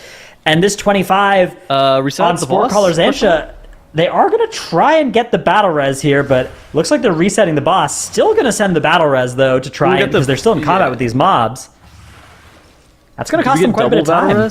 Oh my gosh, our HPAL released. AJ, the release there is maybe good because you're going to be in combat with these skeletons for ages. Okay, so you remember when we were talking about how Echo only 2-chested this key, but it was like it was a pretty close 2-chest. We know that this timer is. It's generous on the 2-chest. It's generous on the 2-chest. Yeah. Again, there's a world where a team has a perfect run in this dungeon and is able to 3-chest it. Yeah, I agree. How do we feel about Sloth, the bottom left in the 25? Is this 3-chestable for them? So their timer for the 3 chest is 18 minutes. Yeah. So they would need to do one more pull and a 25 tyrannical boss in 3.5 minutes. Oh, and actually they're just fighting this worm as well. I'm going to say no. I'm going to say no as well after seeing that they had to pull this worm also. Yeah, I don't think so. Meanwhile, Echo in the bottom right are trying to get their 3 chest in the 25 done. They've had an uncharacteristic amount of deaths. 4 deaths. Not only in this dungeon, but I think just like today in general, they've had a uncharacteristic amount of deaths. Yeah, it's they haven't been punished. I like they're still playing lights out. It's just like whatever. It's it might be an expectation thing, right? Yeah, I mean they've had more deaths in more of their runs than than teams like Sheesh and Last Minute often have. So I would agree with this. Yes, that is. I mean, obviously Last Minute are sitting on 3 deaths up in the top right now. But in Ruby Life Pools, that also happened. I think in 2 of Echo's runs that they weren't perfect, which they're still making those 2 and 3 chest breakpoints that they need to, but. It is a little bit worrying for the team that did come into the weekend as overwhelming favorites, of course. That pull that they were doing, by the way, with the Apex Blazewing is giga sketch once you start to get to higher levels. I think that's something that, if you're looking at pulls to Axe, that is a pull that you quickly get rid of once you reach this dungeon like a 30 or a 31 or something like that, right? Because of Fortified, scaling on those birds. Yeah, the group damage from the bird and also the tank damage on now is going to be intense on a pull like this. Looks like they're going to be able to get through it reasonably easily on this 25, but they only have a couple of minutes here on this 3 chest timer. They do need to get the last boss pulled kind of soon here, or else they will be falling behind both Sheesh and Y that were able to 3 chest at this level. Like really low key, I think Sloth has the best route in this dungeon. Like really low key though. What's the main difference on the routes there? They don't pull any of this trash. None of this trash gets pulled. So they're pulling extra in the Forge Master. They rechain a pack after Forge Master. Okay. Interesting. It's pretty good. You'll have to watch it later. I think that the route is something that other teams maybe should adopt because like I mostly have an issue with the birds once you start to get to a high level because they're slow. Like the big blaze wings. Yeah, the blaze wings. And they're scary. Like it's not just they're slow, but they're slow and scary. Looks like Echo have gone right into boss here because they know that they need to make this 3 chest happen. 3 chest is 1948. Okay, so they've got 2 minutes now to close this one out. They can. I think their chances are good. It is fortified. The boss does take extra damage during these burn phases, so I think they're going to be able to make this timer. But it is going to be a little bit close, a little bit closer than they would like. Probably, of course, 5 deaths on the board probably have something to do with that. Meanwhile, up in the top left, we're seeing Y making their way towards a possible 3 chest attempt in the Halls of Infusion plus 25. This would be very impressive to be able to get the 3 chest here, although perhaps not all that impactful, because Last Minute 2 chested their 27. I don't know if the 28 is 2 chestable. I think it's probably not. So earning a 27 versus earning a 28, if you're able to 2 chest the 27 versus 1 chest the 28, doesn't actually matter. No, I'm talking about the halls up in the top left. Oh, you're talking about the halls. Oh. Yes. Yeah. Yeah, I don't know how 2 chestable the 28 is either, actually. I don't think it... I mean, maybe it is, but... I have no idea. It would be incredibly impressive if it were. They only have 3 minutes left for the end of the dungeon anyways. Y up in the top left, so... I think there's a solid chance that this is only going to end up being a 2 chest anyways. They don't have lust. I think this. Yeah, this is only 2 chests. If maybe they had lust, they would be able to like 2-phase the boss or something. I mean, I think you can 2-phase the boss on 25 fortified without lust. I'm pretty sure it's. Oh really? That's not going to be a problem. Oh, okay. I think so. We'll see. Meanwhile, Echo getting it done in that Neltheris with a few seconds to spare, barely under that 3 chest bar. Okay, good. But it is enough. That's exactly what they needed. It would have been so they have 5 deaths, right? Yeah, but not punished. I think that's one of those things. All right, we have 5 deaths. We're gonna have to regroup a little bit. We got to play clean for the future because we need to be able to 2 chest this 28. Like and a 2 chested 28 is not super free. It's not like that hard for this caliber of teams, but it's not like something that you can probably waltz into with 5 deaths or like a major mistake and still 2 chest.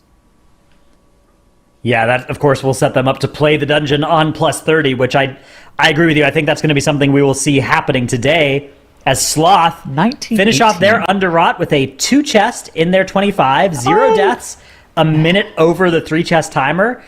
I'm ready to call it. It's mathematically impossible. There's no way to 3 chest a 25 underrot. So, I mean, she's just missing it too, right? I don't think it's. Yeah, I think you're right. I don't think it's doable. It's very close though. I mean, the teams have been like a minute over, which maybe if you pulled super maniacally, you could make it happen. But yeah, it's one of those things that you like look at it and you're like, oh wow, maybe it's doable. Then you see it in practice, you're like, ah, yeah. All Good in the bottom left, also in a 25 underrot. They are looking, as the name suggests, all good here. Good. Yeah, their pace is solid. So it is not bad. Around a 14.5-minute mark is what you're kind of looking for Spore Caller. I think All Good is going to beat that. Yeah, if we compare their splits to Sheesh, who are just over to the right there, All Good were a little bit slower on Liaxa, a little bit slower on Kragma, but I think they might be accelerating here on Spore Caller Zancha. Might be that Brewmaster single target gap. Yeah. Look at him, 150k DPS. That's pretty all good. To the boss.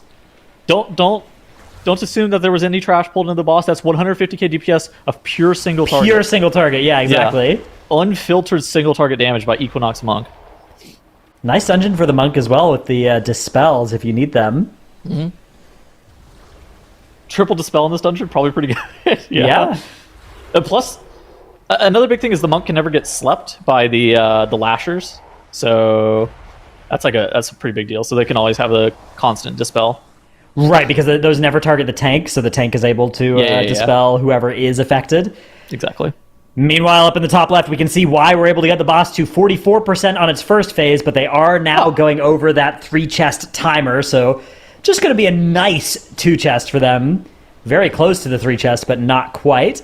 We're having a Sheesh in the bottom right, stopping the clock at 19:59 in their 25 underrot, so 2 minutes over the 3 chest timer, but as expected in that dungeon.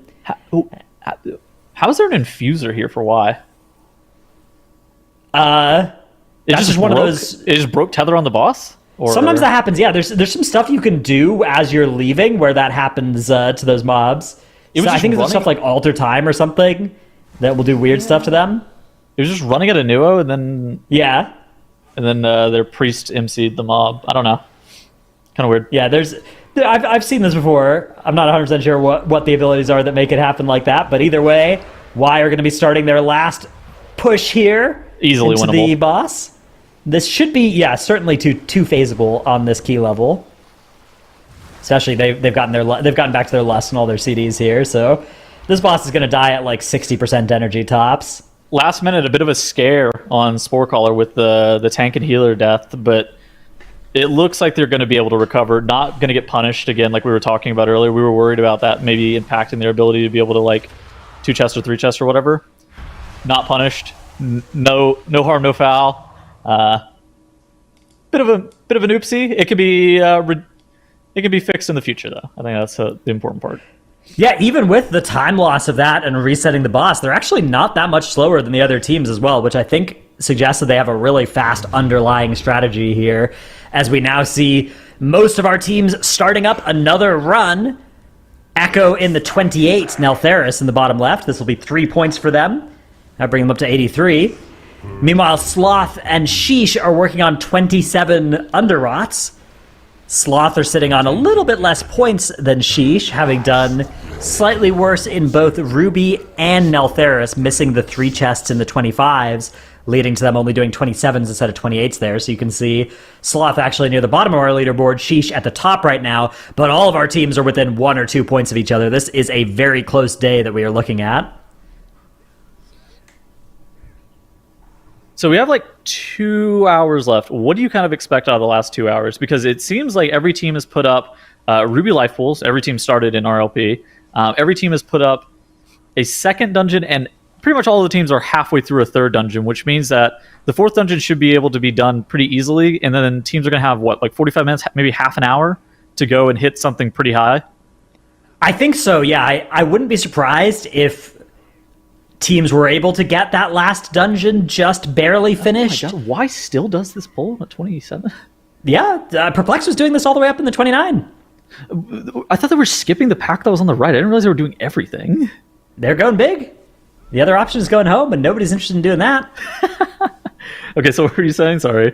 So I think that we might see some teams finish up all 4 of their dungeons with like 28, 27 in all of them. Yeah. And then maybe have enough time to just barely start one run in like a plus 30. But I do think some of our teams are just going to only have time to get the 28s and 27s on the board. I think All Good are, of course, under the most pressure of elimination right now, so they are going to need to accelerate, and potentially they might need to make a play for something like a 29 Neltheris for tiebreakers. I feel like Sloth also has had... I mean, they're on the same points as All Good, right? I think both of the teams are at the exact same point total. Yeah, so Sloth are on 79 and All Good are on 76, but once All Good finish this key, they'll be on 79 as well. They were in that underroute last time we saw them.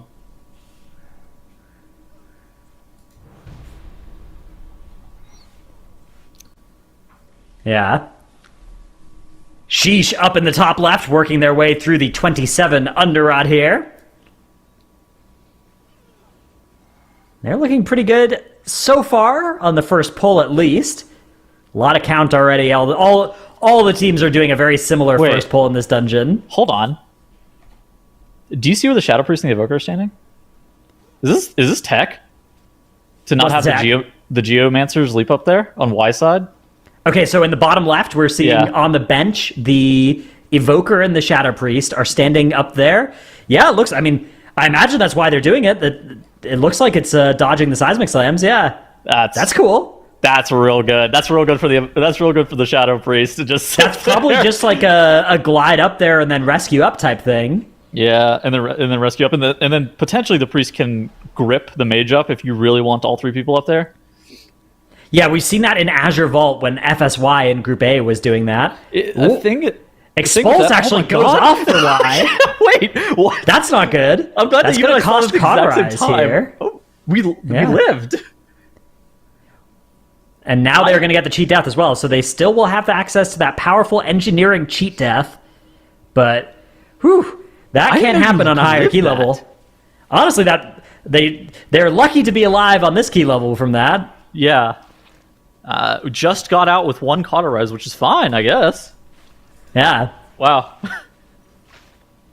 Okay. So looking around, we have Echo bottom right into Chargath, 0 deaths. Doing a really good job of making sure that they are either chaining mobs or chaining mobs. And they took some trash to the boss here. Makes sense. Lahar. Being the large mob. Yeah, this is a scare. So this mob, it doesn't do that much as long as you kick it, right? But it does have a lot of health. So it's a nice little battery of just, free cleave damage to bring here. Does it do tank damage really, or not really? Nothing too scary. No, not for bear. Okay. That's one of those things it's kind of difficult sometimes to tell like how hard mobs will melee a tank and like what mobs will affect a tank in different ways, especially with like a Guardian Druid, which is mostly immune to a lot of things, but there's some things that they could definitely be scared of depending on how hard Lahar hit. Yeah, I mean, the boss itself doesn't do too scary tank damage either here, so usually you're able to see that the tank is in reasonably comfortable territory as they pull out their chains here, and now runs the boss through them. Just getting 1 stack at a time, it looks like, rather than doubling up, because it is pretty scary to do 2 stacks at once. Off screen, we had All Good 2-chesting their 25 underrot. Now they're tied up at 79 points apiece with Sloth. I don't know. I think this is a situation that I think All Good and Sloth are the teams that are under the gun, like you were talking about earlier. So an early indication of which of All Good and Sloth are in more danger is the time tiebreakers. Sure. It's not that likely to go down to time tiebreakers, but historically, the team that has been faster has usually been the one that's also been able to end up getting the higher score at the end of the day. Sloth are better in all 3 dungeons when compared to All Good, by about a minute in each of the dungeons, which is quite a bit. And you can see that's even led to them being like 10 minutes ahead in terms of just starting dungeons compared to All Good. So I do think All Good are in the most danger of elimination still, but They are only one like sloth wipe away from flipping that entirely. Yeah, it's not even like a deplete. It's like if sloth ever has to zone out of a key, then yeah, like you said, it's completely equal. Well, as much as we like hearing the phrase sloth wipe, it's time to change our casters. Tettles is going to hit the bench for a little bit, and we're going to bring back Zyronic, of course. How's it going? Going good. Been enjoying watching the keys in my downtime casting. It's been been interesting to see how close some of these key teams are pushing up to the 3-chest and 2-chest timers. Surprisingly enough, none of the teams so far able to put in a 3-chest in the 25 under rot, which is something we saw week 1. Now, I think it was mentioned several times already, that was, pre-augmentation nerf, pre-shadow nerf, pre-bear nerf, so I guess it makes sense that we saw the 3-chest back then, but not today. But it really hasn't been close either, right? Sloth was the closest we saw, and they were a minute 20 over timer. Maybe Echo could have barely eked it out if they didn't have a boss reset, but just nobody able to put it together. And we're finally getting to the point, 3 hours into the first day here, where the teams are, for the most part, entering their 4th key after this last run. And then maybe near the last hour of the day we can finally see some higher keys being pushed up. But the homework keys have been going pretty good for everybody so far today. No real disasters as of yet today. Yeah, there's been mistakes, right? There's been deaths, there's been 2 chests that should have been 3 chests, and that has happened, but it's been mostly clean, and in a lot of cases, teams have been able to recover from mistakes made so far. That, of course, will not continue to be true as the key level gets higher. But once we make it to, Saturday and Sunday, teams will have a lot of extra time, right? They will have the time to reset the dungeons if things go wrong and try again. Today, there's no time for that. If you lose an hour of your day to resetting dungeons on Friday, you are just going home. There's no way to stay in the tournament if that's happening to you. So very important that teams are able to clutch out the remaining 2 hours of our day here. And any team that has mistakes from here could certainly still go home, even including the teams that are in the lead right now. If you took 30 minutes away from any of these teams, they would be in last place. And I think it's really important to mention how important the time saves are on day 1 and day 2. Because when you get to those actual difficult key push levels, sometimes hours are needed in order to put the runs together. Just to give you a really good example of this, last weekend in Group B, you could have taken a screenshot of our leaderboards with 2.5 hours left in the competition, and that would have been the same leaderboard as what we had at the end of the day. And that's not because the teams were playing poorly, it's just because all of the top-end teams got to the point where the keys that they were trying to complete were so difficult that we're talking in the low 10s, 20% chance of getting the key done, right? And you need to have as much time as possible at the end of the weekend to try to put those runs together. So, efficiency day 1, efficiency day 2, really, really important. Yeah, it's not just for staying alive, although, of course, teams do want to make sure they make it through the later days of the weekend. But yeah, setting up for those future days, giving yourself as many attempts as possible at those high keys. Although, even with few attempts, there have been some teams that have been able to clutch out runs in some really high keys very quickly. So even if you can make it into Sunday with an extra 3 hours of gameplay over the next closest team, you actually still do have to convert, and sometimes that is the hard part. So it'll be I would say to see. That's very clearly the exception and not the norm. So much so that we had to make an entire video breaking down how they did it. We're talking, of course, about the 30 freehold that NA's Last Hope did last weekend, where they just 2-shot a key that nobody else even attempted. That video's up on the Warcraft YouTube channel right now if you want to go check it out. Yeah, absolutely. Good Narrated commentator, if I do say so by myself, you. too. Yeah. Yep. Very cool video up there. So absolutely worth checking out. Yeah, I mean, that was so far outside of it's not something that's going to happen every weekend, right? That's a very rare abnormality where people will take a 30 key and just 2-shot it. So you have to give yourself as much time as possible to push those keys up on Saturday and especially Sunday. So we'll see how they're doing so far. The top 3 teams so far are all perfect. Actually, top 4, I believe, are all perfect so far. Just the Underrot has proved way too difficult to 3 chest on that 25 level, so nobody's gone for that yet.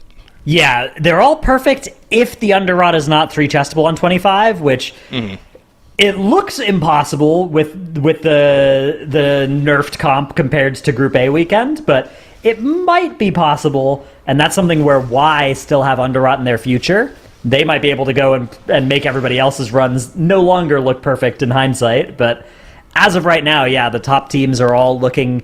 Nobody's, like, done a key that the other teams haven't been able to do among the top 3 teams, at least. Now, the Neltharis has been an interesting point of contention for me. Been watching that. Of course, it wasn't run while I was watching, except from the 22 level, but when the teams pushed up the 25, it looked like it was an interesting key, right? These chains, even though they've been, like, changed around a lot to only work on some section of the dungeon, they're still incredibly, like, oppressive isn't the word I want to use, but the amount of trash count you gain from using those chains properly is still pretty insane. Like, you just completely delete some of the pulls, and that actually really lets you set up for some of the bigger pulls to just blast your cooldowns, potentially even use a Lust on. How high do we think that Neltharis can go on this affix set, and, you know, in the limited time we have this weekend? Yeah, Tettles threw around the number 32. Really? I think 31 is more likely. What do you think? Dude, I just have a hard time believing the key can go that much higher than 30, right? Like, it's still a dungeon with difficult bosses, right? Like, those bosses aren't going to be easy to live through on a 30. I would say 31 is probably in the realm of possibility. I don't know about 32 though. Yeah, 32 seems very, very ambitious. That being said, the texture of our dungeons that we revealed so far, right? Ruby life pools, Underrot, I think are pretty likely to be dungeons that will take relatively little total time this weekend to put a pretty good run in. So that will leave more time to split among the other dungeons to do prog at the end of the weekend. So maybe that's a good sign for seeing some of these really hard but not theoretically impossible keys actually get done, right? Having enough time to actually prog them. Yeah, that's actually a really good point. And I want to say especially the Ruby life pools, right? The fact that it is a 30-minute timer, but, like, we saw them finishing it in, like, 13 minutes, right? Like, you actually gain so much time on the overall day. What is happening in Y here? The priest was just running forward and then spamming Mind Vision. I think that's got to be how they keep that pack. So something happens in Y's route where this trash pack joins this boss fight, and I suspect it has something to do with that casting of Mind Vision, but man, I don't know what that is. Like, there's something cool they're up to. So which mobs are these that are being pulled? These are the mobs that are from the opposite side to what we normally see, right? Like, so after you kill Washer Iridius, you have an option, you have a fork in the road, right? You can go left, which is a little bit less known about, or you can go right into, like, the Frog Gauntlet that people normally will pull. I think these are from the end of the left route, right? If I'm not mistaken. Yes, I think so. This is where the... okay. So, yeah, that's interesting. Actually, I would love to focus in on that next time they run this, if they do end up running it. Oh, they might not even run the... They probably won't run it again today, will they? I'm going to have to go back and watch the VOD for that to see exactly how it's done, because that's actually really interesting. This is just free extra count that they gain from doing that, which means one less pull earlier on in the dungeon, Sloth! It's a huge time save. Oh no, Sloth! Healer down. Are they good? Are they okay? They might be good. They don't have a battle res. Their healer is not releasing. I think they're going to be okay. There's nothing else they should be taking damage from unless they just stand in a volcanic for no reason. Been there. That has happened to some people. Or you just eat a tentacle, or you eat a frontal. No. Oh, tragedy. That's Move. Okay. A lot of health. Okay, let's talk about the good news, though. They're playing for 2 chests, right? They've got 5.5 minutes still. It is a tyrannical last boss on 27, so that's probably going to take with... Oh, they don't have Lust. Ooh. We might not be 2-chesting this. I think we might be just 1-chesting this 27, yeah. Now, this Underrot has been 2-chested by Echo on plus 27, and it was only 2-chested with 17 seconds to spare. Yeah. For Sloth here, with the 3 deaths on the board, especially, I mean, they do this worm pull, which I think Echo were doing this pull as well, but yeah, I'm... Pulling one single worm? I'm not feeling good about this. I'm feeling quite bad about this. The thing that we saw other teams do was skip past this worm, go to the 3-pack, kill the worm in that pack, and then drag the 2 horrors, or drag the 2 corruptors on top of this worm that they're skipping right now. That's definitely way more efficient, but I don't know. It's going to be a rough one for Sloth here. They really need to get this 2 chest. They're already, very far behind compared to the top couple of teams. Yeah, this is not. I don't think the 2 chests is possible actually for Sloth. I think this is going to be a big opening for All Good. Although, so here's the thing: neither All Good nor Sloth can probably come back into Underrot after the 27s today, right? Realistically, they've got to go and do Halls of Infusion probably for most, and then probably Neltharis is the place to end the day for both teams. So. Yeah. It's actually probably not going to cost Sloth too much in the race for the difference between 5th and 6th today. Where it is going to hurt them is it's going to hurt them a lot in the race between 4th and 5th tomorrow if they make it to that. And of course, if they're going to try and make it to 2nd by Sunday, I think this is a huge time loss towards that end. Do we think Neltharis is going to be the key that teams end up pushing up to their hierarchy levels first? I think that's where you'll go at the end of the day, especially if you're on the brink of elimination, because it is, I think, the key that goes highest. Maybe you go Ruby, though, but you'll just do whichever 29 you think has the highest success rate. So hypothetically, if Sloth and All Good are able to get, say, 27 Underrot on the board, and then Halls of Infusion, they push up to 27, and they have time to start 1 key with 10 minutes left in the day, which I think is pretty likely to be what happens. They'll pick between all the dungeons and just pick whichever 29 they actually think is most high success rate, which I think would be the Neltharis, but I'm not sure. I think the Neltharis is definitely highest success rate, just due to the nature of the chains and how much damage they still do in your overall dungeon count for damage. But I'm not sure it's best time-wise. I'm pretty sure you would love to do Ruby or Underrot just based off of timer, right? Because, I don't know, maybe you can barely eke out an extra dungeon completion if you do those instead. I don't know. We'll have to see. Yeah, this is, It's gonna be a tight ending to our day, and there's a lot of pressure ahead of here, again, especially for Sloth and All Good, who are both under the gun of elimination. And they have, Halls of Infusion push that they both have to do. They have to keep the nerves under control and just get that 22 3-chested, get that 25 2-chested, and it's not even just about the 2-chest and the 3-chest. The actual time is super important for them as well. As Y in the bottom left have changed their route around a little bit. It looks like they are now pulling this pack at the bottom of this gauntlet area. This used to be something they would skip with Sleepwalk, but now they're actually fighting this dragon pack at the very bottom here. It's an interesting adaptation or change in the sequencing they've been doing. Interesting, okay. I wonder, the extra trash count they pulled on top of the Goliath boss might have enabled them to skip this. I didn't see if they accidentally pulled it or if they just walked into it and pulled it on purpose.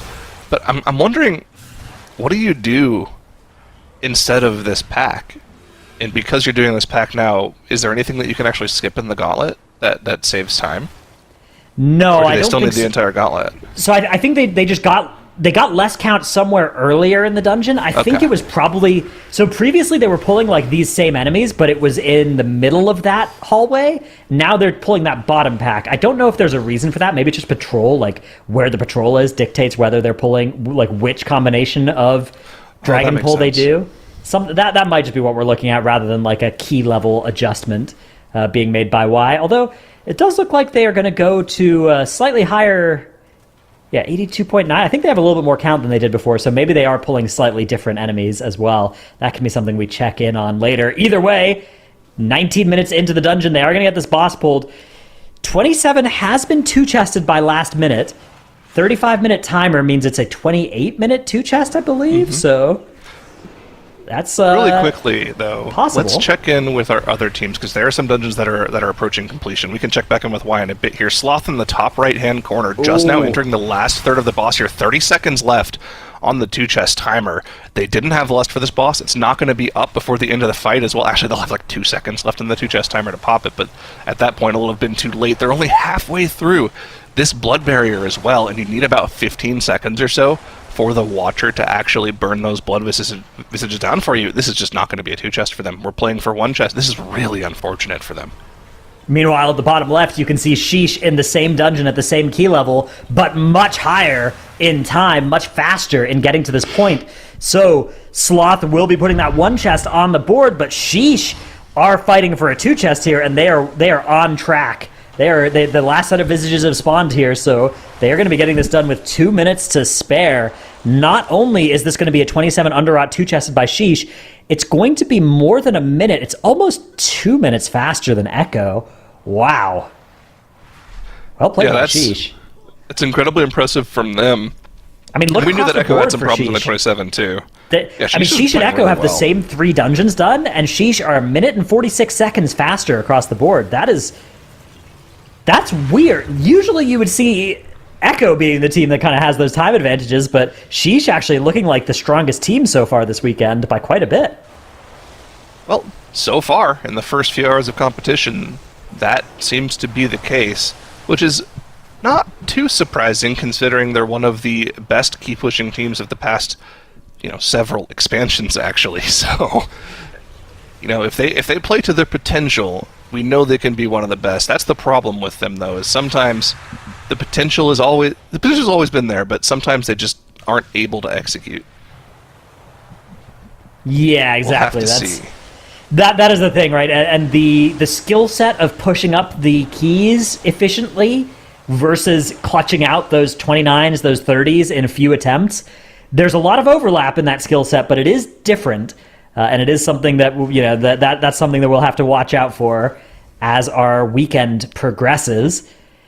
So we have All Good in the bottom right working on their 27 underrod. A 2 chest here would be nice for them. It would be good for their time tie breaks to be faster than Sloth, as it's possible that it's going to come down to time tie breaks between them and Sloth at the end of the day. But mostly they just want to get out of here fast and get over to Halls of Infusion, because presumably that's where Sloth, you can see that green dot on our scoreboard, have chosen Halls of Infusion next. Both Sloth and All Good have to get that Halls of Infusion up to 27 nice and quick to avoid elimination today. Yep, we'll definitely see Sheesh heading over there as well next. Might be taking their break right now. That's why we don't see the green dot anywhere. Of course, remember that all of the teams are forced to take 20 minutes of break timers not running a key. Now, of course, the teams can, do whatever they want during those 20-minute break timers. They can step away from the computer. They can go do some exercise. They can, actually strategize a little bit, look at what other teams are running. You just can't be running keys during those 20 minutes. So we'll see them come back in a little bit here, I would imagine, and then start banging out those Halls of Infusions. But yeah, that's just going to be it. We're going to run up whatever our 4th key is that we haven't done any keys in yet for the rest of the day. And then once we're pushed up to probably like the 28, 29 level, that's when we'll see them go back and start to attempt whatever key they think is the easiest to get that last-minute score for the end of the day. Yeah, that's, I think, how the time is breaking down. We have 1 hour and 40 minutes left in our day, so that is enough time to probably get 20 or 30 minutes of attempts in on a final key of the day. We'll see exactly how it shakes up. Maybe some of our fastest teams will be able to get 2 runs in. We'll see. Sloth have started up that 22 Halls of Infusion in the bottom right, though, so they are actually among our first teams to be starting their 4th dungeon, even though they were a little bit slow in some of their other dungeons, right? They missed the 3 chests in the 25, Neltheris and Ruby. They are definitely still looking good here in their, at least in getting these dungeons started quickly. That's something that might well be an advantage in getting one more run in at the end of the day. I think there just might be a little bit of a little bit of room there at the end of the day. There might be somebody who ran a little bit faster that could potentially run 1 extra key, but the timing that would require, it would require it to be within a 1 or 2 minute window. They're not going that much faster or slower than each other.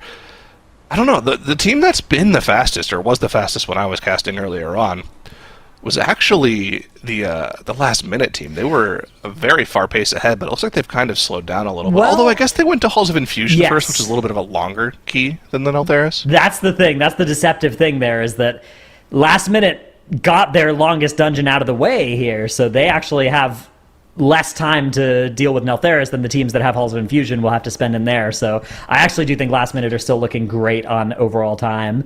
And I think they and Sheesh are both looking so strong that If I was Echo, I would actually be sweating a little bit at this point already. This is looking like a very, very competitive top 3, at least in the group. Not to mention Y also looking very strong too. So honestly, top 4 teams all looking good, with Sloth and All Good only a little bit behind as well. Easily in position to threaten any of the top teams if a mistake gets made. Nobody in the top 4 flinching just yet.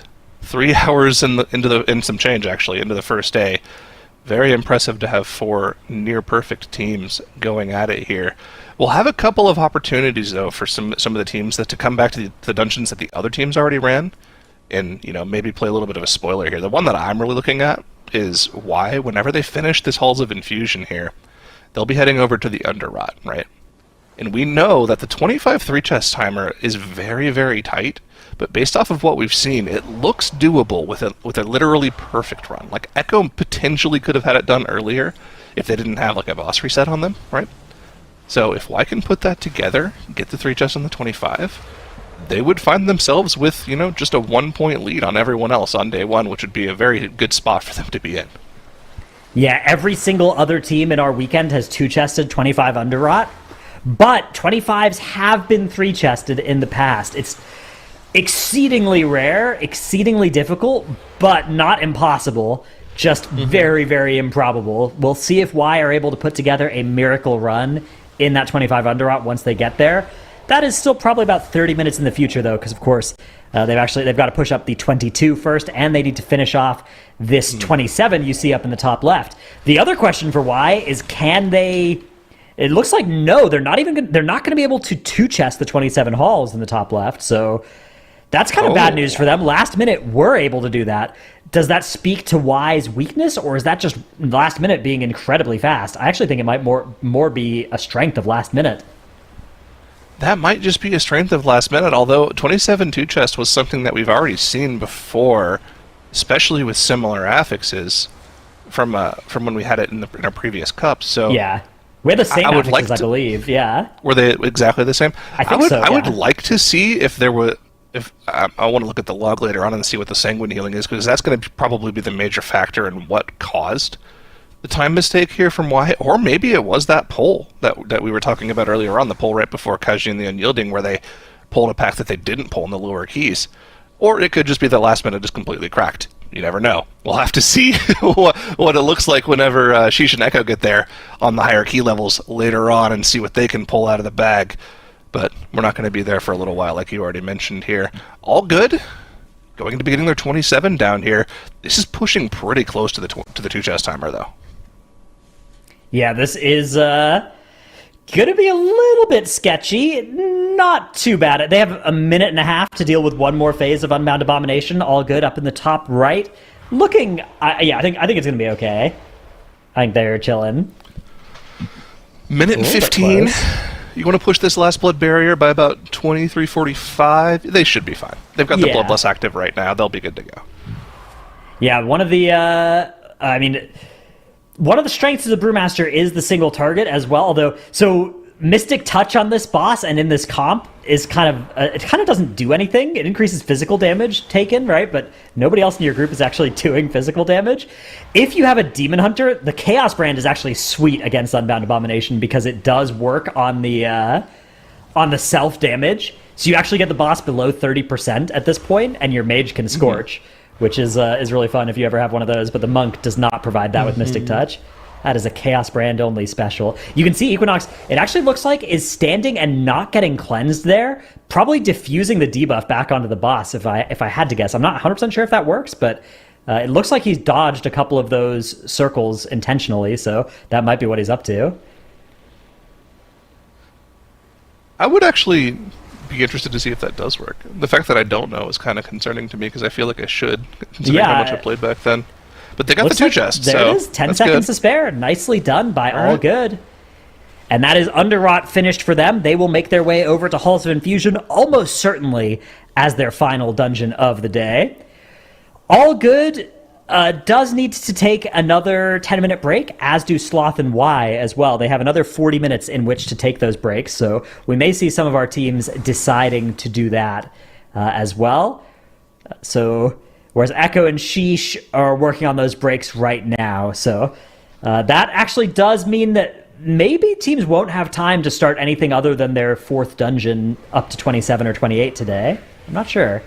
It's going to be close. I think they should have time to get at least 1 key in, maybe 2, if they're extremely efficient with these last runs of the day. It's going to be very similar to what we've seen from past weekends, I think with a little bit of extra time due to how quick the Ruby Life pools is compared to both the Algathar and the Azure Vault that we saw in previous weeks. Plus, having the addition of Underrot being one of your first 4 keys as well with how short that timer is pretty nice. 2 30-minute dungeons, plus, an easier key with Neltharis that is a dungeon that kind of kills itself off for you with the chains is pretty nice.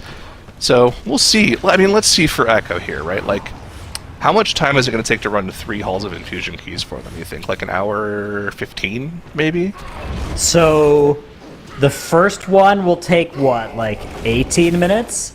The second one will take 20-something, 25-ish, maybe? And then the third one will take like maybe 27 if they're zooming. So yeah, call it like an hour 15 maybe. Okay. Yeah. That sounds good to me. Which means I'll have 20 minutes left in the day, which okay, that's just 1 key. All right, never mind. Yeah, I think our teams are likely to have time for 1 key at the end. The only team that might have time for an extra is Last Minute in the top left. They are in Neltharis instead of Halls, which I think can be done really quickly. Y also are heading to Underrot instead of Halls. They might also be in a similar position where maybe they'll be able to squeeze 1 extra run in here. But again, there's still breaks to be taken. Both Y and Last Minute, I think, do still need to take a 10-minute break. So that's probably going to put a stop to that. And like you mentioned, it needs to be done in the next 35 minutes, right? It needs to be done before the last hour of the day. So yes, yeah. We'll probably see both of them run this 1 key that they're in and then take their 10-minute break that they have left. And we'll go from there. But here we go. Let's see. I want to focus in, I guess, on Sheesh right now at the start of this Halls of Infusion. This dungeon, we've seen with the Sanguine Athics, can be a huge pain to deal with, especially in this initial area, especially when you're mass pulling the way that they are. You have to have extremely good AoE CC, AoE knocks, and of course just generally good kiting to make sure that the Sanguine Healing doesn't add up, because 1 tick of Sanguine Healing on this entire group takes away 5 to 10 seconds of your time every single time it happens, so you really need to make sure you're keeping that Sanguine Healing down. See that 1 errant mob jumping away from the group ticked for 3 million Sanguine Healing. You can look at their healing meter and see what the Sanguine Healing is doing whenever it happens. It's pretty wild. So, pretty good on that pack for them. That was really impressive to watch. Yeah, it's kind of okay if certain mobs get a little bit of Sanguine Healing, but if it happens to more than 1 or 2 mobs, then it slows down your chain pull, and no matter who it happens to, it does slow down your overall dungeon. Here, the main thing you want to avoid sanguining is the orbs. Those orbs are the things you're trying to kill first, and if those get some extra Sanguine Healing, that really inhibits your ability to chain pull, which is the main thing that's going to slow you down. Yeah. I mean, look at that. They Wow. chain pulled. They chain pulled a bunch of 3rd HP mobs into that pack, and their Sanguine Healing doubled for the pull. Just because of the nature of pulling low HP mobs into a new pack with Sanguine on the key. That's a lot of Sanguine Healing, actually, for a 22 key. So to put it into comparison, on week 1, when we were comparing the amount of Sanguine Healing in the entire dungeon for Perplexed versus Monka, Perplexed in their 29 had 80 million healing in this first section of the dungeon. And it was pretty much the only Sanguine Healing they had in the entire dungeon, right? And that cost them about 1.5 minutes worth of time. That was on a 29. On a 22, where the HP values are less than half of what they are on the 29, that 40 million healing is actually incredibly consequential, and that number is actually still going up. This is something they're going to have to work on this on the higher key levels, because it could cost them a ton of time.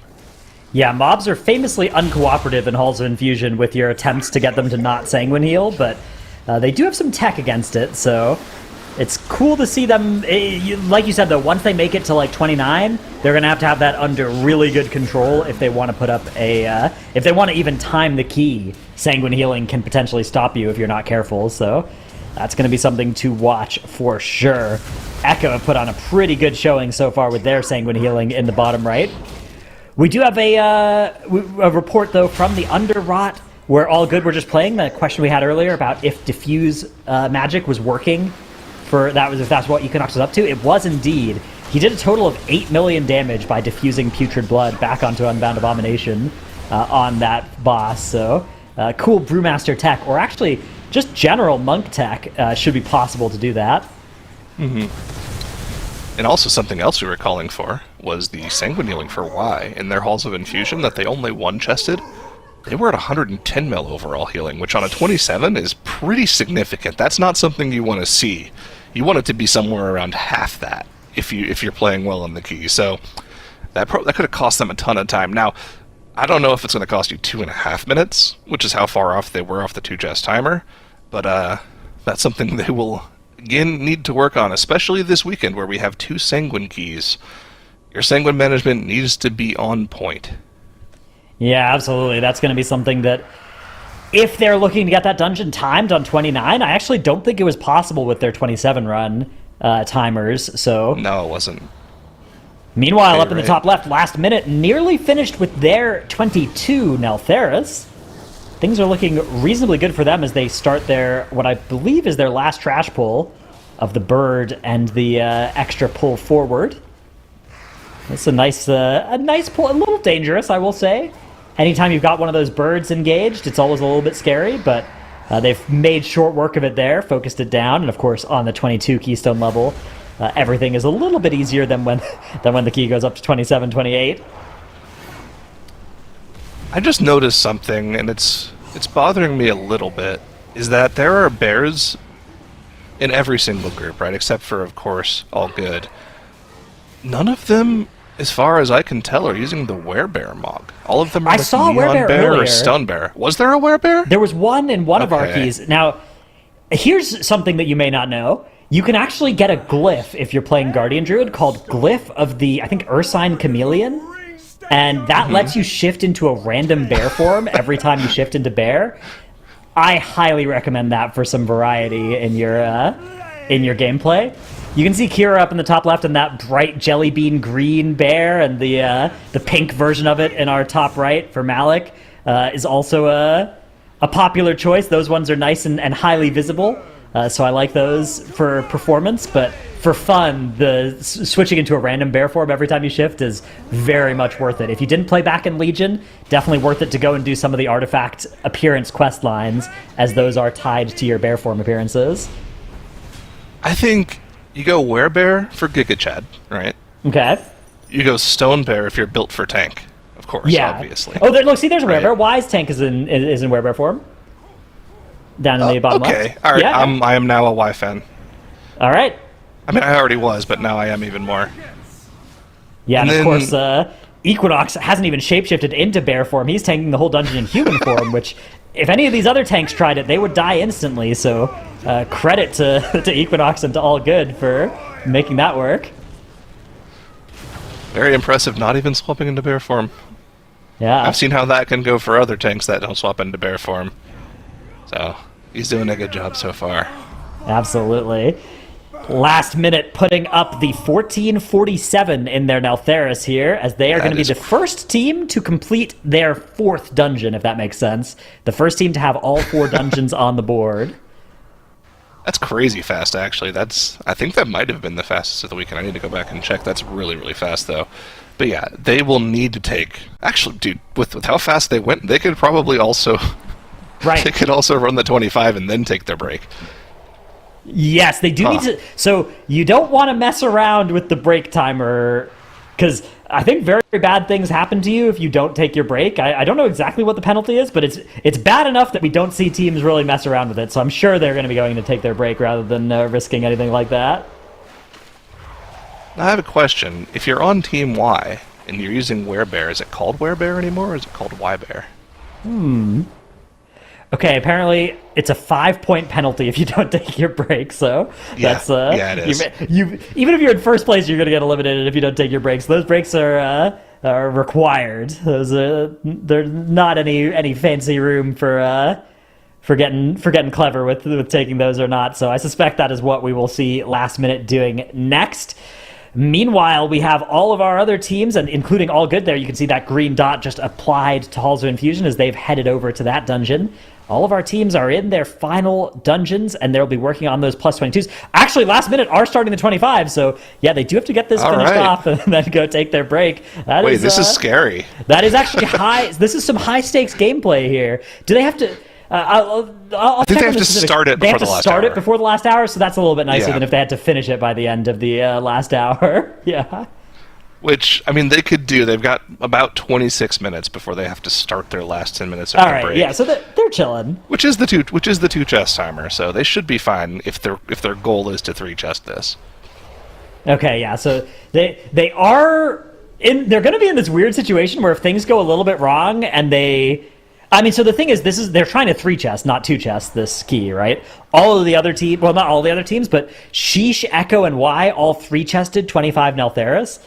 But if things go quite wrong for Last Minute, they will just have to hearth out rather than like complete a 1 chest, which is very unlikely that would happen. Meanwhile, things going wrong for Sheesh in the bottom right, actually.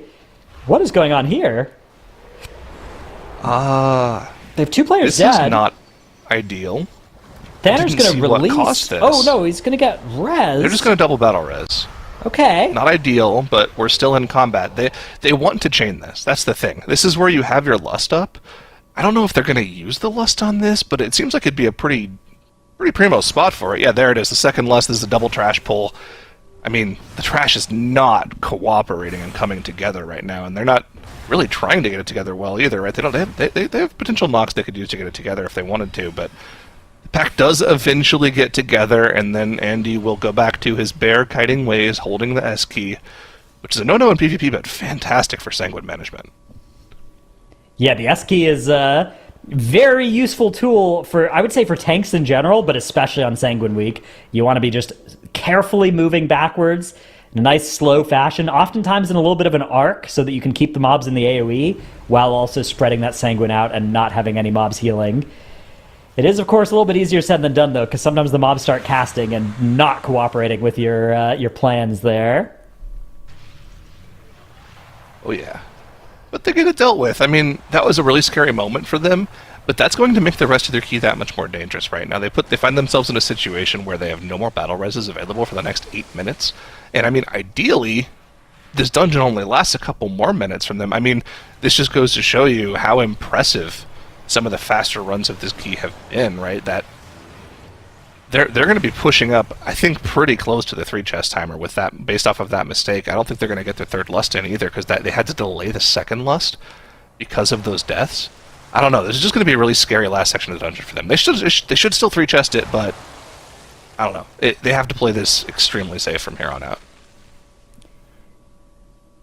Yeah, it's going to be something to look out for sure, as most of our teams now are nearing the end of their 22s that they're busy with. Of course, Last Minute, a little bit ahead of the curve here, working on their 25 already. We did get to see All Good had headed over to that Halls of Infusion, and they actually swapped Equinox over to Bear off of Monk for that dungeon, which I wonder what it is about Halls of Infusion that has made that the dungeon where they felt like they wanted to play Bear, even though they played the Brew in the other dungeons. I'm not sure. I guess maybe it's for stuff like, well, because, okay, effects like Ring of Peace are pretty nice for controlling Sanguine as well, but I guess Bear has Typhoon and Vortex that are maybe even better. So that'd be an interesting thing to maybe ask Equinox at some point, is the thought process behind why the Bear in that dungeon. You know what, I wouldn't be surprised? And this might sound like me being toxic, but I promise you I'm not. It's just like, they're a team that Last Minute is asked, hey, we have a slot because a team couldn't play, do you want to substitute in? And they say yes. And, you know, as the 19th seed coming in Last Minute, you don't really expect to, like, okay, we're gonna have to maybe? We're going to have to not use last minute as a phrase, because that's a team here as well. We also can't use the word mandatory or last moment, because those are teams in other weekends. Or last moment. Oh. Yeah. So we're talking about the team All Good, and they were asked with little time to compete, And they're actually playing really well. They're keeping up with Sloth, right? Essentially, they're on the same, like, tier of dungeons as Sloth. And I think if if All Good is able to play for the last hour of the day, hour 20 of the day, the way they've been playing already today, they could actually be in the top 5 going into tomorrow. So maybe that's what it is. Maybe they just decided, you know what, we're going to, for fun play, I'm going to play Brewmaster. It's not as strong as Bear, but it's still pretty strong damage-wise. And then, with an hour, 20 minutes left in the day, it's like, oh, wait, no, we're playing really well. We could actually, we could progress in this thing. Maybe I should play Bear in this key. I don't know. Maybe it's something like that. Because there's no reason to me why, if you've played Monk and all the other keys, you wouldn't just play it in this key too. Because it does have good tools for Sanguine, like you mentioned, right? Yeah, it does. It does have the tools, so maybe it's just a question of honestly, maybe it's a question of surviving the Ice Shard mobs. That can be something that can be kind of dangerous. Maybe it's stampeding Roar for some of those boss fights and things as well. I'm curious. I'm curious what the thought process is for, because I wouldn't have guessed that this would be if you were playing Brew in the other 3, I would have assumed you would play it in this dungeon as well. Mm-hmm. Especially, it's an incorporeal dungeon as well. Paralysis works out really nicely against those incorporeal mobs. No cast time, just target it and click it, nice and easy. Yeah, I don't know. We'll have to ask him after the fact. I'm really curious to see what the reasoning is there. We'll have to wait until after the day is over to get that question, because they're going to be competing hard for the last hour and 20 minutes or so here. They're playing really well. Already got 3 of their dungeons complete, only missing out on just the 1 3 chest, I believe, right? Just the 2 chest and Ruby Life Pools I think they missed out on. So, yeah, you have to be pretty happy with that for a spur-of-the-moment competition invite. Yeah, like that, I stayed away from the last minute or last moment. Yeah. We also can't ask any questions starting with why either. That's the thing. Yeah. We've got a lot of things that we can't do. The bear in that dungeon is the question. Wherefore? Well, anyways, why have finished off their under 22 at 14:37 in there. Nice timer for that dungeon. We'll see if they'll be able to put up the mythical 3 chest plus 25. No other team this weekend has accomplished it, but it was done by Perplexed back in Group A with the pre-nerf comp. So we'll see if it's still possible post-nerf. If Y will only get, of course, 1 shot at it, but they will try their best. Take a look at what All Good is doing. The first time we've seen go for this optional left side route, pulling every single trash mob on the left side. Kazi also going up the right side a little bit, pull the invisible mobs plus those 2 dragonflies up there as well. Flame Patch should hopefully pull them down. There we go. Okay, there we go. Yep. Got him. And we're going to be pulling this into the 5-pack in the middle of the room here. A massive pull. Is this perhaps one of the reasons they want to play the Bear Druid, to pull off things like this? Is this not something that Brewmaster could do? Yeah. So having played Brewmaster and Bear this season, I wouldn't be comfortable doing that on Brewmaster. Even doing it on Bear is very sketchy, but you can see, especially with Sanguine active, Equinox now starting this kite, looking pretty well handled in the bottom there. A nice knock is going to come out of Karm there to keep those mobs nice and out of the Sanguine as well. You can see Sanguine healing not even on the meter for All Good so far. As they keep this slow stay that kite. Way?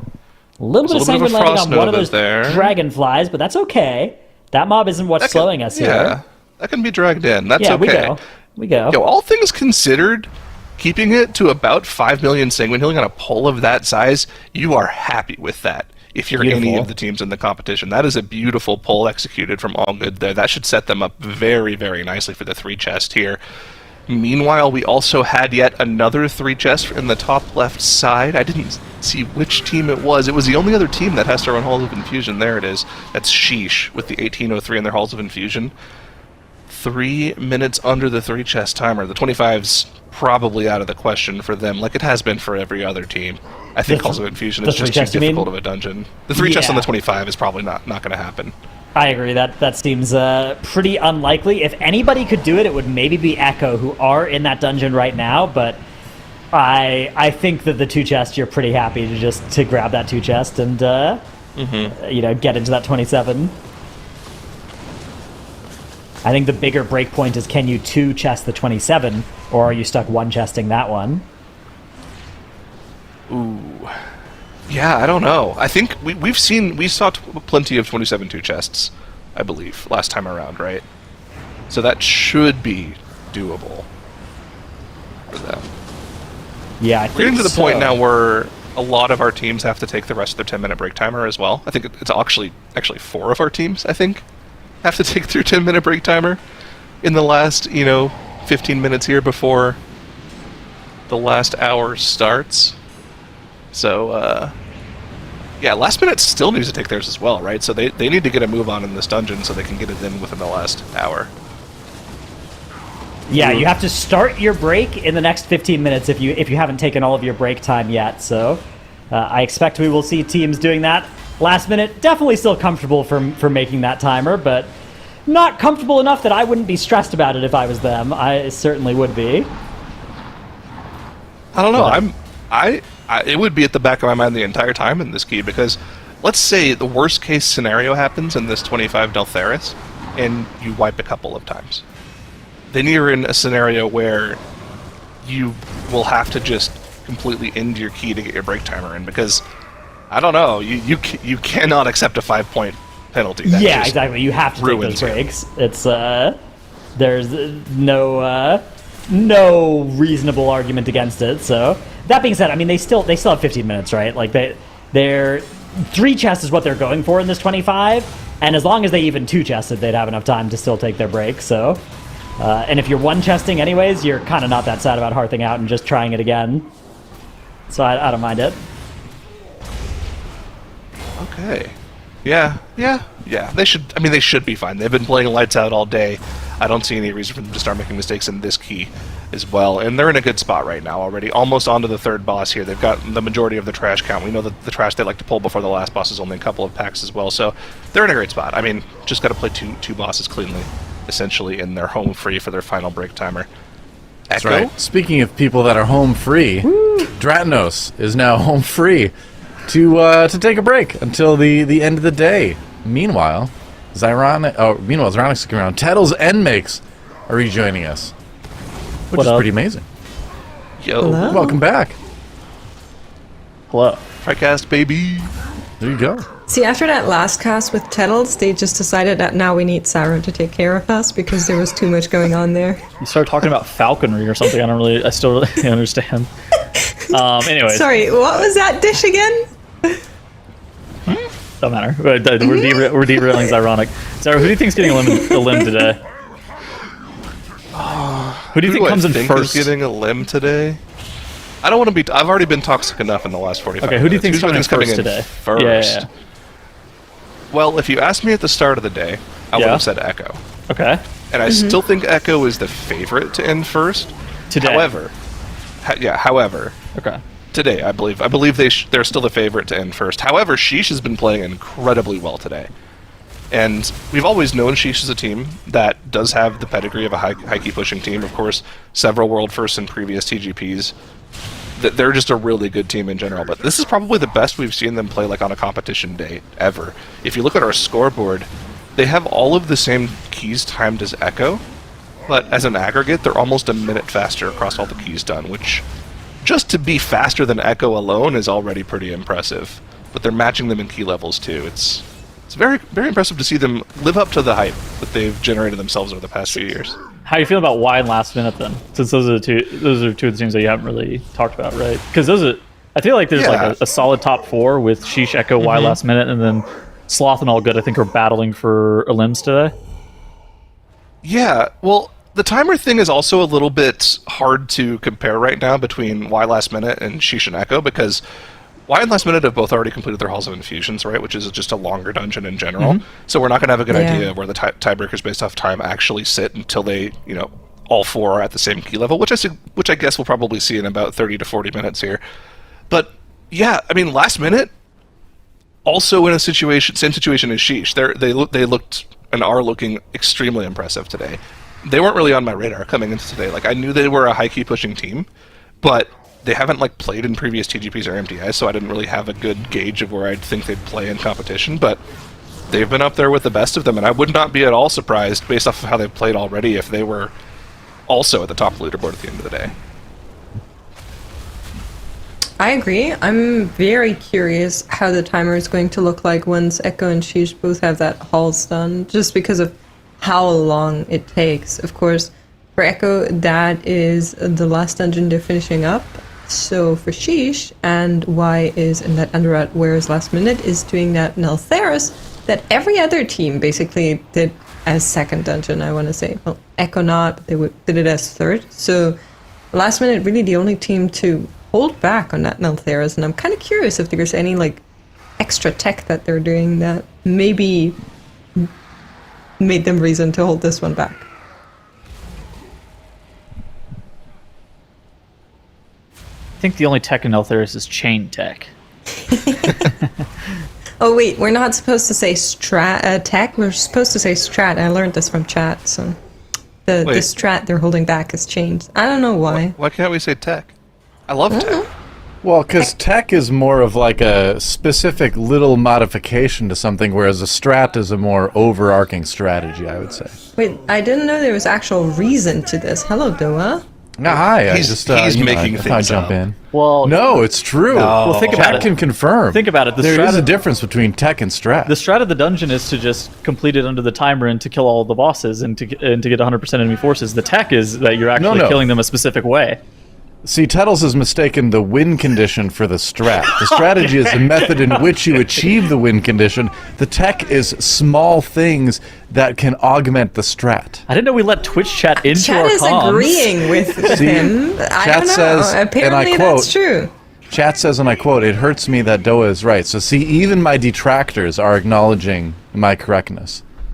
See, when I hear those two words, when I hear strat or like strategy, I just think, okay, this is the overall idea that you want to go for in the dungeon. Everybody has a strategy. But when I hear someone has tech, that means they've got some juicy thing sauce that they've cooked up that Yeah. no one's All thought right, of. special wait. I have thing, another yeah. question. What is tech short for? Tettles? Technique. I'll let you answer first. Technique. He's right. I'll give him this one. Okay. Saru, you I agree? mean, it is technique, but it just doesn't sound But right it's when you say used the whole like word. tech. Like, Yeah. people don't say they have technique. People say they have technology. Well, It could be what? either one. I think it actually... No, technology makes more sense now I that think I think about both it. works. No, it doesn't. Technology Yeah, is it just does. like no technique is literally the exact description of what we're We talking have about. the No. It's the technology. hidden It's tech. technology. It's technology. If you're talking about a hidden tech somewhere, you're not saying the hidden technique. You're saying the hidden technology. God, we are so Anyhow, Sure, developed but you're right now. saying 25 okay, plus 3 so for last minute. tech could be short for technology in like internet Trying to get us lingo, back but on tech track. is short for technique in like literal lingo.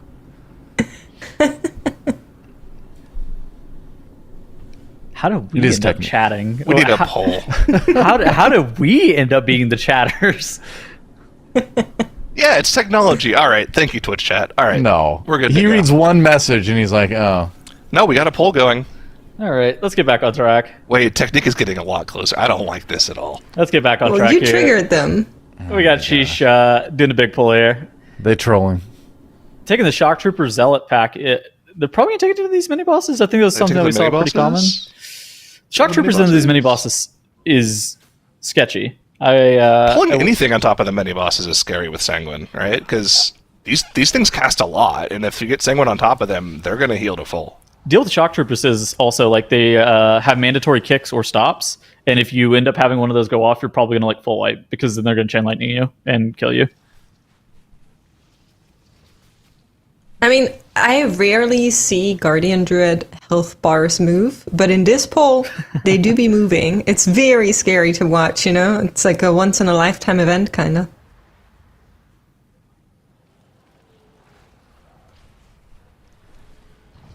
Finishing up this poll, though. Looking good here for Sheesh.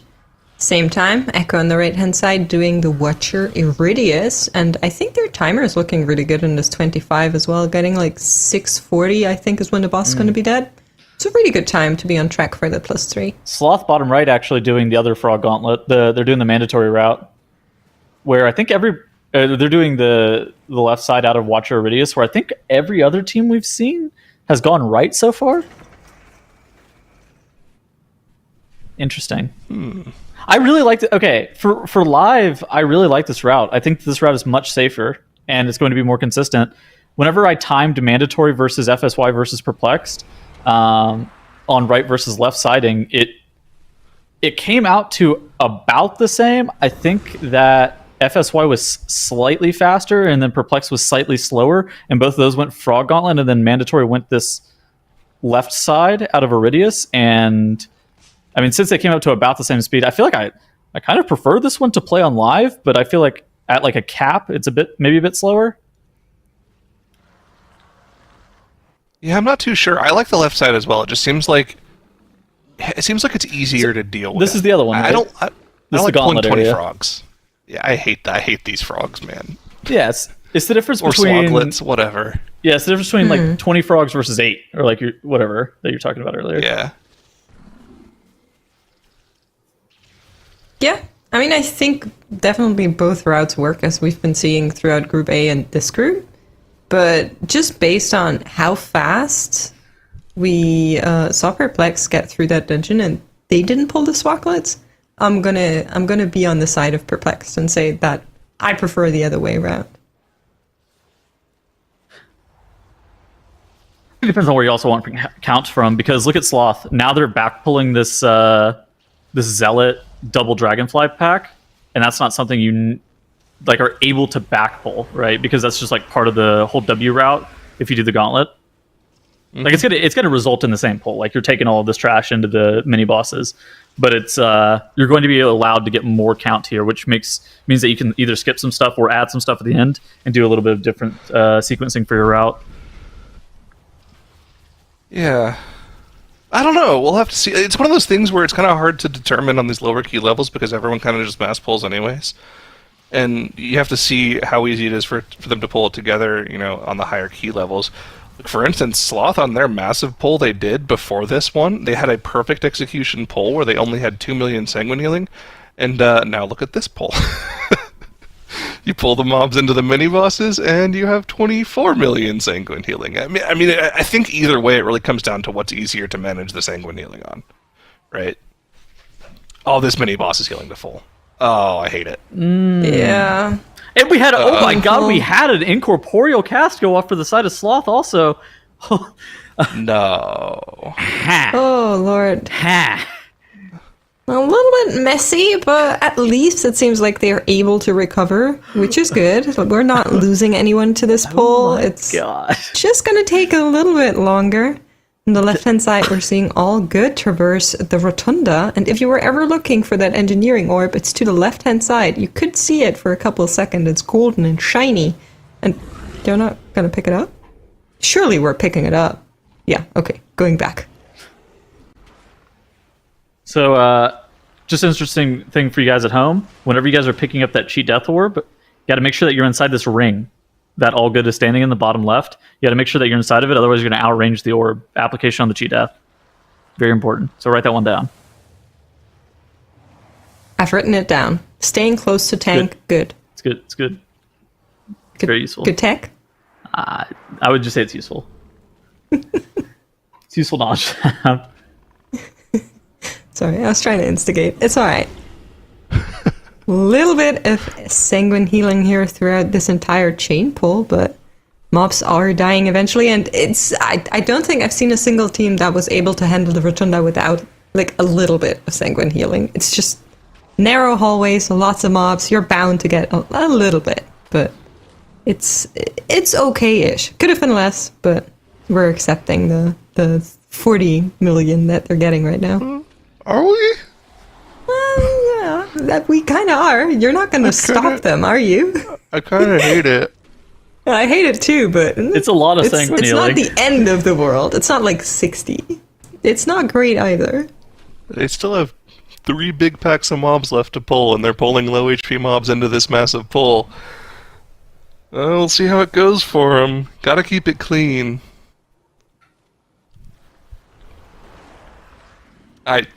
Pulling low HP mobs into a massive pull like this on Sanguine is just. Well, they weren't that low after they got healed up. Wow! Oh wow, Devils. Oh wow! I mean, it's true. It's true, but all right. Well, I know that our players are allowed to stream their POVs during the TGP, and it's unfortunate that some of them don't. Is Sanguine Icar streaming for them? Surely. Surely, let's stop bullying this team, all right? Why don't we look to something anyone, else? This person How appears to be about on multiple Sheesh? teams, which is really impressive. Dude, that wasn't me being toxic. That's just real. It's number of How are you times feeling has about been the real. sheesh timer? 15:32 on Kajin. 21 for 3 chest here. Yeah. Oh man, let me pull up some other splits. You guys can talk, and I'll pull up the other splits of the other 25s that have been done in this key, and so we can compare and see how close they actually are. Because I have a feeling they're close. Yeah, I think so too. We are approaching the last hour of the day, but fear not. Once that timer hits 0, of course, teams can finish the run in which they are in, which means we can go a little bit overtime here with this dungeon, like Halls of Infusion. I think that's a really good one to go in for that last kind of hour, but of course it depends on what teams still have to do, where they can potentially make some extra points to avoid elimination, because at the end of the day, one of the teams that is currently competing is going to be eliminated once all of the keys have finished. It also depends on how easily you think the key is timeable, right? Like I remember on day 1 of Group A, Mandatory went for a 30 underrot for their overtime key, and then wiped on the first boss, so they didn't really get any overtime in.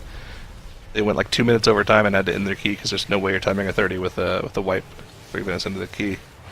Yeah, I don't know. Halls of Infusion seems like it'd be really efficient with the timer, but again, it comes down to, how many points are you getting for timing it, and what's the percentage chance that you actually get the key timed.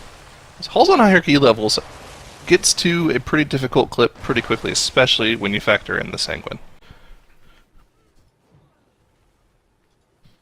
It does. Why finishing up? Cragmaw here Okay. has had a little bit of sanguine healing, but we are going to be moving on. Tettles, you got the data? So Play it down, 2150. Tuttles. So 2150 was the 25 for last minute. So they were 51 seconds over it, and they were 16 minutes on Kajin. Oh! So All right. Echoes So ahead of she's pace. potentially in for +3. it's going to be real tight. I think, like, they if don't have current bloodlust, pacing, do if they? current pacing is going to hold true, they don't have lust. Well, Oh, I hate that. Ooh. Why did Might they delay their still second be lust okay? so much? That's so weird. Okay, Sheesh might not be in the talks for this, but look at Echo's split. 1502 for Echo. they also don't have lust. They also don't have lust, but I believe theirs will come up at the last moment. Or last second. I can't... Wait, what am I allowed to say? All these team names, man. the end of the dungeon, The end of perhaps? the key. Yeah. At the end of the key. I we think- go. I think also how Echo is aggressively pulling this, they're more likely than not, if they don't make a mistake right here, going to 3-chest this dungeon. But this pull that they're doing is incredibly dangerous, as you saw now hit 15% HP.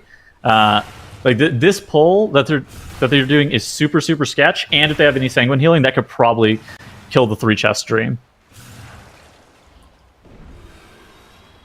Yeah, I think without lust, you're in a tough spot here. But we are going to see whether or not Sheesh has got it and maybe can surprise us. It is a fortified 25 after all. The boss fight 2 shouldn't minutes, take though. forever. Yeah, I have to think do an entire it's very intermission tight, phase. but maybe. The problem I've with it doubted being them under 2 before. minutes... They finished the Neltheras +3 with like only 3 people standing. I'm not going to doubt Sheesh again. I've learned my lesson. Alright. Well, you can hold your doubt, but I am going to continue doubting, especially Dude. because... Yeah? Echo are geniuses. They killed off the trash that spawns the mini boss first before even killing off the dragon. Pretty much all groups are gonna panic kill the dragon in that pull. But instead, yeah, Echo you're are like, right. oh, we're playing for speed, and so they actually killed off the mobs that end up spawning the mini boss first. That way, they can really make sure that they're on pace to 3-chest this. Okay, Are they just going to pull the mini boss into the dragon too, and just outrange so they don't have to worry about the inundate damage? Oh man, wait a minute, Echo's cooking. Yeah, definitely very cool. We saw Speed get a little bit outplayed by the Swirlies there for a second. They are moving on. Back in the boss room, can deal with the infusers already. Tankasteer getting them under control. 30 seconds to go for 44% HP. You know, I'm not gonna doubt. I said what I said. See, here's the thing. Even though it looks close on timer, when you look at their cooldowns they have available, PI's not going to be up inside the 2-chest timer. Yeah, 3-chest you're timer, right. sorry. Breath of Eons is not going to be up. This is just a 2-chest. And I'm saying just a 2-chest, like 2-chesting a 25 isn't already impressive, but of course they would like to get that little leg up on the competition. It's just not going to happen for them. 3-chest timer is passing in 3, 2, 1. There it goes. It was pretty close, though. I think if they had maybe busted differently, I don't know. It looked really good. Maybe. I mean, Echo 100% on pace for the 3-chest, though, with that tech, which stands for technology, not technique. Last minute, had something similar happen to Sheesh in the top right, where they just ended up 2-chesting the 25 instead of 3-chesting 25. Now, Echo in the top left, I think, is the team that is certainly the closest to be able to 3-chest this 25. And if they are able to do it, that actually, I feel like, propels them ahead a lot in terms of potential time that they're going to end up having to spend in the Halls of Infusion. I agree. That's really good for Echo. All the teams 2-chested the 27 HOI, and so I don't know if the 28 is something that you're 2-chesting. It might not actually end up mattering. It might not. Yeah, again, the 3-chesting the 25... If you can 2-chest the 27, it shouldn't matter, because 28 is probably not going to be 2-chestable. So, yeah, it might not matter. I guess 1-chesting 28 should be easier than 2-chesting a 27, so that's a little bit more useful, I suppose, but I don't know. Well, I mean, that's something that we're probably not going to figure out today, right? Okay, so they have Lust. They do have Lust available for them. Mm-hmm. And they've got the Lust. That's good. No, they're good. I mean, they're fine. 50% with Lust, minute and a half on the timer. They're going to get through this intermission phase in about 40 seconds or so. They'll get their full burst with 2 minutes on the boss. Yeah, they should be fine. Actually, no, the Lust is in 50 seconds. Oh, wait, the Lust tracker was broken for a second then. Okay, and the That's okay. The Lust lines up with their 2 minutes, though. So they just need to actually delay this phase a little bit. Just a little bit. They have time. They have the time for it, too. What's the timer on this? 21? They have the time. 21. They have time. They just need to delay this until, like... so this full phase should be fine. This full phase is 45 seconds. Yeah. So you want to kill these mobs off at 2015, give yourself the most amount of time possible to kill the boss. So you have Lust up for the maximum amount of time. This is going to be pretty close, but I think with their burst, with the Lust, they should be able to do it. They have the full phase. All right, here we go. We have PI ready. We have cooldowns ready. Bloodlust is going to be available in 10 seconds. They're trying to beat a timer of 21. They have a little bit over 30 seconds to do that, and 40% of boss HP that they need to blaze through here. Bloodlust gets activated. Everything now pumping. Can they do this is going to be the question. 20 seconds to go and 25% boss HP. Ooh, it's going to be close. This is the burst. This is the double Lust for Genji. There's the pop from the breath, doing 6% of the boss's HP. 10 That's seconds. Going to be enough. It's not even close. Echo getting the 3-chest off on the 25 Halls of Infusion. That's big. Incredibly impressive. Nice. Jeez. Kind of disagree on the not even close, I think. Not even Around close. 5 seconds. Pretty tight, but it's all good. Extremely well done coming from Echo here. That was impressive. That was really impressive. And the thing is, like, the small things there were perfect for them as well. You saw Genji even popped his own personal Lust earlier on because he knew that he would get all 40 seconds of it off, and then Clicks knew that he had to pop the Lust later on to get the entire group Lust. Just tiny things like that. Chef's kiss. Perfectly played from Echo. Unsurprising, but you still love to see it played that way. Agreed. I really like the gauntlet thing the most, I think, coming out of that dungeon. And I think that might be something we're going to see maybe other teams look into. Maybe not for tomorrow, as now most teams will have the higher key level unlocked. But maybe for Global Finals if that dungeon comes back. I'd be surprised if we didn't see that. Last minute, top left-hand corner of the screen, entering the first 27 of the weekend? Or 29 of the weekend? And a 29 under rot? Yeah, I think that's the first 29. I think they're going to have to go to is. this back to this Wait. Neltharis at some point, right? They're going to have to hit that Why are 28 they not doing the Neltharis. Nelths? Interesting. Okay. I mean, they have time. I'm not too concerned about it, right? Like, so they have 30 minutes to do this. They can maybe go hit another 30-minute dungeon, and then they could hit the Neltharis. Maybe they just want to feel a little bit safer on the back of having that 29 done. You know, like mentally, just knowing, okay, you have like 129 already done. That's going to give you a little bit of extra score. So, and then go back to the Neltharis. So technically, if they're optimizing time, they finish this in, I don't know, let's say 27 minutes, and then they go to the Ruby Life Pools, which is also a 30-minute dungeon. If they're able to time that key, then they should be able to like start. They should technically be able to like start a key before the timer is over on end of day. But that's going to be like 1 or 2 minutes of wiggle room. They definitely need to do the Nelths. Or like if they don't do Neltharis, they're leaving 3 points on the board that other teams might come for. Or, and hear me out, I'm not comfortable with that. they do 29 into 30 here, and then they go then they go and do 28 Neltharis. Yeah, you just overtime your +3 score for no reason. No. They don't overtime. Just They don't overtime the +30 score. They overtime the 28 because that's a 33-minute dungeon as opposed to a 30-minute dungeon. Saying. Oh yeah. You overtime your +3 Neltharis just to flex, and if you make a single mistake, you're just out of the competition instead of in first place. No, that would never happen. We play to win, all right? Hush. We play to win the game.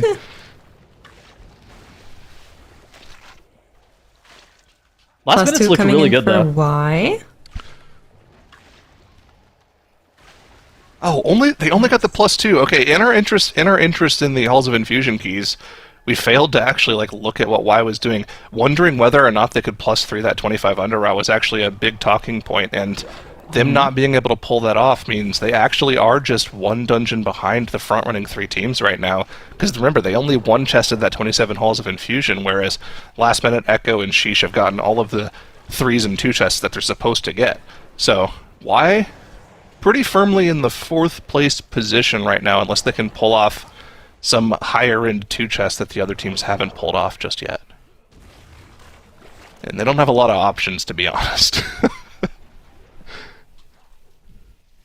I think yeah, the only that's thing... true, but we are seeing how close that 27 is. Like, even Echo and All Good coming quite close to that +2 timer. Yeah. I do think the Halls of Infusion is going to be like a pretty pivotal moment. Like, is Echo... like, because if Echo goes into the 28 and 2 chests sit off of the 25-3, that's actually that's like +1 over both Sheesh and Last Minute if the 30 is also timeable. Which, so on these affix set, we didn't see any team time at 30. We saw Mandatory and Perplex both do 29s, and then they elected to like rerun the 29 as opposed to even trying the 30.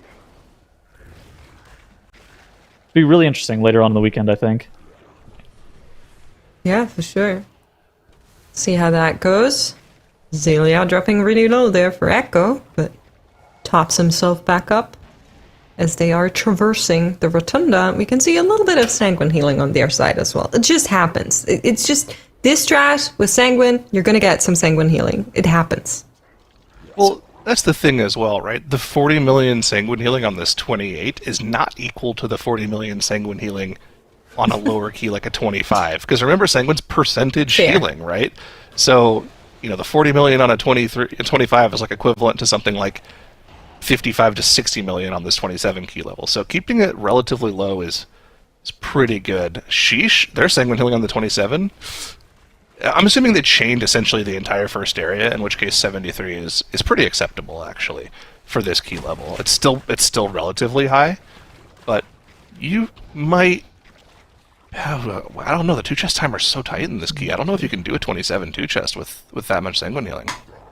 Ooh. Guys, I got good news for Last Minute in the top left-hand corner of the screen. I got split timers for 29s.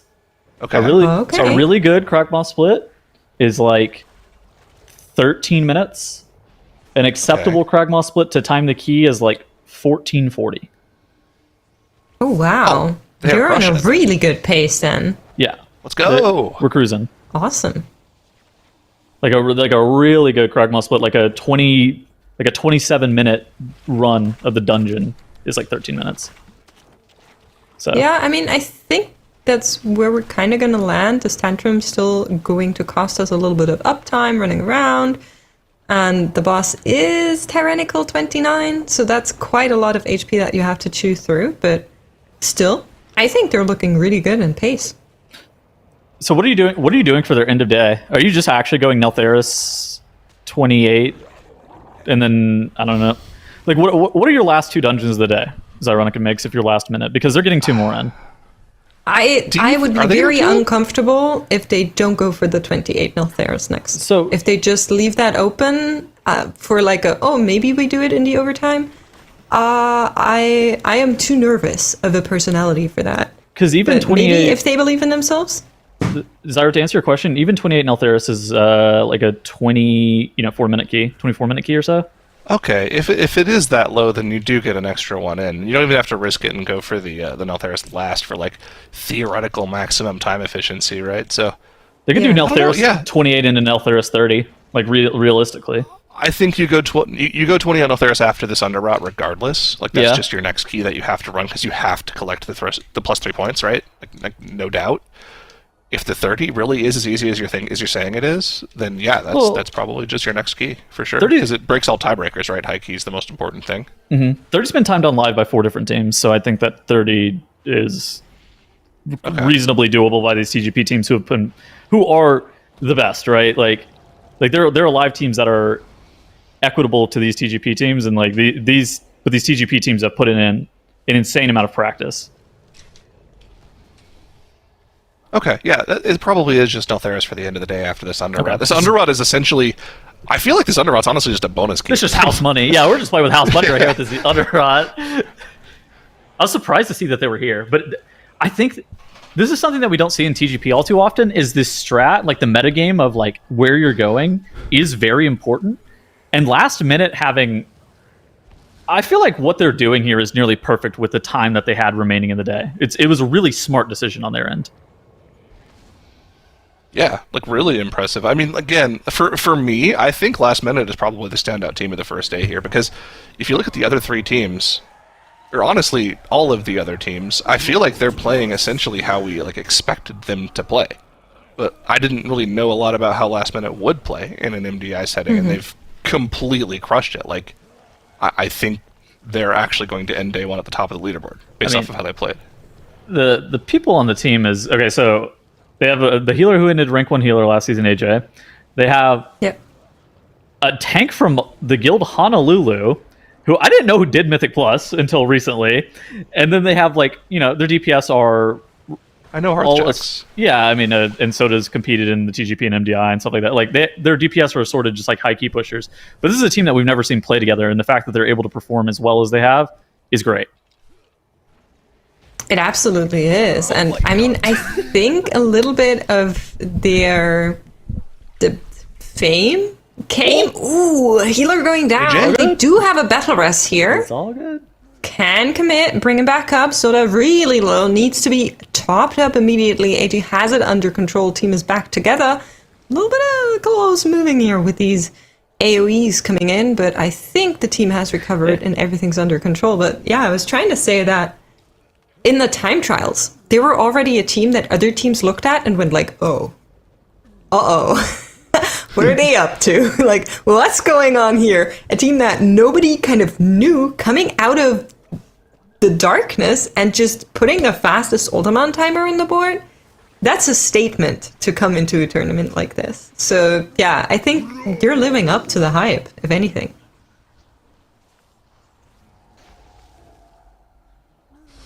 Man, just the raw... Sometimes you forget, right? Watching the lower keys get 2-chested and 3-chested, how quickly you scale into the higher keys. Every single time Festering Harvest comes out, you just see this explosion of damage for 80 to 90% of everyone's HP if it's unmitigated. you have to play perfectly in these higher keys, otherwise random spot deaths like that can happen. And last minute is going to be on a razor's edge here for the next few minutes because they're out of battle resist, right? They need to play perfectly, otherwise this key could be wasted time. Now, that would be the first time they've made a major mistake all day long, so let's hope it doesn't happen to them. 1843 is like a 27-minute run in this dungeon. So they're chilling then. They just need to not die. Their timer is giga fine, like you were saying. Yeah, they just don't need to die. They do get another battle res in 2:30 or so. So you're saying it's giga fine, but it's not omega fine. It's just giga. It's giga fine, but we can't have deaths on a boss for like 3 minutes. Yeah. Okay. All right. We can't like wipe, but we're fine. How are we feeling about the Iridia split from Echo here on the 9-minute marker in the 28? What do the split sheets say? Yeah. See, I'm kind of addressing this towards Tells because he's a knower. Oh, looks fine to me. So the question, okay, in the here's the thing. 29, a 9:36 was timeable, and a 10:19 was also timeable in Group A. Yes, but we're looking. So I think we're okay. It's not about timing that key. There's a question as to whether or not they can two-chest that key because teams already two-chested the 27. That'd be the first team that two-chests in the TGP on this key. Yes. Group A didn't manage to do that. Well, I don't think anybody did a 28, right? I think they all two-chested the 27 and then did straight into 29s. No. That's not correct. There were 3 28s done. Oh, And really? all of them were not two-chested. That's why I'm so surprised that you think it's a good... Like, this dungeon is really tight on the 28. There were a lot of people that failed to two-chest the 27. Oh, yeah. So I'm surprised that there were teams that failed to two-chest the 27 then. Okay, well, that's how it be. I don't know. It just kind of goes to show you also how good this last-minute team actually is. They breezed through the 27. Echo's fine to time the key. I don't think they're two-chesting it. They're looking at the Iridia split being like 9 minutes. Typically, whenever you're looking at like an Iridia split to two-chest the dungeon, you're hoping for like maybe 7:38 minutes or so. Yeah. Like a when we think about Sheesh's 27, they're on an 8-minute split for their Iridias, 14:15 for Goliath, and they're 27. Like a 10:30 is like where you're timing the key, but barely is about what you're approximating whenever you're like budgeting out this key. All right, let's see how it goes for them. Right above them, we have Sheesh in that 27. Now the question is, we know that the 27 is two-chestable, but is their timer good enough for that? I can tell you. Perfect. That's why I asked you. I'm pulling up the. We have 2 teams in that 27 here, so the same question is kind of true for Sloth, right? Right now, they're a little bit faster than what Sheesh is doing on Iridia's, but because they're at the very beginning of the dungeon, it's hard to tell on whether or not they can keep up that pace. I'm eagerly awaiting spreadsheet Tells' words. Yeah, sec. What does your gut tell you, Zyro? Who can do it? Sheesh?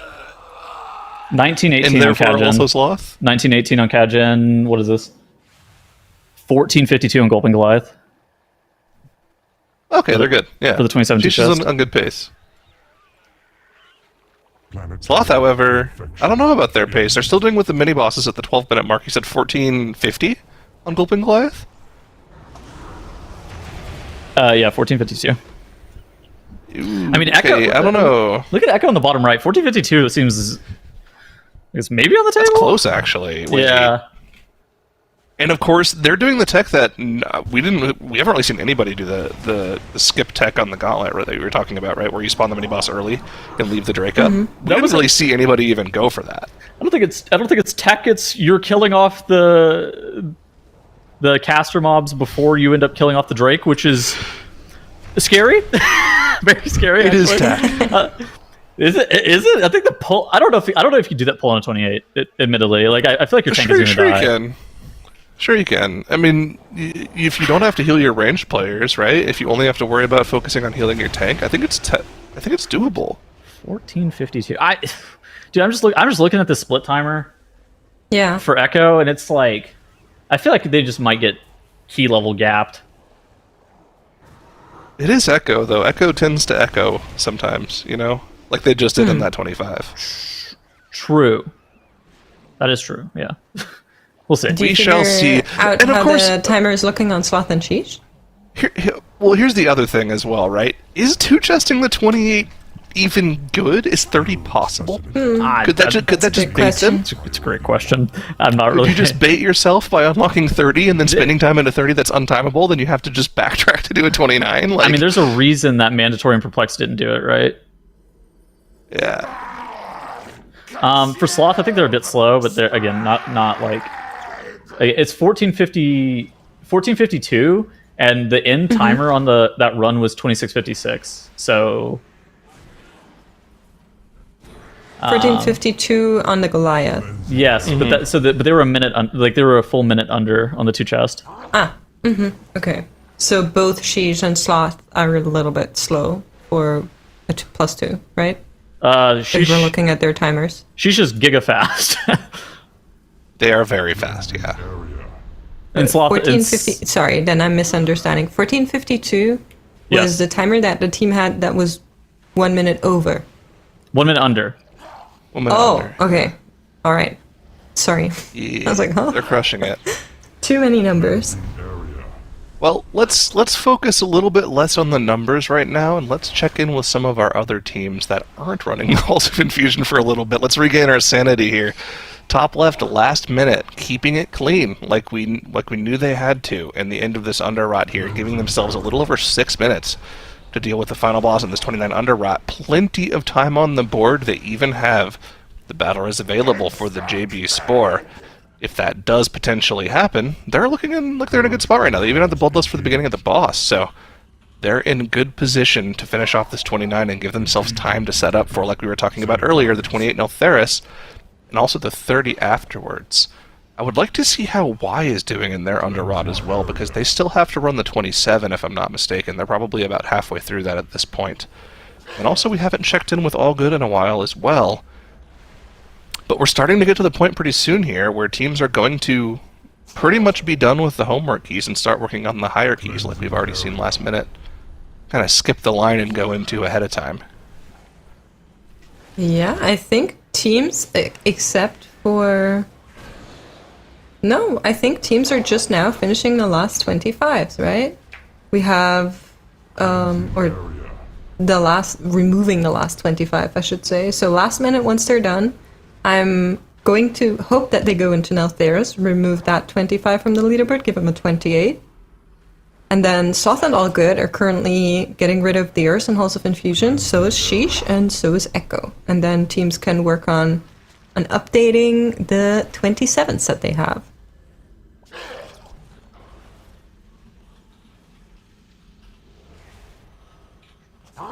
Let's see. So this is actually really interesting. Okay, I think it's actually really smart the way that Echo played this. They did Halls of Infusion last, and then they showed off this tactic of spawning the mini-boss first before killing off the trash. It's a really interesting strategy, right? Because, well, I feel like it only really benefits you extra time in the lower key levels. So it's not like anybody can go back and look at this and be like, ooh, we should do that. The only other time that they could even, like, potentially even use that is if we have another key of this level, like in the Global Finals, right? So, and that would, like, require Halls of Infusion to be, like, a day one key, if it even is in the Global Finals whatsoever. So that's just, like, a free technique that they've used that no other team can reproduce. Yeah, it's true. Okay, so... Very smart thinking from them. Bottom right, Echo's about to finish off this boss. There's a question as to whether or not they're going to be able to do this full bridge in one pull or not. I don't know if they're going to be able to without Lust. Okay, I think it's maybe possible, but without Lust, it's going to be a bit sketch. We'll see on what they do. Finishing off on Kajun first, of course. It's going to be a little bit longer as they are in the 28, so we're going to get a couple more seconds out of this. Sheesh is on that gauntlet here, but already finished with most of it. Also, apparently I was incorrect as to what spawned the mini-boss. It's not the casters, it's actually the Aqua Ragers that are in the pack. Yeah, it's the Smalley, so small. Yeah, which makes sense. It made sense once I heard it, but I didn't fully understand it. Hey, last minute, able to time the first 29 of the weekend, though. They got the Unbound A-Bomb to 100% energy, spawn in the final couple of ads, and yeah, they're going to zap down these ads and be able to time this 29. So I think that they're going to go Neltharis. I think so too. I hope so too. I don't at least once, right? They need to put that 28 on the board. If they go to another dungeon after that, I'm down. If they want to try a 30 Ruby life, I'm down. They can do that. I'll be watching. Okay. But first we need to go into that Neltharis. Yeah. I hope. Look at Echo top right. Let's see what they do. I'm again. This is going to probably make or break the 2 chests on this dungeon. Like the ability to be able to pull all the way up until that Aqua Rager pull is like a pretty big deal, and it looks like now is going all the way. Oh, this is so sketch on Careful. What's the point? Pride. Why would you even do this? It's how they practice it. Okay. I don't know. What? I mean, if you can pull this off in a high key, 30 might be possible, but this is not something you should be doing in a 28 key live almost ever. Oh, Clicks gets knocked off. He's not able to hover back. Okay. Did he get gripped maybe by Miras, potentially? If anybody is going to get knocked off, we're glad that it's him. The tidal divergences are starting to get casts, but... Okay. All right, a nice blast wave. He'll be back. Ended it. Oh my god, wait, an Incorporeal went off. Look, Gingy and Miras have Incorporeal debuff.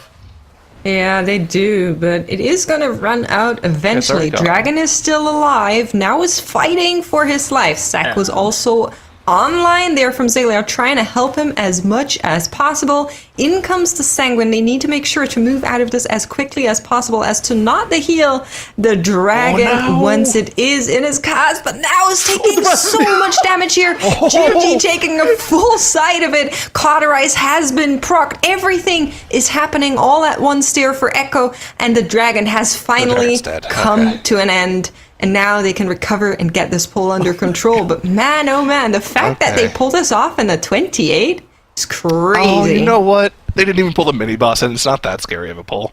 We almost breathed our rage. I'm trolling. I think. Wowee! I don't know if you can hear that, but my cat is very excited too.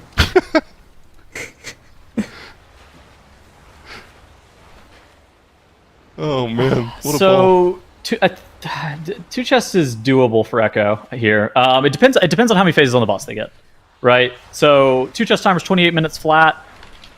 It's really going to come down to how many phases they get on the boss. We're going to see that later. That pull that they were able to pull off is crazy good.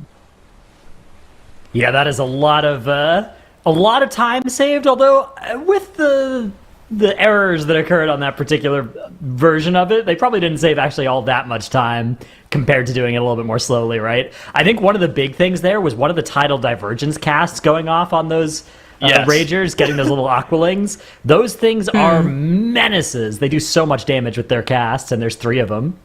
I think that's why Now started to panic and accidentally turned the Drake with the Ocean Breath, right? Yeah, they were trying to stop those casts. I mean, that's how Gingy's Cauterize got claimed, was I think a stray water bolt from those extra casts. He ran in afterwards and, blast waved and stuff, but still, so many of them. His Sack is going to go out on clicks here to keep him alive. This is getting pretty sketchy, though. Zalia actually gets a bop on himself, too. Looks like they're going to be okay, but this is getting, again, very sketchy on this level of key. This just area doing these abilities by themselves, right? Those inundates by themselves are just so scary. They are. You can, of course, outrange them, but not really something you want to do, as then you're not going to be able to do damage. But eventually, Mini-Boss is going to die, and they are moving forward now. I'm peeking at the timer. The +2 would be 28.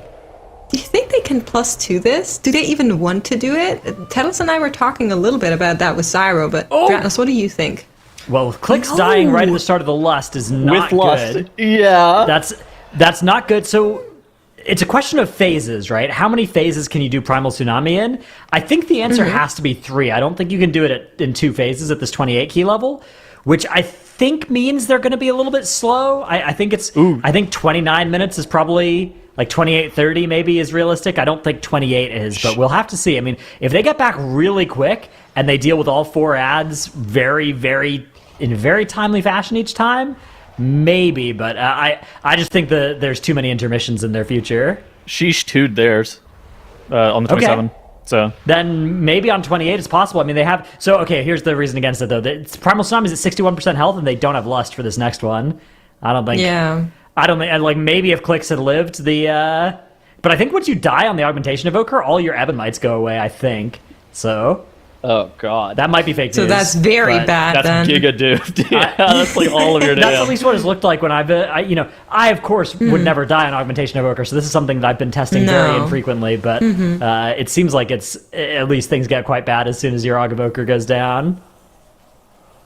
I think the big question is also like if there's any value in having the 28 plus 2. Of course, yeah, there's always that potential, but if what Zyra was saying, where like you get baited into thinking a plus 30 is possible, and you spend time in there, and then you actually have to go back and do a 29, then that plus 2 is actually not valuable at all. It actually baited you into wasting time. I kind of left Cup 1 thinking the 30 was doable, though. Yeah, I mean, like, you don't have to do the 30 either. We saw in Cup A teams unlocking and then just going to a lower key level than what they'd unlocked in Vortex Pinnacle. With 27 2 chest into just doing the 28, so yeah, it's not like they'll necessarily get baited. They'll only do it if they think they have a very good chance of timing it. So either way, they would love to have the option, right? That's a lot of value, and especially on a fortified keystone, I think it probably is doable at the 30 level. It's just, is that the best place to spend progression time of the dungeons we have? There's an argument that of the 4 dungeons we've shown today, it's the worst of those 4 for committing progression time to. But especially once we show tomorrow's and the day after's dungeon, it might be even more sketchy to spend a lot of time in here. Yeah, for sure. Sanguine's always one of those affixes that makes TGP keys really hard to here prod. they go. They're going to be about 20% off on the boss before this split, and this split means that there's not a hope of the 2 chest for Echo, which is fine. 28 1 chest we are still delighted with for Echo. This is still very good news for them, and they will have time to go and get another keystone started, so Echo are happy, but Gingy there with the altar does get back in. Now's dead. Wait, that's not good. That's they do have a battle res. Quite but bad. They need to get him. How to rest him is... Zalia needs to go on an adventure. It looks like Gingy's going on an adventure to get him out because he was already down there. It looks to be Gingy. And Gingy has the Arclight Vital Correctors, which he's using. There we go. Nice. Back to life. The doctor is in the house. Now this is not... Those orbs will just one-shot you, especially if you're in cat form, which druids do go into cat form to get back. Those orbs do just one-shot you, as they see here. But it looks like the rest of the team has been doing a pretty good job of stopping the infusers from tunneling too much into the boss here during that time as well. So Echo not going to be losing too much as a result of that death. Not a big deal at all. Sloth having a death in the bottom left as well. That one they don't have a battle res. They don't have a battle res. Uh-oh. This is really bad. I think we're chilling, actually. So we're going to get another of the AoEs, but we have a Breath of Eons that's about to explode and give everybody a shield. So that's actually going to be pretty nice for their ability to survive this. There you can see those shields popping. Okay, so it's a little bit late, actually, for the upfront damage, but they have a lot of sustain with After the Wildfire and Vampiric Embrace. So now what I will say is one chesting the 27 is bad in comparison to the other teams that 2 chested the 27, which are Sheesh and Last Minute. Now I will say why only 1 chested the 27, so it's not like it's unprecedented, but it's definitely something that's not going to be great. I don't think it's an issue today, but I do think that might be an issue moving into day 2 or day 3. Yeah, I think it is a weakness that they'll be unhappy about, especially given the rest of their board, right? The 1 chest and the 27 Underrot as well. We're setting up Sloth here where I think they're reasonably well positioned to actually even surviving today against All Good is not a foregone conclusion, but even if they do survive, they have a lot of weakness going into tomorrow. So right now between them and All Good, it's actually very close as well. All Good are only a couple of minutes behind across the time tiebreaker, but this might not come down to the time tiebreaker. It might just be score. Y in the bottom left, though, are beginning their plus 30 Neltharis progression. Looks like with a reset on this poll. There are 20 minutes left in our day, so Y can actually afford to do this for a little while. They can afford to reset this dungeon a few times. They are in not much danger here. Oh, Sheesh went 30 Neltharis, which that makes sense. So, funnily enough, I think that Sheesh and Last Minute are probably going to end the day on the same thing, which is 30 Neltharis. Yeah, I think that's likely to be where teams decide to go. It is the dungeon that it depends a little bit on when you get there, but it does have a pretty big pull at the start that it's worth kind of practicing over and over again. Okay. Because in theory, if you've got 20 minutes left in your day, you kind of want to go somewhere where you can use those 20 minutes. As Sloth working towards the end of Primal Tsunami, no healer here, but Malik does have Barkskin rolling, which is going to be enough here. They get the boss. Yeah, they've got enough time here. So this is a one-chested 27 for Sloth. That's probably, well, it's not even necessarily enough to make them survive the day. All Good are also still working on their 27 hauls, which may go a little bit better, although I've heard that things are not necessarily all good for All Good. We'll have to check in with them in a bit. Meanwhile, Last Minute in the top left working on their Neltharis 28. This would be... It seems like they're behind Y, but they've already done a 29 underrot, so actually they are in good shape too. Last Minute, Y, Sheesh, and Echo all have some really powerful strengths on their scorecards right now, and Sloth and All Good are both extremely vulnerable. All Good in the bottom left, 10 deaths so far in their Halls of Infusion. I think mapping out the end of the day, Y and Sheesh are both going to end at 112 points, and then Echo and Last Minute are going to end it at 113. Is what I think is going to happen, because I believe that Last Minute's going to go 28 Neltharis into 30 Neltharis, because I think that they're going to have probably like 2 or 3 minutes to be able to start a new key before day end. Yeah, so it's going to be... The question is, what kind of keys are they starting, right? Like, especially for Sloth and All Good, what's the key that they want to go into to try and save themselves? I mean, All Good right now is working on their Halls of Infusion, whereas Sloth is in the Neltharis.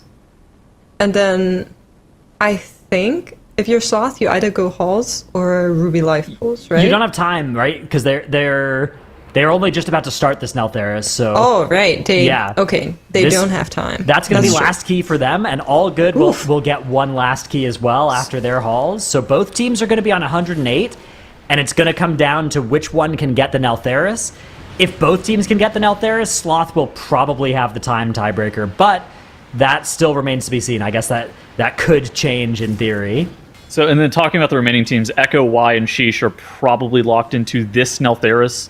I don't want to say this Neltharis run, but they're locked into basically 30 Neltharis unless they like bail and go somewhere else right now. So they're likely to stay here for the end of the day.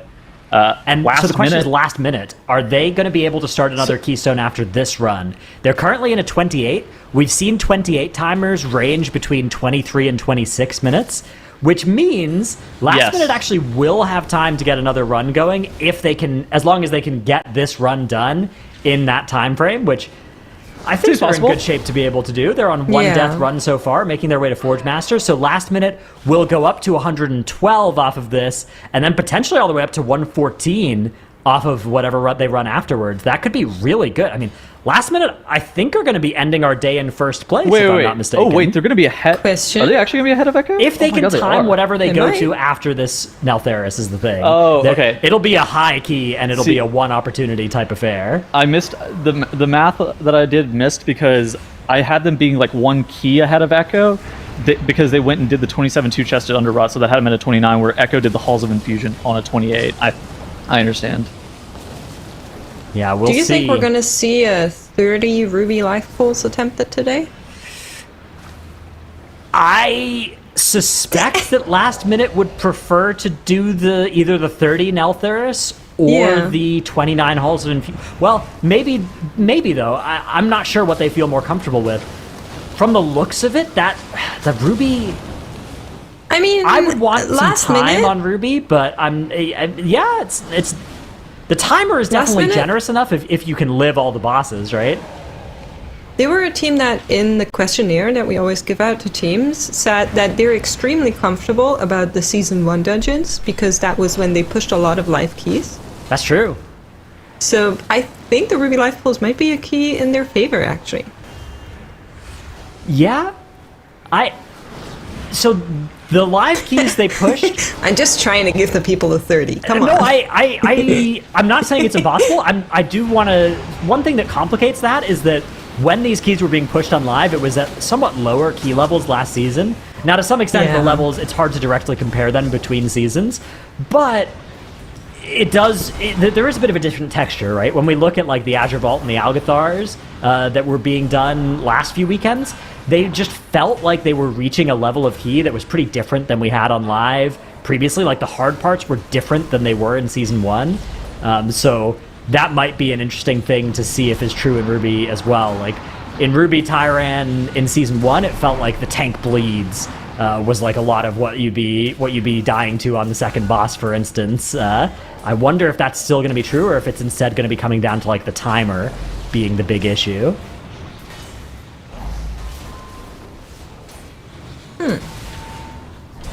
We'll see what they opt to do, of course, after they finish their 28 nulls that they're currently in. Sheesh won't have time to start another key as we are approaching the last 15 minutes, right? If my math is mathing, that's going to be too tight. With a plus 30, however, they're putting themselves a nice little present on the board. Yeah, that'll be 112 points if they can get that up, so not bad, but potentially slightly behind where Echo and Last Minute will be able to reach. Sheesh and Y, yeah, they'll cap out at 112 if they time these runs. Ooh. Okay, we get a rest. That's okay. That was a bit tense. That was a bit tense there. It's not even that big of a deal, honestly. If they wiped there too, they zone out, reset, and go again. Right. This is their last dungeon that they're doing today, regardless of whether they started it 6 minutes ago or whether they started 6 minutes from now. Every team on the board right now, except for Last Minute, that's true for. Last Minute, yes, do need this run to work out because it does let them do another run afterwards. How did you feel about that 29 under rot from Last Minute allowing... I feel like their time management has been the best out of all of the teams somehow. I feel like that under rot was just like absolute like swindling points. Yeah. I agree. I think that was really good from them, and the fact that they're now going to be the only question mark team to be able to start a new dungeon. I think All Good might be able to as well. Yeah, All Good will start, of course, after this one, another one, but both of these teams handled their time really well with given how overtime works. So once that timer hits 0 in Europe and whatever time in Freedom Land in 14 minutes. 0? Yeah, 0. Midnight. 0. Yeah, midnight. Yeah. Oh, Echo. Okay. Mira's down. No battle res. A little bit of trouble. Click's nearly down. Does somehow survive. They've really been enjoying taking Lahar into this boss. Do you just reset the dungeon at this point? Oh, no. Look at this. Now Meld Res. Now is Meld Resing. Zalia taunted Lahar, and now Meld Res Miraz. Love it. What? Nice move. So cool. Zalia tanks the auto. Shield of the Righteous is up, though. We're chilling. The Shield of the Righteous doesn't get Barber anymore. What does it actually do? I think it does, doesn't it? It doesn't for... I don't think it does for Holy Paladin. Oh, okay, well... all right, fair enough. That was really cool. But yeah, what I meant to say, once that timer runs out, teams can finish whatever dungeon they're in. So they get a little bit of overtime. And 2 out of these teams are going to make the most out of it. We'll see how they do. Really like that from Echo. That was so smooth. Yeah, nice adaptation to things going wrong, saving their attempt. Although, depending on how close they think the timer's going to be, at some point soon, they could just go and restart the dungeon. Because like you said, Makes, they can finish whatever run they're in when the timer expires, right? There's no way they're going to finish this run in the next 12 minutes, so they can kind of for free restart it up until that 12 minutes is done, if they think they're on track for a likely deplete. If they think they're less likely, then from a fresh run to time it. They're still looking pretty fast, though, is the thing. Sheesh up in the top right in their plus 30 as well. with a 1037 Chargath split. So we'll keep track on Echo, how they do there. Meanwhile, in the bottom right, All Good, already over the 2-chest timer, but still pretty safe on the overall dungeon timer. The bad news for them is that this is going to be horrible for their time tiebreaker. Their time tiebreaker is basically bricked at this point for the purposes of beating Sloth. So the best chance for All Goods to make it through to tomorrow is going to involve Sloth choking this 29 Neltherus and All Good going and getting some points somewhere. If Sloth can time this 29 Neltherus, I believe that's going to pretty much eliminate All Good. Wait, what stops All Good from going to 29 Neltherus? Is it time? The time tiebreaker is going to be worse. Is their problem? Yeah, that's. But look at this, right? Like they're just pulled Primal Tsunami at 29 minutes, so they're going to be putting up a 31, a 32 minute Halls of Fusion, and that's going to be quite bad for them. 13 deaths. Yeah, like a lot of that timer is on the back of apparently tragedy striking this team. Yeah, this is a pretty cursed run. It's not the end of the world for them. They can still survive through to tomorrow, but their fate doesn't look like it's in their own hands anymore. They probably do need Sloth to make a mistake here. We're starting to get to the gear level where mistakes can happen, though. Absolutely. And we've seen Sloth have some mishaps on Forge Master. I will say, though, that I think that their route is very, very good in here.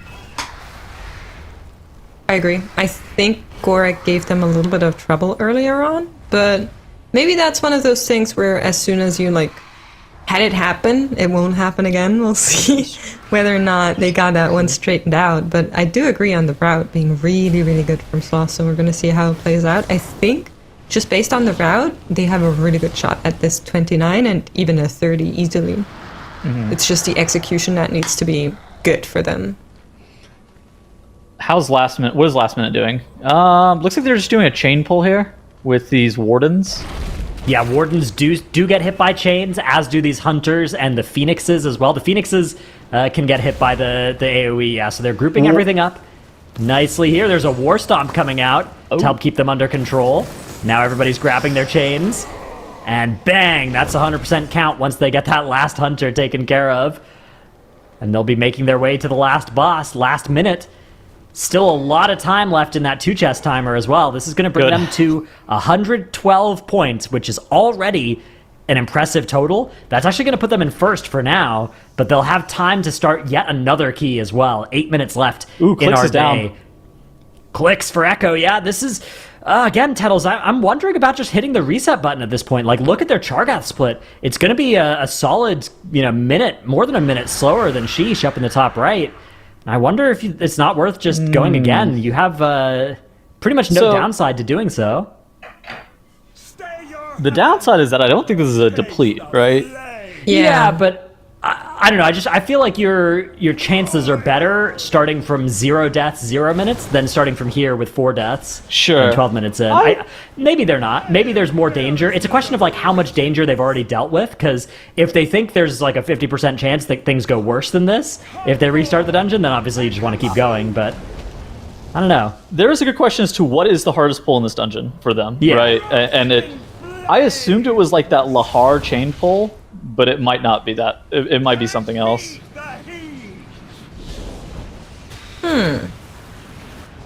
Maybe... I'm wondering, what makes them think that... Oh, that was good. Maybe the hardest part is yet to come, and they want to see how they deal with it. Maybe. A plus 30 in Neltherus, after the changes to this dungeon, nobody really knows, right? So we'll see how it goes. Ooh. Maybe they want to test some more. They have 8 more minutes. Forge Master on the 30 kind of beats you up regardless. All Good getting kind of close to the overall dungeon timer here in their 27 Halls of Infusion. Getting a little bit sketchy here, but it looks like they're going to be able to finish off the last few percent. Look at it went off. Interrupted. Oh, wait, no, wait. Nicely done. Did they kick it? Yeah, they kicked it. Okay. Oh, my God. The old tab kick. Nice move for All Good. Meanwhile, Sheesh looks like they are resetting their plus 30 up in the top right after 6 deaths on their board. That's okay. That doesn't cost them much.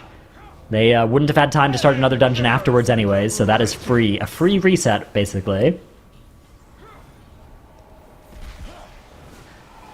All right.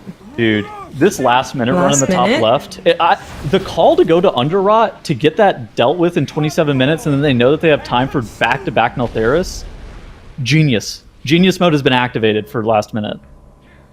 Yeah, their time management has been insane here, and it's going to put them at 112 points before any other team, and they'll have time to start another dungeon run and potentially go all the way up to 114, which that's going to be incredibly good for them for tomorrow. They're going to have so much more time to progress than even Echo and Sheesh, who, don't forget, Echo and Sheesh came in with higher seeding than Last Minute. This is going to be a huge upset if Last Minute can end the day in first place.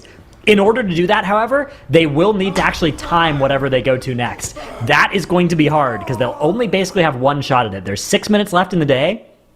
Last Minute have to decide where they think they are most likely to be able to go and pretty much one-shot a dungeon. Neltharis 30, I think, is that has been unanimous. What most of our teams have chosen, but most of our teams made that choice with 20 minutes left on the clock when they had enough time for some resets, right? So, alternatives are Halls of Infusion 29. I don't think I'd like to try to one-shot Halls of Infusion 29. I think I'd rather approach that dungeon with a couple of attempts. Underrot 30 is an interesting decision. I don't know if I would like to try the Underrot 30. I think that the Neltharis 30 has a lot more room for leeway. So I think I'd prefer something with a bit more leeway. So that kind of leaves Ruby Life Pools and Neltharis to me. How did the Ruby Life Pools look today? I think Neltharis is what they're most likely to go with, but yeah, they have said that they're very familiar with these Season 1 dungeons, so I wouldn't be shocked by a Ruby Life Pools call, but I would expect them to say in Neltharis. One of the other benefits of staying in Neltharis is you just did that dungeon, you've got some familiarity with it, you're in your right talents for it, all those sorts of things.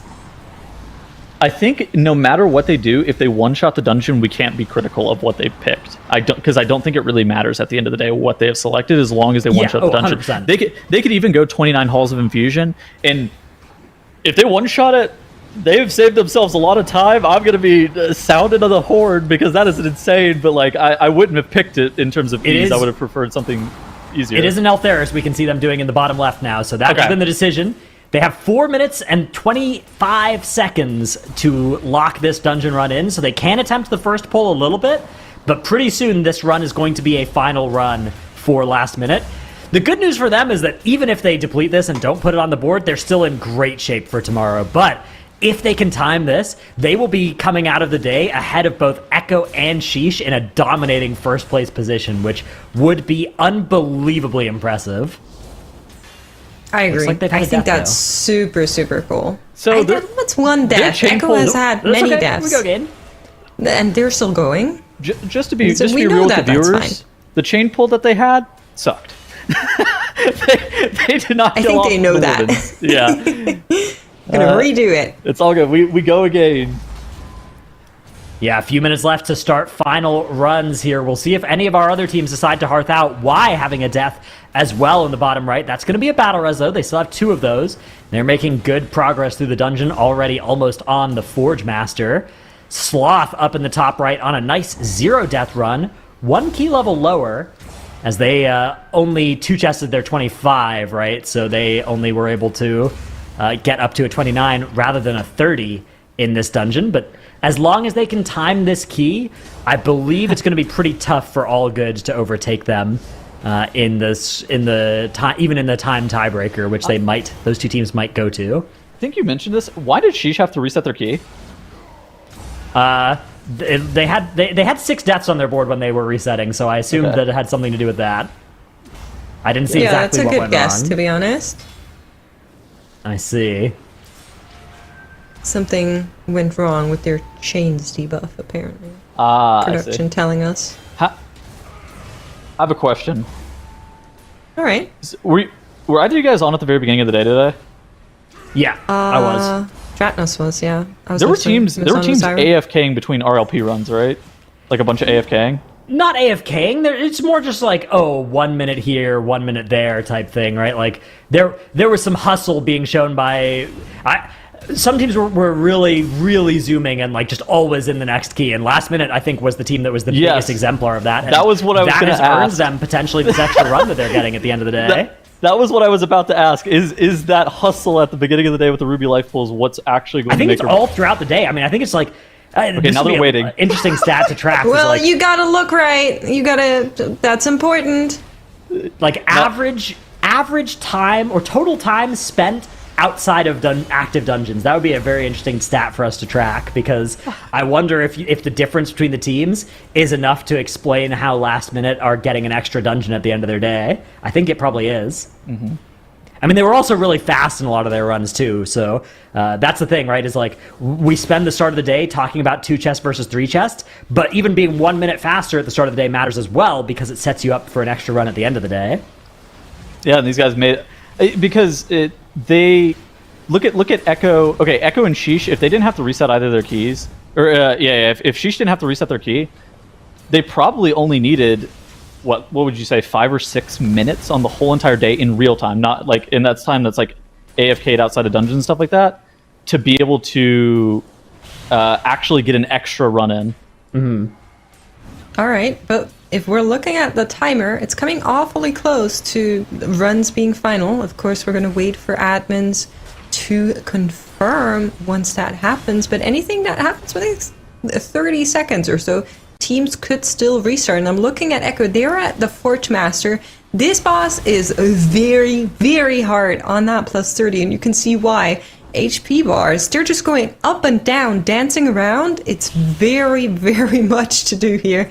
And unfortunately, Sheesh already had some trouble with that earlier. So Echo, with their 4 deaths even, seems to power through and not want to reset that key, saying, nah, we're just going to kill Gorik here and move on. So what do you guys think about Dwarf Priest in here versus Nelf Priest?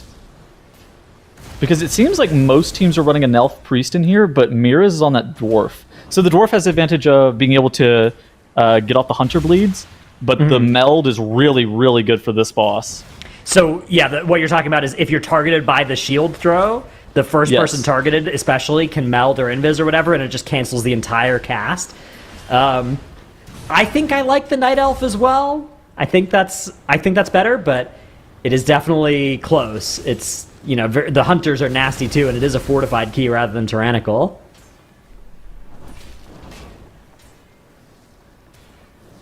Gorik is gonna fall for Echo.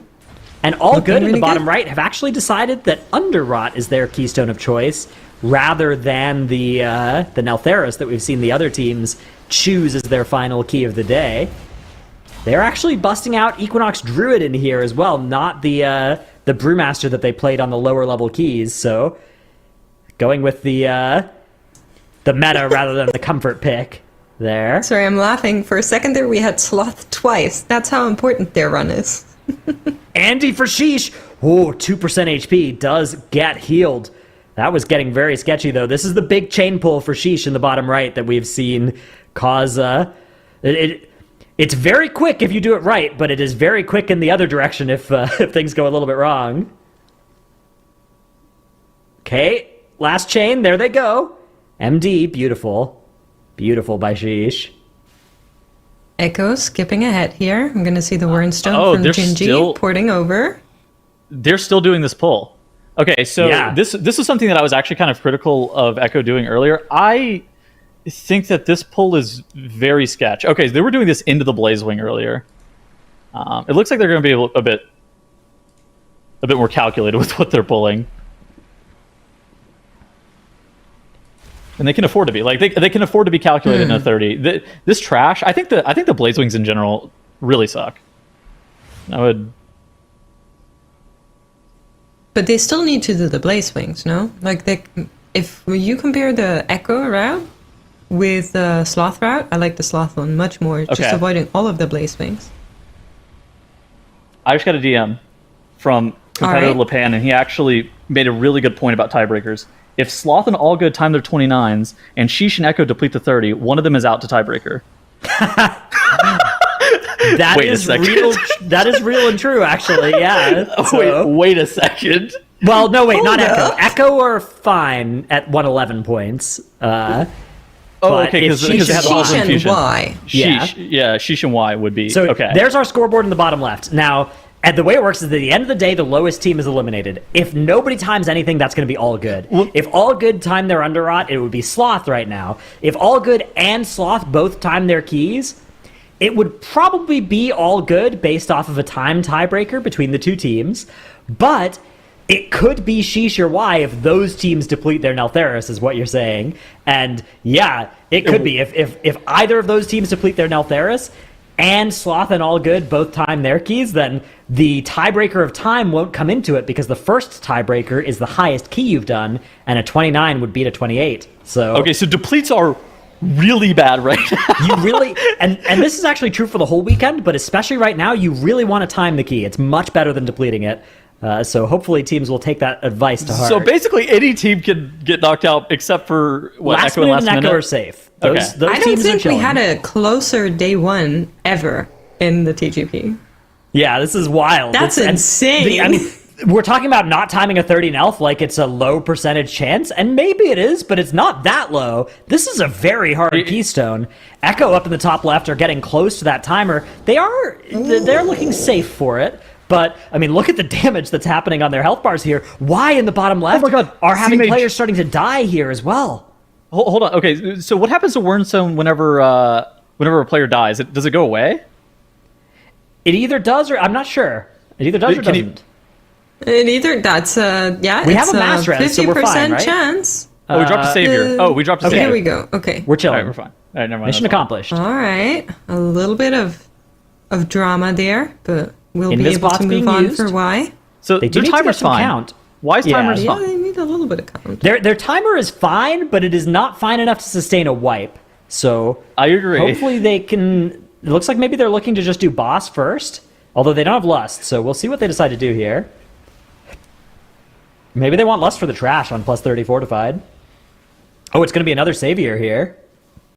Ooh, All Good having trouble, though, in the 29 underrot. Look at that, 2 deaths to a maggot cast. And you actually... A 29 underrot timer is not that generous. You can't really afford that many things going horribly wrong. So we've seen teams do 29 underrot in about the 26-30 mark, I think, was some of the fastest runs. That was with a... Hold on, I have the timers here. And The savior for Y failed, and in exploding also knocked back their tank who was resting, so they spent a little bit longer on trying to get this skip done. They need to finish this boss and also get some trash. Now, the timer is not super free, I would say, here for all of that. Yeah, it is enough time, but it's not extra time, right? Yeah. That's what they're working with. Meanwhile, on the bottom left, we have the longest run that we'll have left in our day, which is going to be last minute's plus 30 Neltheris that they've started here. They are already safe. They are playing for bonus points, but they're already currently in first. Echo, however, up in the top left, will be temporarily claiming a first place spot if they can kill Warlord Sarga here in the next 5 minutes, which... I'm reasonably confident they'll be able to. I think they've made it through the hard part of this dungeon. The boss on plus 30 fortified. It's a scary boss. Never res. I think they're okay, yeah. I think... Sloth on their way to also solidify their standing here, hopefully, depending on how everything else goes. But they're 29, looking really good. All of the trash done, and they have plenty of time left to deal with Saga. Sloth has 3 battle reses, which is really good. I feel like this is a boss that you can have... I like to call them hunt incidents. Whenever you get the charge thing from the pile of gold, and then you just have to press it, and then if there's a puddle there, sometimes it just happens. Sometimes there's also just a lot of puddles in the same spot, especially if you're a melee, and then that's also pretty tragic. Storming is also doomed on this fight. Lots of stuff that could potentially go wrong, but like you said, they have 3 battle reses, which is a good position to be in. The way that Echo does this boss as well, they just insta-break those shields, and that makes it look so much better than when you get... Because the longer it channels, the more of those swirlies you have. But if you just pre-cast your item and have it land as that shield goes up, it is a lot safer. So makes that boss look pretty easy. So the question is, are Y going to be able to get their last 13% count at the end of this in the bottom left? Because both Echo and Sloth in the top 2 screens have got their count, right? It's going to come down to can Y get their count before the timer is over 33 minutes here. It's going to be kind of close. I think they're okay, but that is a lot of count. That's like 2 pulls. They do have lust. They could do a big pull with lust. I got some analysis for All Good in the bottom right. Okay. All right. For underrot timers, there was a 26-30 underrot done, and the timer on the Kragmaw split was 13 minutes and 2 seconds. But again, that was 3.5 minutes under. So if all good is probably within 14 minutes on this boss, I think this is timeable. I don't think they will be. I think they need to be like 14:30. I don't even think they need to be like 14. Either. I think they'll be over. You think they're gonna be over 14:30? I think they'll be over 14 for sure, but probably it's 29 also 14:30. Okay. This boss takes forever. With all of the tantrums, we're losing uptime, you gotta run around, you're not really able to do straight damage. Like, it takes a long time. Oh, yeah. Why? Dropping really low there, but Sarga does eventually fall, hopefully, now, anytime. Yep, Okay. there we go.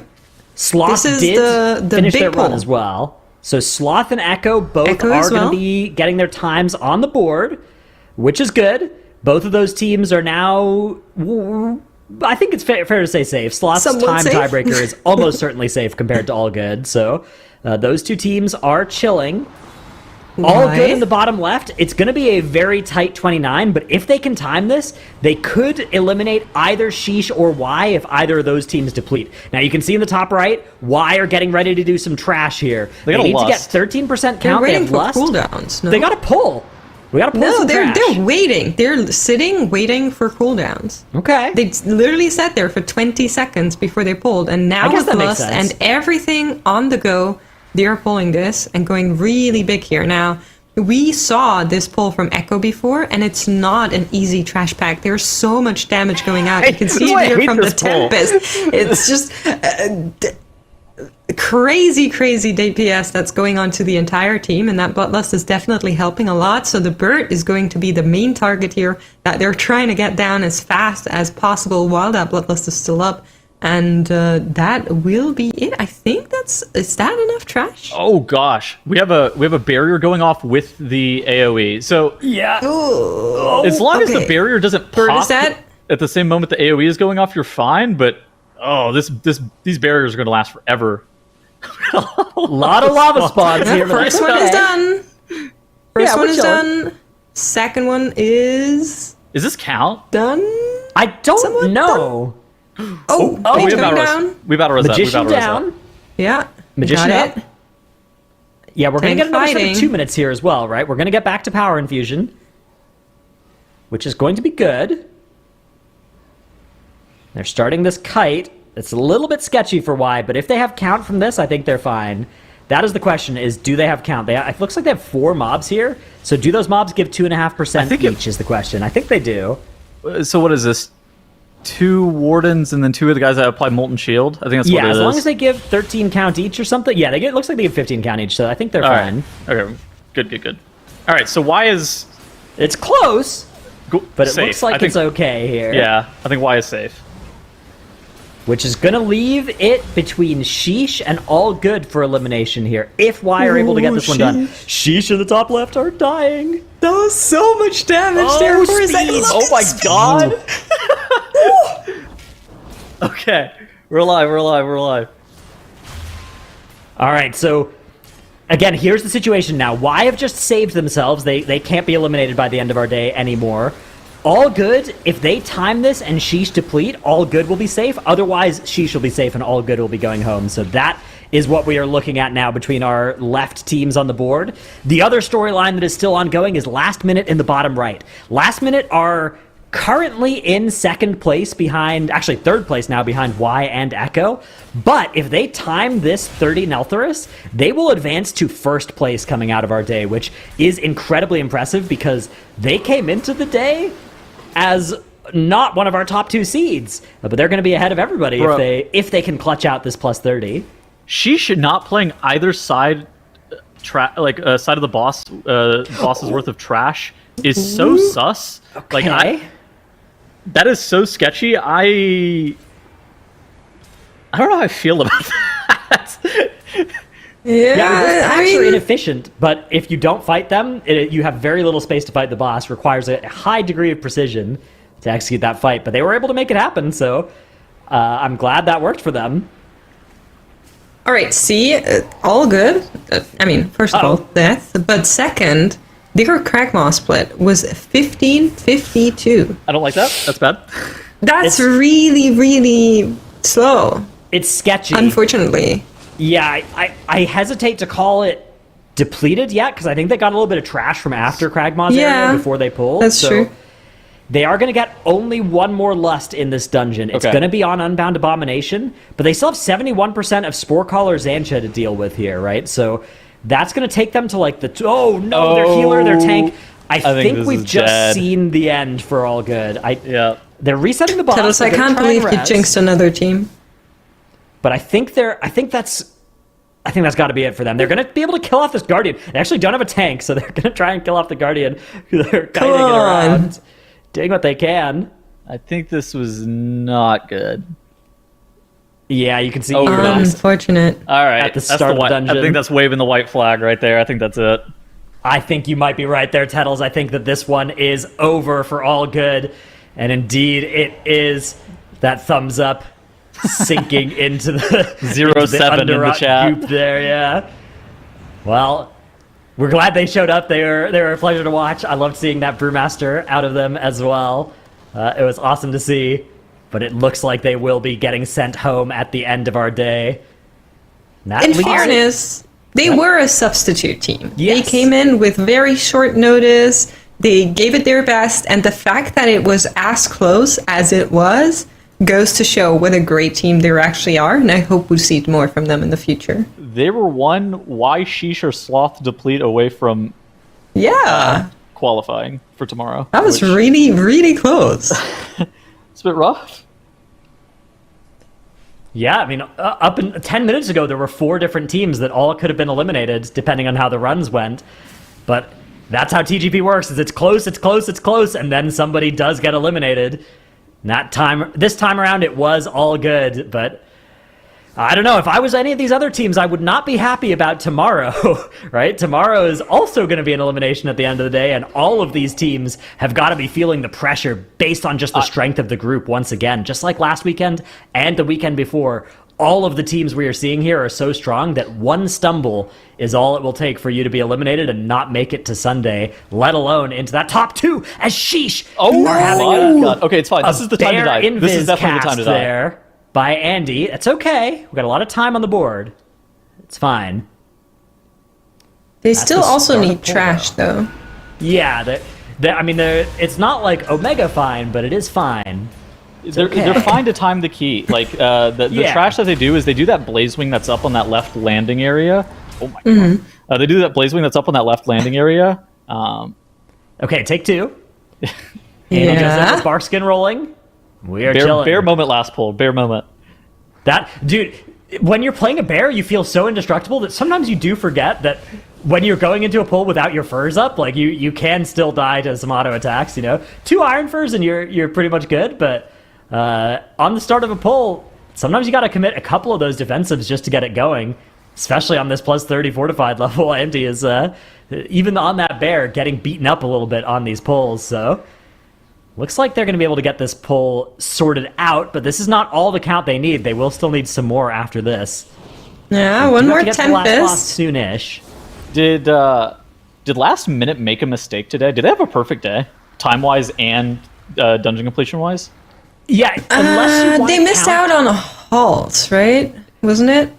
They could have 3-chested the 25 halls, which Echo did. Exactly. In theory, they could have 3-chested the 25 Underrot as well, although they probably would have still ended up with the 29 there. That didn't happen by any teams this weekend, but it did in Group A, which was pre-nerf on a lot of these classes, but it was the same affixes. Okay. So I guess it wasn't exactly perfect, but it was very close. They had the best today. Yes, they did have the best day. I'll agree with that. Yeah. I think the Halls of Infusion thing, I almost consider that a wash, because 27 2-chest, 28 1-chest, like, no diff. We're only doing a 29 anyways. True. We think. Allegedly. We don't know. Maybe somebody does a 30. So, did Sheesh kill the Blazewing and then back pull the stuff into the chain? Is that what they do? Yeah, it looks like it. Okay. You can't actually chain a lot of these mobs. So the old strat used to be you could pull these mobs back to the chain and get them killed by it, but now those mobs that spawn towards the end of the dungeon do not get hit by that chain. So Just got to kill them the old-fashioned way, but you can cleave some other stuff with the chains while you're doing that, especially these Lavamancers. Once you've finished those Blaze Wings, Lavamancers not too much of a threat. Those Lava Spawns don't do too much either, so sheesh. Able to get to 91% here. They do need to get 3 or 4 more enemies from the end of the dungeon here. I think 3 would be enough, and there's a convenient 3-pack in their way here. We'll see if they decide to grab that, or if it's boss time. Looks like it's maybe boss time. It's left Blazewing pull is what it is. Okay. Which again, not a fan. Like, we'll see. Yeah, they've got 8 minutes on the board here, so they have plenty of time to make this work out. Yeah, they're timing the key. I just don't like those mobs. I think those mobs are like. So I think this dungeon is doable in a 32, is the thing. But I don't think those birds are doable in a 32. So the sloth route. Yeah, the sloth route is the no bird route, right? Yeah, the no bird route I think is better. Yeah, we may see teams adapt to that if they come back here tomorrow and start working on the 31, 32 that you think are possible. I think 31 is definitely doable. Oh, 31 is like 100% doable. Mark me down as suspicious, but it would be the best tiebreaker by a lot if you get a 32 on the board, right? Like, you don't have to worry about time tiebreakers at all if you can do that. So that would be nice. I think timer in 32 is doable. I guess there's a question of like, can you kill the Forge Master? The Forge Master is the hard part for sure, and of course the trash pulls. Yeah, doing those cleanly and reliably. If you have enough prog time, you can probably make the trash work. The question, I guess, is that Forge Master, and maybe that's a spot where those extra Night Elves will really come in play for the teams that are using them. I agree with that. Last minute, currently on that Forge Master, though, in their run. Doing a pretty good job with it. Yeah, they are in really, really good shape so far in their run, but Sheesh also looking pretty good. Even with the 6 deaths on the board, those weren't too costly. Although they don't insta-break the shield here, so you can see things getting a little bit sketchier for their health bars than the teams that are able to insta-break that. A good knock from Andy. It's going to send that Raging Ember back into cleave range nice and easy. What do you think we lost? Do you think we're lusting the trash pull? I'm lusting the trash if I'm Sheesh here. Okay. Maybe you can lust a boss phase, but I feel like the trash is more dangerous. I could buy that.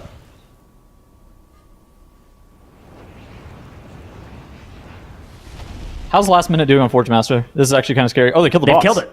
Oh, it's dead. That's real good. All right, they only have 3 deaths. I can't see. I'm zooming in with my eyes. Okay. Right. 0 deaths. That's not a 3 at all. That's really good. Their run is, oh my goodness, their run is clean. Right? They're so good. Holy. Okay. This is kind of close to the 2 chest timer as well. I think it's going to be on the other side of it, but it's not that far from 2 chestable here for them, right? Like, they only have 1 trash pull and then a boss to go. That's pretty good. That's pretty impressive out of last minute. I tell you, dude, they're owning. Yeah, they're zooming for sure. Well, somebody check their PC. This is not normally. And they have made the most use of the overtime rule as well. They're just taking these dubs on all fronts here. God, the overtime, their time management. I don't know if we've had better time management yet. It's one of those things that it's kind of overlooked. You kind of like gloss over it a little bit, and you're like, this is like whatever. Most of the teams have similar time management, and then last minute being able to get like a full 33-minute dungeon in at the end of the day because they jammed that underrot with an hour left and one-shot it. It's so smart. Okay, so here goes Sheesh. Their trash pull with Lust is available. They don't have Power Infusion for a little while, but they might still just slam the Lust on pull. We'll see. Looks like they're waiting for that Warden to pat away a little bit further. Okay. Andy, tactically thinking, exits bear form, enters Moonkin form. Tactically thinking. Does a little dance. That's exactly what it looks like. This is how I look when I'm tactically thinking. Yeah. Good comms, good comms. They're waiting for PI. They're having a little strategy sesh. Figuring out what's going on. This is for the mental. Yeah. You gotta do what you gotta do. Is that Kultiran Moonkin form? Yes, it's hideous. That is something. That is something for sure. It is. It is. That, you know what? If you're a Kultiran Moonkin out there, I just gotta say, Glyph of Stars. It's on the auction house. Pick one up. That's a worthy investment. Here goes Andy. grabbing these mobs. There's the lust as well. Last minute having their first death of their run. It looks like maybe planned, though, or at least easily recovered on this skip in towards the last boss. I think that you called that an invisibility potion moment where the guy goes, maybe. Oh no, I don't have invis pot. Okay, so now we're gonna fade by, and then we're gonna grip our H-Pal so he doesn't have to do the run. Yeah, this is looking nice. The 2 chest timer in this dungeon, it's 28, right? Is not 28. It is 26.4, so 26.24. Okay, yeah, no, I think not. They have lust. They do have lust, but I think they're gonna miss 2 chests by like 30 seconds, which is wild. Yes, that's what I'm thinking too. If it was 28 minutes, I was like, I'm pretty sure they 2 chest this, but I don't know how. That is bizarre. Yeah, incredible work by them.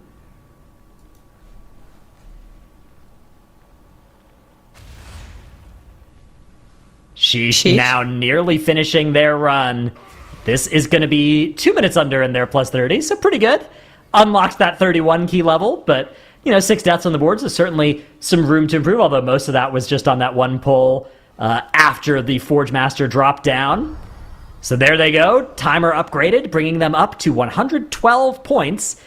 Currently in second place behind Echo, but all of that is about to change. Last minute here are about to perform a little bit of an upset on our day one. This is going to be, look at that leaderboard on the side right now. Last minute, currently in fourth. Yeah. They were in third place by seeding, but unless something goes horribly wrong here on Warlord Sarga, they are going to end the day in first place, not even by tie breaks, but by points over Echo and Sheesh, which... Wow, this has been such a day for these gamers.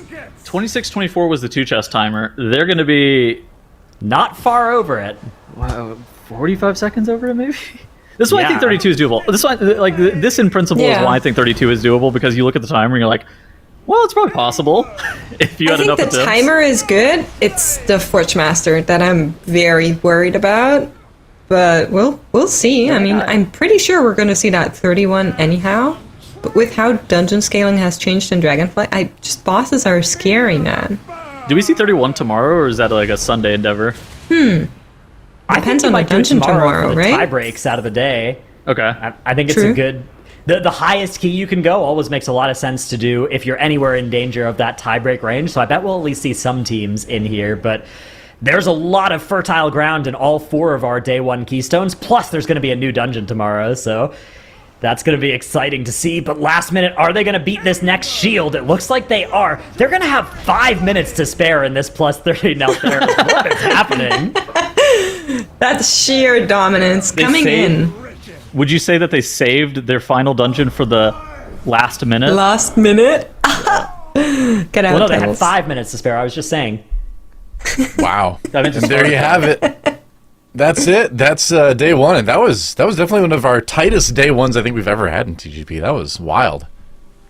Yeah, a little bit annoyed at Y or Sheesh for not being at 111 to make our scoreboard, 1 point each. That would be that'd be really good. Sure. That'd be so smooth. But still, it was incredibly how close it was. Even with all good now looking so away from the rest of the pack, the fact that 30 minutes before the timer was over, we were sitting there oh yeah, it could be any of these 4 teams. I think it's incredible. Yeah, I kind of mentally wrote all good off a little bit earlier in the day, and then just a bit ago I'm like, wow, there's a chance, but it was not to be either way a good performance from them. Here's a look at Neltharis though. Yeah, I don't know if this includes the teams that did trash after the last boss. That might be not showing up afterwards as well, so do take with a grain of salt, but it's still very interesting to see. I think the thing that jumps out to me as well is look at Sheesh's Forge Master split there. That 7-15 is... I mean, the routing has been a bit different between these teams, but either way, that is still fast in that part of the dungeon. Yeah, meanwhile... Speaking of fast, last minute, I guess there's a reason they use an hourglass for their logo, because they are kind of crushing it right now. I think lollygagging is the name of the game with them. I think that they were the team that probably optimized the out-of-dungeon time the best. Yeah, so no lollygagging, right? Yeah, no Isn't lollygagging going slow? Yeah, opposite of lollygagging. Well, I was saying lollygagging was the name of the game for the other teams. Okay. You're Diamond acting like keys. noobs. Sure. Okay. I am speed. Exactly. That's right. They gotta go fast. I'm pretty sure speed's on last minute- sheesh, but yeah. Did that. True. Man, we Touche. need these people to have new names. It's so hard to talk. That's right. We need team names and player names not part of common spoken English. But there's the roster for Sheesh, and you can see Speed itself in their That's runs, true. but you can also see the player there as well. I hate their logo. It's so bad.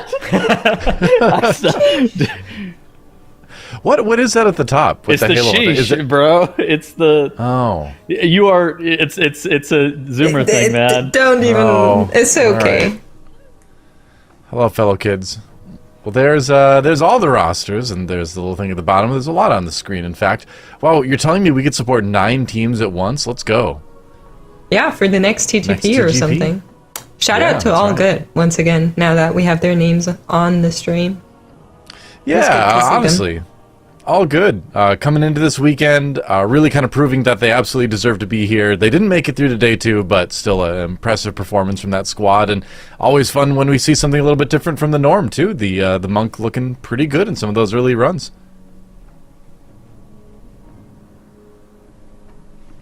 At least to me, anyway, who's considering playing Monk next season, but that's neither here nor there. You should let chat vote what you're playing. I'm sure they have only good ideas. Yeah, I mean, I can't imagine anything would go wrong with that. Not Right? concerned. Agreed. No. But yeah, overall, great group, great day. We're going to close it out in just a moment. Before we do, anyone have any final thoughts to throw in there? At least tell me no. Don't just give me silence. I think this group, I mean, we've been saying it. Group A, we came in and we're like, oh yeah, it's a group of death, man. Group B, we came in and we're like, this is kind of the group of death, what's going on? And now Group C, it's like, oh, this is the group of, like, what's going on? The TGP has There scaled you go. so much in terms of competition, and even players like Now are saying it. It's incredible. Yeah, I mean, if Now's calling it if Now's calling the group insane, the group is insane. Look at that. It's subtle, but there's actually a little bit of a pun there on Last Minute's name in the second line of this tweet as well. So Very subtle. Yeah, Yeah. it's very subtle. I might wouldn't have miss it, caught it, yeah. if you wouldn't have said it. If you don't read the tweet, you might not see it. Okay, dude. Oh, they had that one prepared. All right. That was been cooking for a while. Production. Yeah, I was going to say, production was preparing this one for hours. Well, there you That go. was good. Great day 1 for a great push for the final group of great push before we go to the global finals in a couple weeks. And I can only imagine what the next 2 days are going to look like. I mean, I think it's reasonable to say that Echo's going to have to work for this one a bit. I think if anybody has a bad day between, I think that Sloth is the team that is like the furthest behind right now, but they can definitely play catch up. And I think between Y, Last Minute, Sheesh, and Echo, if anybody has a bad day, they have the potential to like come in fourth. And if any of those teams have like an excellent to above average day relative to the rest of their field, I think that. Why am I dorky? Don't worry about it. I think that there's a chance that they can don't know. actually become top 2. And two maybe Dratnosi? What's the plural of Dratnos? Ratnuse. Dratnos. not a question I that's think that needed sounds an good. answer before, so I'm not sure there's one yet. Dratnosum? I don't think that you're allowed to have 2 of them at once, so I don't think you can ever use the plural. Too much power. Fair. Yeah, that's true. That's banned under clone international arms treaties. Too many guides. Too many guides. Yep. Too many routes. All right, well, that's going to be it for the day. I'm ready to close this thing out. I don't know about the rest of you, but I think we're ready to end this one. Don't go too far, though, because we're going to be back tomorrow with a lot more runs, a lot more drama, a lot more times and runs going down to the microsecond. It's going to be great. It's been great, and it's going to be even better tomorrow on the Mythic Dungeon International The Great Push Dragonflight Season 2 2023. I think that's the complete name of the tournament. Anyway, it's going to be a good time. We'll see you tomorrow. Until then, go run some M+ yourself if you're not, if you've got a little bit of time. Otherwise, we'll see you tomorrow. Have a good one. GM. Bye. GG's.